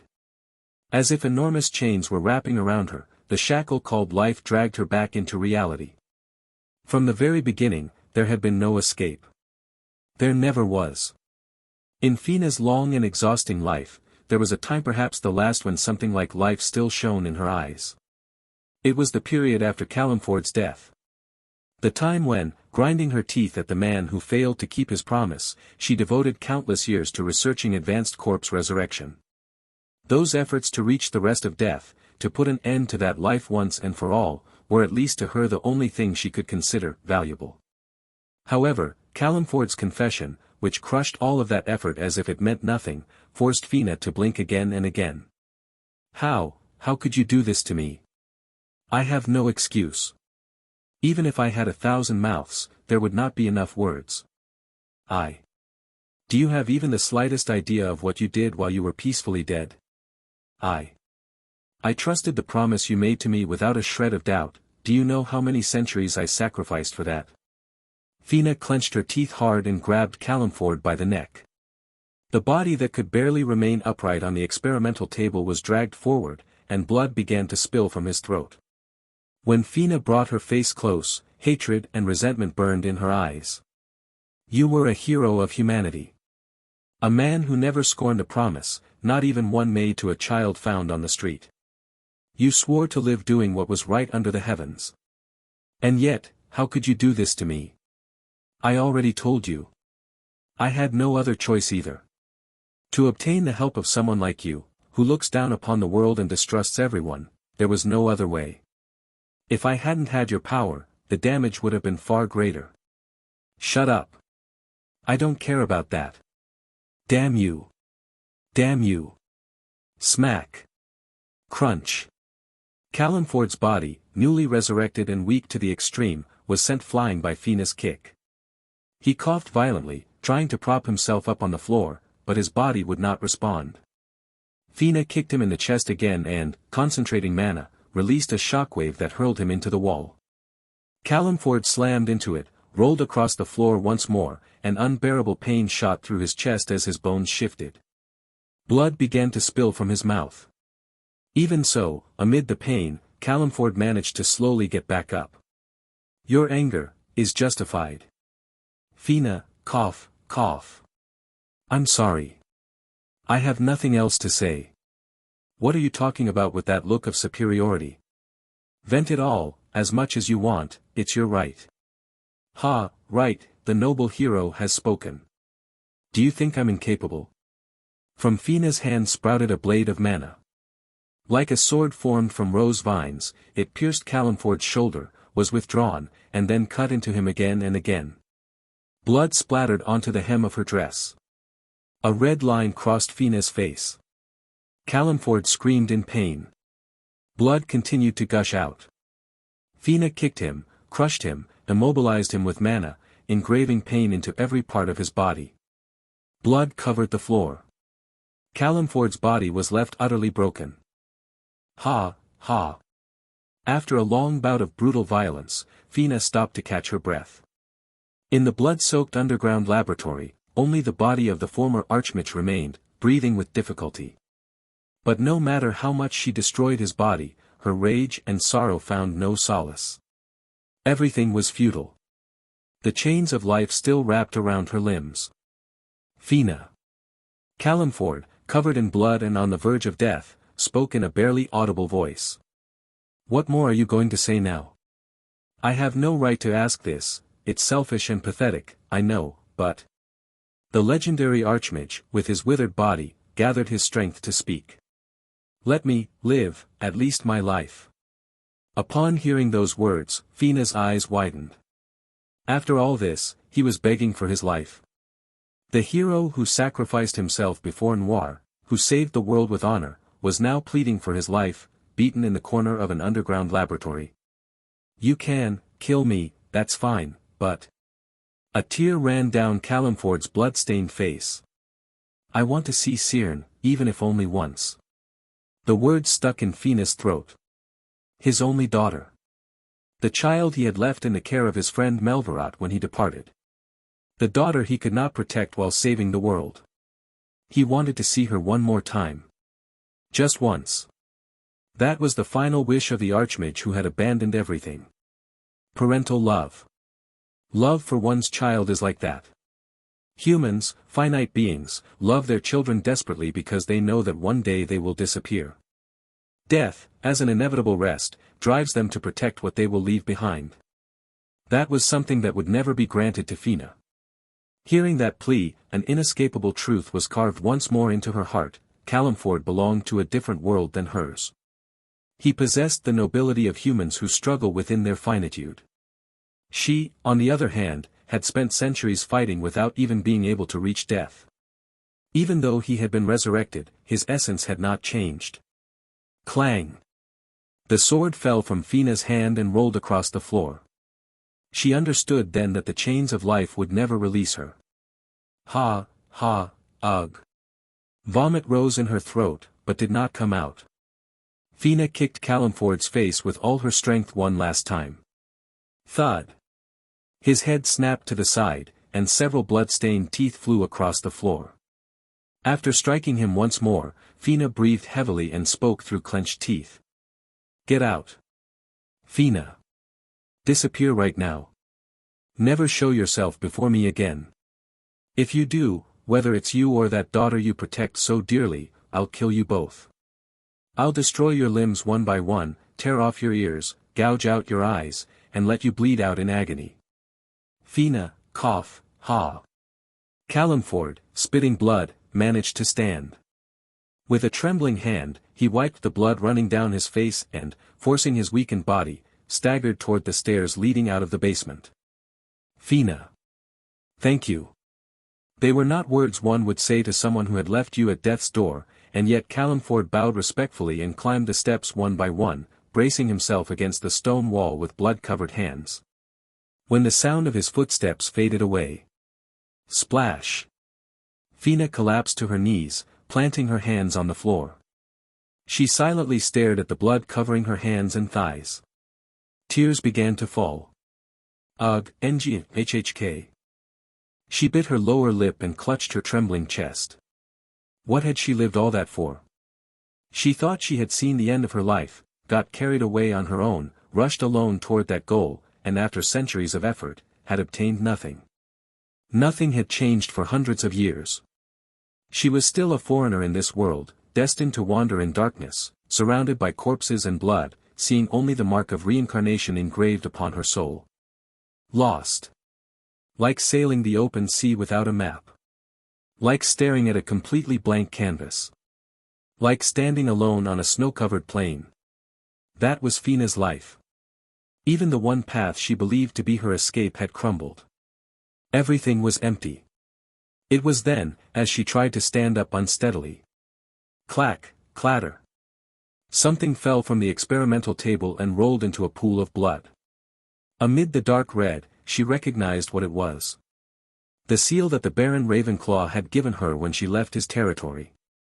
A metal plate hanging from a necklace, engraved with the emblem of the Ravenclaw family. Fina's violet eyes flew open. She collapsed back onto the blood-stained floor and held the seal with both hands as if it were something precious. Yes, that's right. Looking into those eyes, something was unsettling. Even within those pupils that seemed to spin endlessly, her reason evoked only a single man. Derek. Derek, right. Loss turned into emptiness. Emptiness became lack. And lack blossomed into a new obsession. The young woman who had writhed in pain and wandering felt, once again, that she had found a new objective within this endless wheel of reincarnation. If even Calemford had not been capable, then it was enough to find someone who surpassed him. A man who dreamed of reaching 7 stars, who possessed a vessel more vast than any mage she had seen thus far. A mage with talent for combat magic like Calemford, and who moreover showed mastery over confusion magic and tracking magic. A truly colossal vessel. He was still weaker than Fina in terms of power, but the magnitude of his potential was something even she acknowledged. Yes, my disciple whom I taught with my own hands, my only disciple, the one who will grant me rest, the one who will make me sleep, my disciple. A dark, reddish energy began to swirl in Fina's eyes. Anyone who met that gaze would have swallowed hard and instinctively stepped back. Of everyone I met in this extremely long reincarnation, my disciple was the one who possessed the most brilliant talent. Clutching the seal tightly as if it were a treasure, Fina smiled amid the rivers of blood still flowing. However, when she imagined the face of that disciple, now lord of the Ravenclaw territory, something made her heart ache. She remembered Derek, brimming with joy at the thought that his former teacher would come to visit him. Thus, Fina pressed the seal to her chest and lowered her head. He is my disciple. I won't give him to anyone, he is my disciple. In the dark, blood-stained underground laboratory, the crimson eyes of the six-star necromancer mage stirred only once. Is something wrong, master? No. I suddenly felt a chill. It's nothing. Although it does seem that the weather has grown quite cold. Katia glanced for a moment toward the plain they had crossed, then shook her head firmly, as if trying to shake off that ominous sensation. After that, she turned her gaze back to the land where the academy was being built in the Duplain territory. The scale of the project was such that simply walking through it would take quite some time. To raise a construction of this size in such a short period. I had heard that the Duplain family was faltering, but it seems that is already behind them. When the family members are capable, any house can stand back up. The one leading this project is not a family member. Well, it's Miss Aislinn who is directing it. Lately, whenever practical work came up, Aislinn was always the first to throw herself into it with shining eyes, organizing everything and establishing systems. In truth, all Derek did regarding the construction of the academy was check from time to time whether everything was proceeding smoothly. Even he sometimes wondered if it was really fine for things to be that way. Every time he tried to get more involved, Aislinn would panic and stop him, leaving him no way to insist. Derek, you already have mountains of things to do. You can't take on practical work too. Don't worry, I'll handle everything. She would say that with sparkling eyes, as if afraid someone might take her work away. Meanwhile, Derek could not help worrying that she might eventually collapse from overwork. Just as the rumors say, Miss Aislinn truly is versatile and thoughtful. Katia, on the other hand, smiled with clear satisfaction. Noble ladies often cultivated elegance and education, but they frequently became naive, detached from reality, or excessively arrogant. Knowing that Aislinn took charge even of such demanding and complex tasks further enhanced Katia's good impression of her. Derek himself had nothing to object to, even trying to find faults. Aislinn was practically flawless. Then Miss Aislinn must be supervising this place.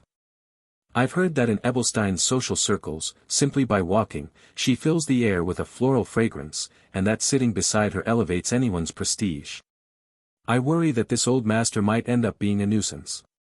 Is my attire all right? You don't need to worry so much, master. Miss Aislinn doesn't judge people by such things. Even so, it's not easy to approach a treasure of the Rose Hall so casually, as delicate as a flower. If there's time, I should check my outfit once more. At that moment. Rumble. Rumble. A thunderous sound echoed from the construction site. Derek, Katia, and Freya all flinched and quickly headed toward the source of the noise. Rumble, whoosh. Amid the cloud of dust rising into the sky, fragments of rock could be seen scattered about. Seeing that the workers and family members remained calm, it seemed nothing serious had happened. Most likely, during the foundation work, massive blocks of stone had been uncovered and broken apart to secure space. Given the amount of dust, the scale was considerable, but if the base was broken properly, the work could proceed quickly. Derek was about to let out a sigh of relief when... See. I was right, Mr. Robin. Breaking the lower base with pickaxes and then securing the area with defensive magic is the most efficient method. It's something I adapted from a book by Mr. Ravens. My goodness. Miss Aislinn, I can't compete with you. I've worked in construction for years and I've never seen anything like this. Using magic definitely increases efficiency tremendously. Good, then all that's left is to excavate the rest with pickaxes and the foundation will be complete. Let's start from the east side. Amid the dust, a young woman shook out her clothes while exchanging opinions with battle-hardened workers. She carried a heavy pickaxe resting on her shoulder and smiled with dazzling freshness. Seeing her wipe the dust from her cheeks while wearing a frilled dress was strangely surreal. From her eyes, full of life, starlight itself seemed to spill out. Then the young woman's gaze met Derek's. "Oh. Derek. You're here." As you can see, the foundation of the auditorium is Al-Dash. Aislinn, who had greeted him with obvious delight, gradually let her voice trail off as she noticed the guests accompanying him. At first, she thought they were ordinary visitors, but the more she examined their appearances, the more familiar they seemed.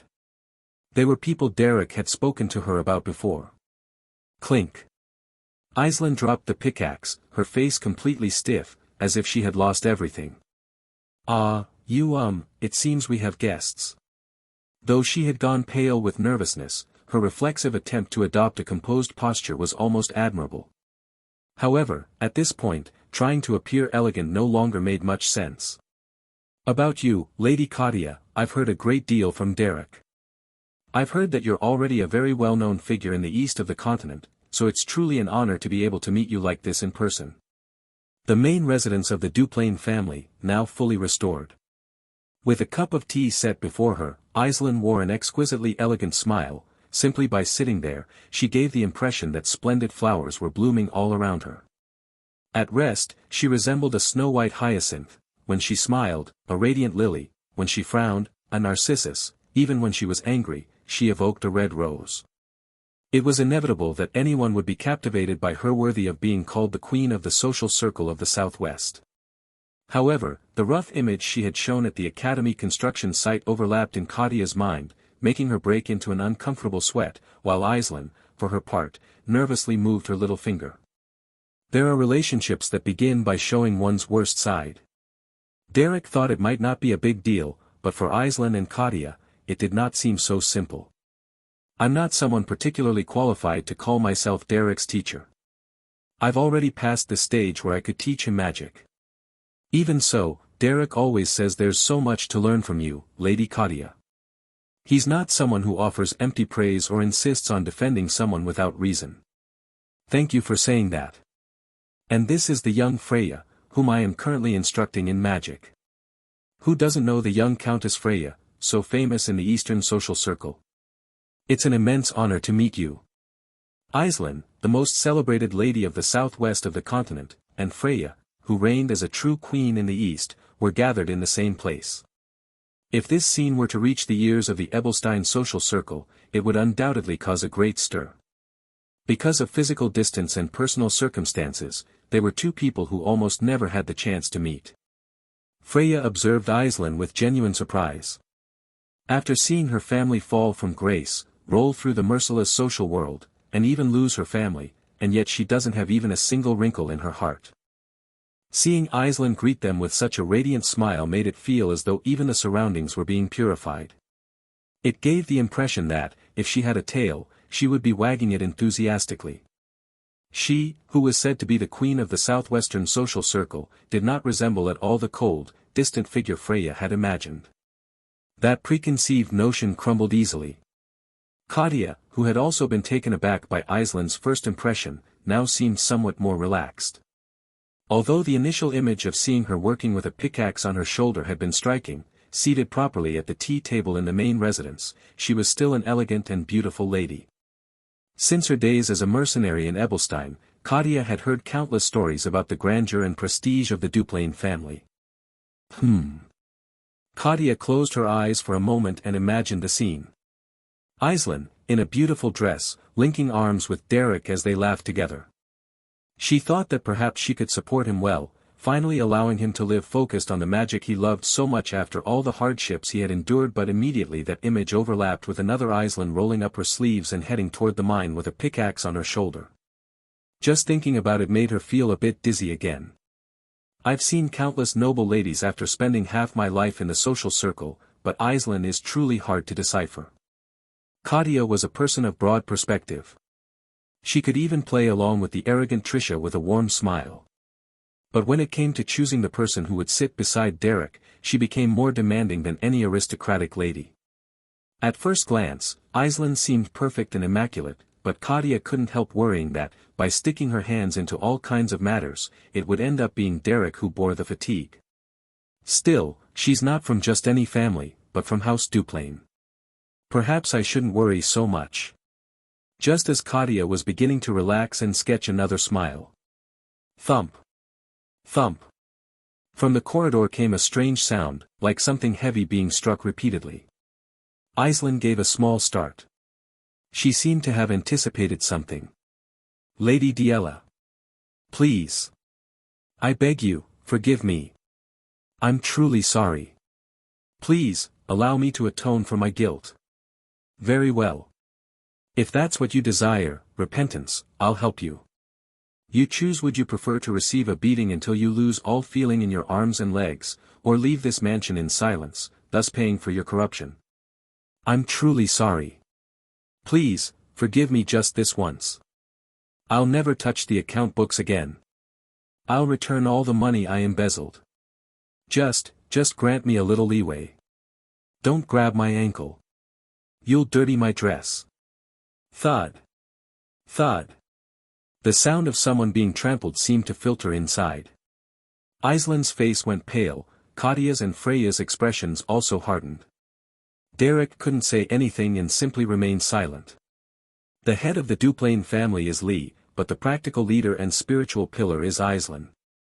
Lee is upright by nature, though prone to hesitation. Aislinn knows how to embrace people, but lacks hardness.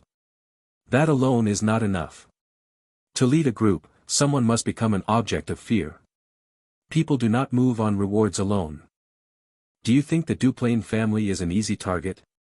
We seated you as a high vassal, and yet you manipulated the books, falsified the accounts, and stole jewels meant for official events. Do you know that the family was on the verge of collapse until just recently? With what you siphoned off, we could have raised the servants' wages, you know. Lady Diella. What? Now that the situation is improving, you want to cash in on your efforts? You could have said so. I could have rewarded you as you deserved. Of course, I would also have demanded the corresponding price. Choose your limbs or your membership in the family. One of the two you must abandon. I'm sorry, truly. I told you not to grab my dress. I'm going to an important meeting. Thud. Thud. Ack. Thud. Sirarke. Crash. Bang. After several more noises, silence gradually returned.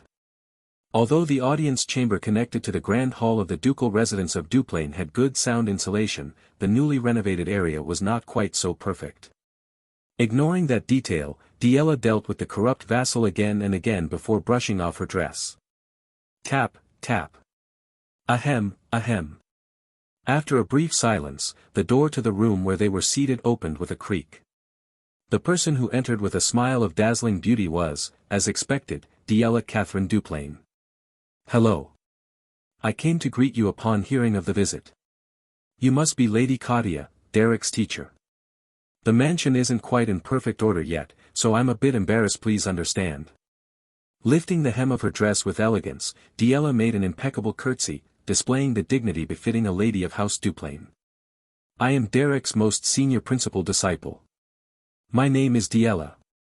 She was so perfect and composed that it was hard to believe that, just moments earlier, she had been mercilessly beating a corrupt vassal.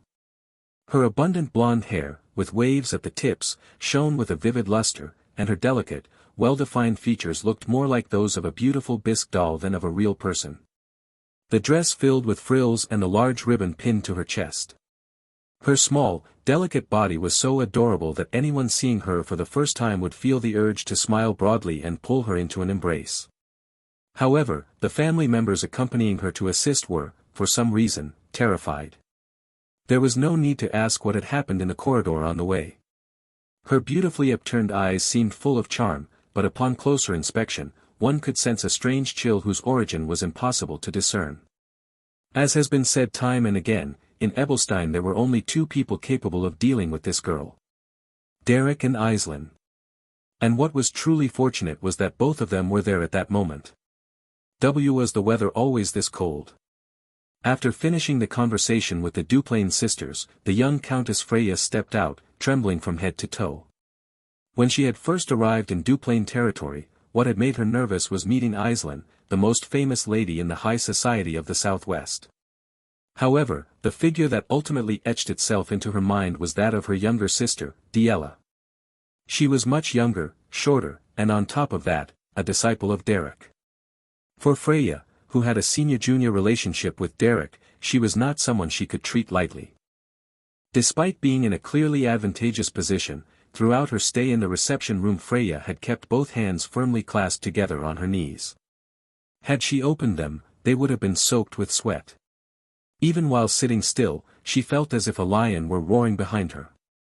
Although Lee and Aislinn had relatively gentle temperaments, it was obvious why that mansion functioned with such precision. It seems that Master Kadia wants to continue talking with those two. It would be better for us to withdraw first. She'll also need to rest from the journey. Why yes. As she left the reception room, Freya wore an expression as if she had just escaped from a prison. Derek observed her in silence and then spoke with a somewhat awkward smile. Both of them are good people. Why yes. Freya swallowed and crossed the corridor of the Duplain mansion alongside Derek. Glancing at him from the side, she noticed that, for a man, he was walking at quite a slow pace. Looking more closely, she realized that he was clearly adjusting his stride to match hers. That alone was enough to show that he was quite accustomed to the norms of high society. The first time Freya met Derek was when she became involved in the tragedy of the Duchy of Duplain. That their second meeting was also there felt ironically fitting. With Kadia not present and no one else listening, Freya knew that Baron Ravenclaw was someone she could trust. So she spoke in a slightly more serious tone. The last time, when the tragedy occurred in this mansion. Hearing her lower her voice, Derek's expression hardened.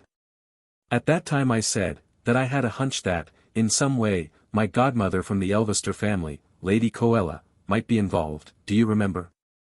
I also said that I would inform you if I found anything that could help. Yes, you did. After that, I returned to the main residence and investigated on my own. Lady Coella usually handles state affairs at Gremport Palace, so she rarely visits the mansion, but she leaves behind many work documents. Most of them are quite old. The chief magical advisor of Gremport Palace, the 6-star transformation mage Coella. A close confidant of Emperor Gatril and a figure so influential that it would not be an exaggeration to call her one of the most famous in the current magical world. She was, quite literally, the greatest treasure of the Elvester family. Since he had already visited Baron Ravenclaw's mansion once, Derek listened to the story with a serious expression. You say you investigated on your own, how exactly? Would you like to hear the grand epic of Freya's espionage diary? I warn you, it won't be short. Then I won't go into all the details, but a nighttime adventure sneaking into my godmother's study and opening the attic deserves to be told at least once. If you like, we can do it over a cup of tea. Would it be terribly disrespectful to ask for just the conclusion? I knew you'd say that. Freya pursed her lips with a dejected air. It seemed she had carried out all kinds of secret investigations within the Elvester family. As you know, Lord Ravenclaw, my godmother Coella has a strong inclination toward associating with high-level mages, especially 6-star ones. I suppose she still yearns to reach the domain of 7 stars proclaimed by the great mage Adalbert.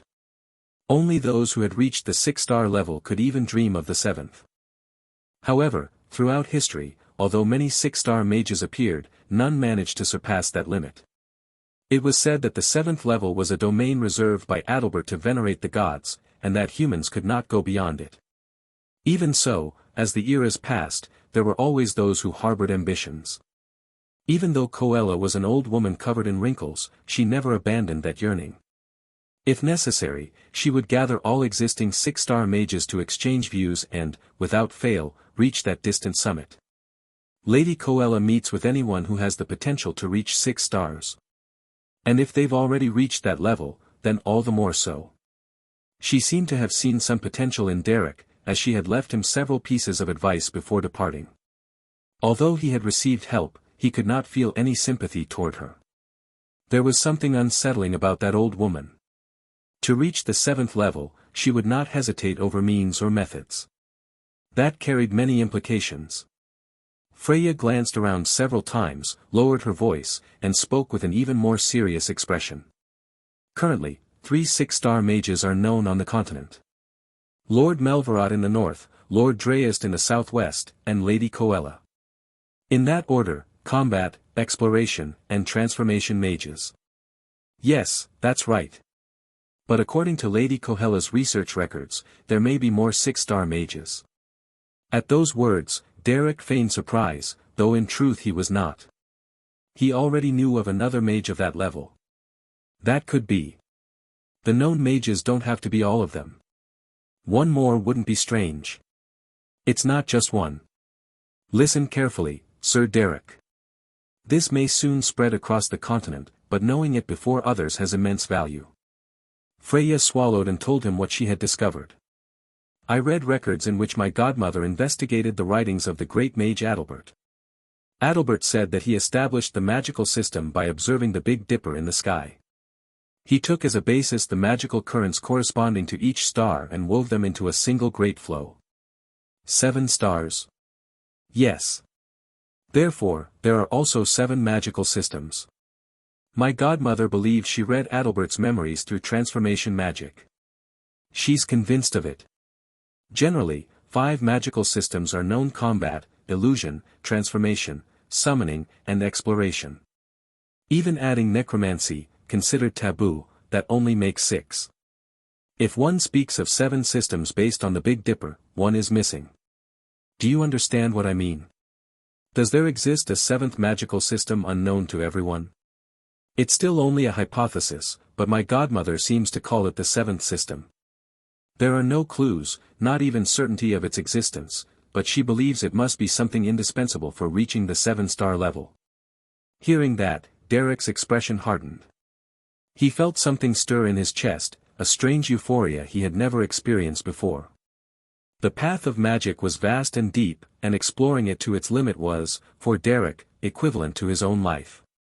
It was like seeing a new objective emerge before his eyes on a prairie he already knew well. When Derek's expression changed so clearly, Freya too ended up feeling the tension. Whenever it came to matters related to magic, Derek invariably became serious. A discussion about a new magical system no one had discovered until now was more than enough to excite him. And then, while investigating that process, it seems Lady Coella brushed against a certain truth. I don't know exactly what she saw, but she became convinced that there were still more 6-star mages.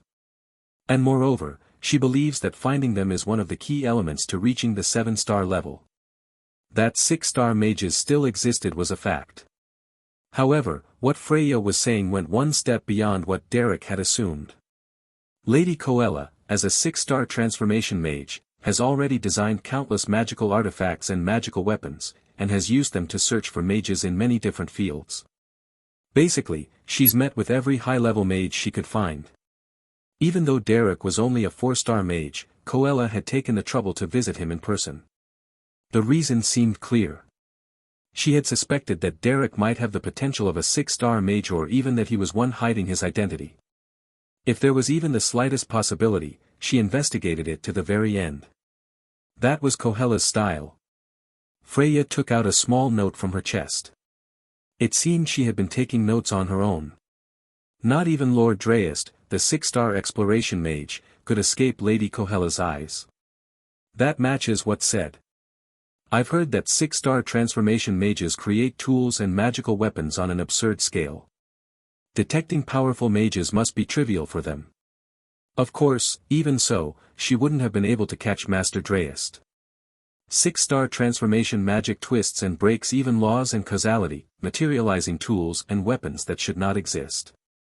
Almost no one has seen that level of magic manifest directly, but it is rumored that upon reaching that domain, one can create something entirely new, of an unknown dimension. Coella not only possessed that kind of magic, but also overwhelming political power. All elite magical advisors of Gremport Palace obeyed her orders. If someone like that, who has spent her entire life honing her eyes and ears, cannot find them, then there are only 2 possibilities. Either they have transcended life and death, or they have transcended perception. On the note that Freya handed to him, 2 words were written. Necromantic system. Illusion system. Transcend life and death, or transcend perception. In order to traverse the continent without being detected even by Kohela's eyes, one of those two conditions had to be met. One was already known. The existence of a necromantic mage who had transcended even death and infiltrated noble society through an endless cycle of reincarnations. No matter how powerful Kohela was, she could not pursue the dead. But the other possibility had never been considered. Illusion magic that deceives perception and manipulates human senses. If that magic were to reach its ultimate expression and attain the supreme level of 6 stars, what would happen then? The magical laboratory of Gremport. That old mage, secluded there while tracking 6-star mages across the world, what exactly was she perceiving? There is someone who exists, yet does not exist. Someone who is always by our side, yet cannot be perceived. They are already among us. That was the final research record left by Lady Kohela. After hearing that, Derek could do nothing but stand still in the corridor for a moment. Suddenly, with a slight jolt, he turned around. There was nothing behind him. Only the long corridor of the Duplain mansion stretching out in silence. A 6-star illusion mage. An existence that might not even be real, and that, even if it were, could not be perceived. Even if one had already encountered it before, it would not even be permitted to remember it. Could something like that truly be called existent? Derek narrowed his eyes and slowly nodded. I see. He did not know why, but it seemed a fact that Kohela was trying to gather all the 6-star mages that existed on the surface. For that reason alone, Derek merely nodded in silence. The sun was gradually setting. In the distance, beyond the window, the far edge of the grounds where the Ravenclaw Academy was being built could be seen. Whatever the case, now was the time to focus on what needed to be done. It was then, as Derek stood absorbed, gazing out the window. At the main entrance of the Duplain mansion, a large carriage was going through the procedures to enter the grounds, silhouetted against the deep glow of the sunset. Thinking that perhaps another distinguished guest had arrived, he frowned and focused his gaze.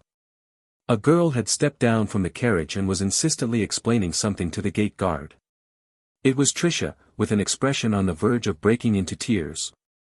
With a desperate face, she was trying to enter Duplain territory. Derek's head was already starting to ache. Hello, everyone! As we wrap up this video, I want to share a quick note. I have a Patreon account. If you'd like to support me and enjoy on-demand audiobooks, you can become a Patreon member. Alternatively, you can check out my Google Drive link, which has 500+ novel audiobooks available through my Ko-fi or Patreon shop. I appreciate your support.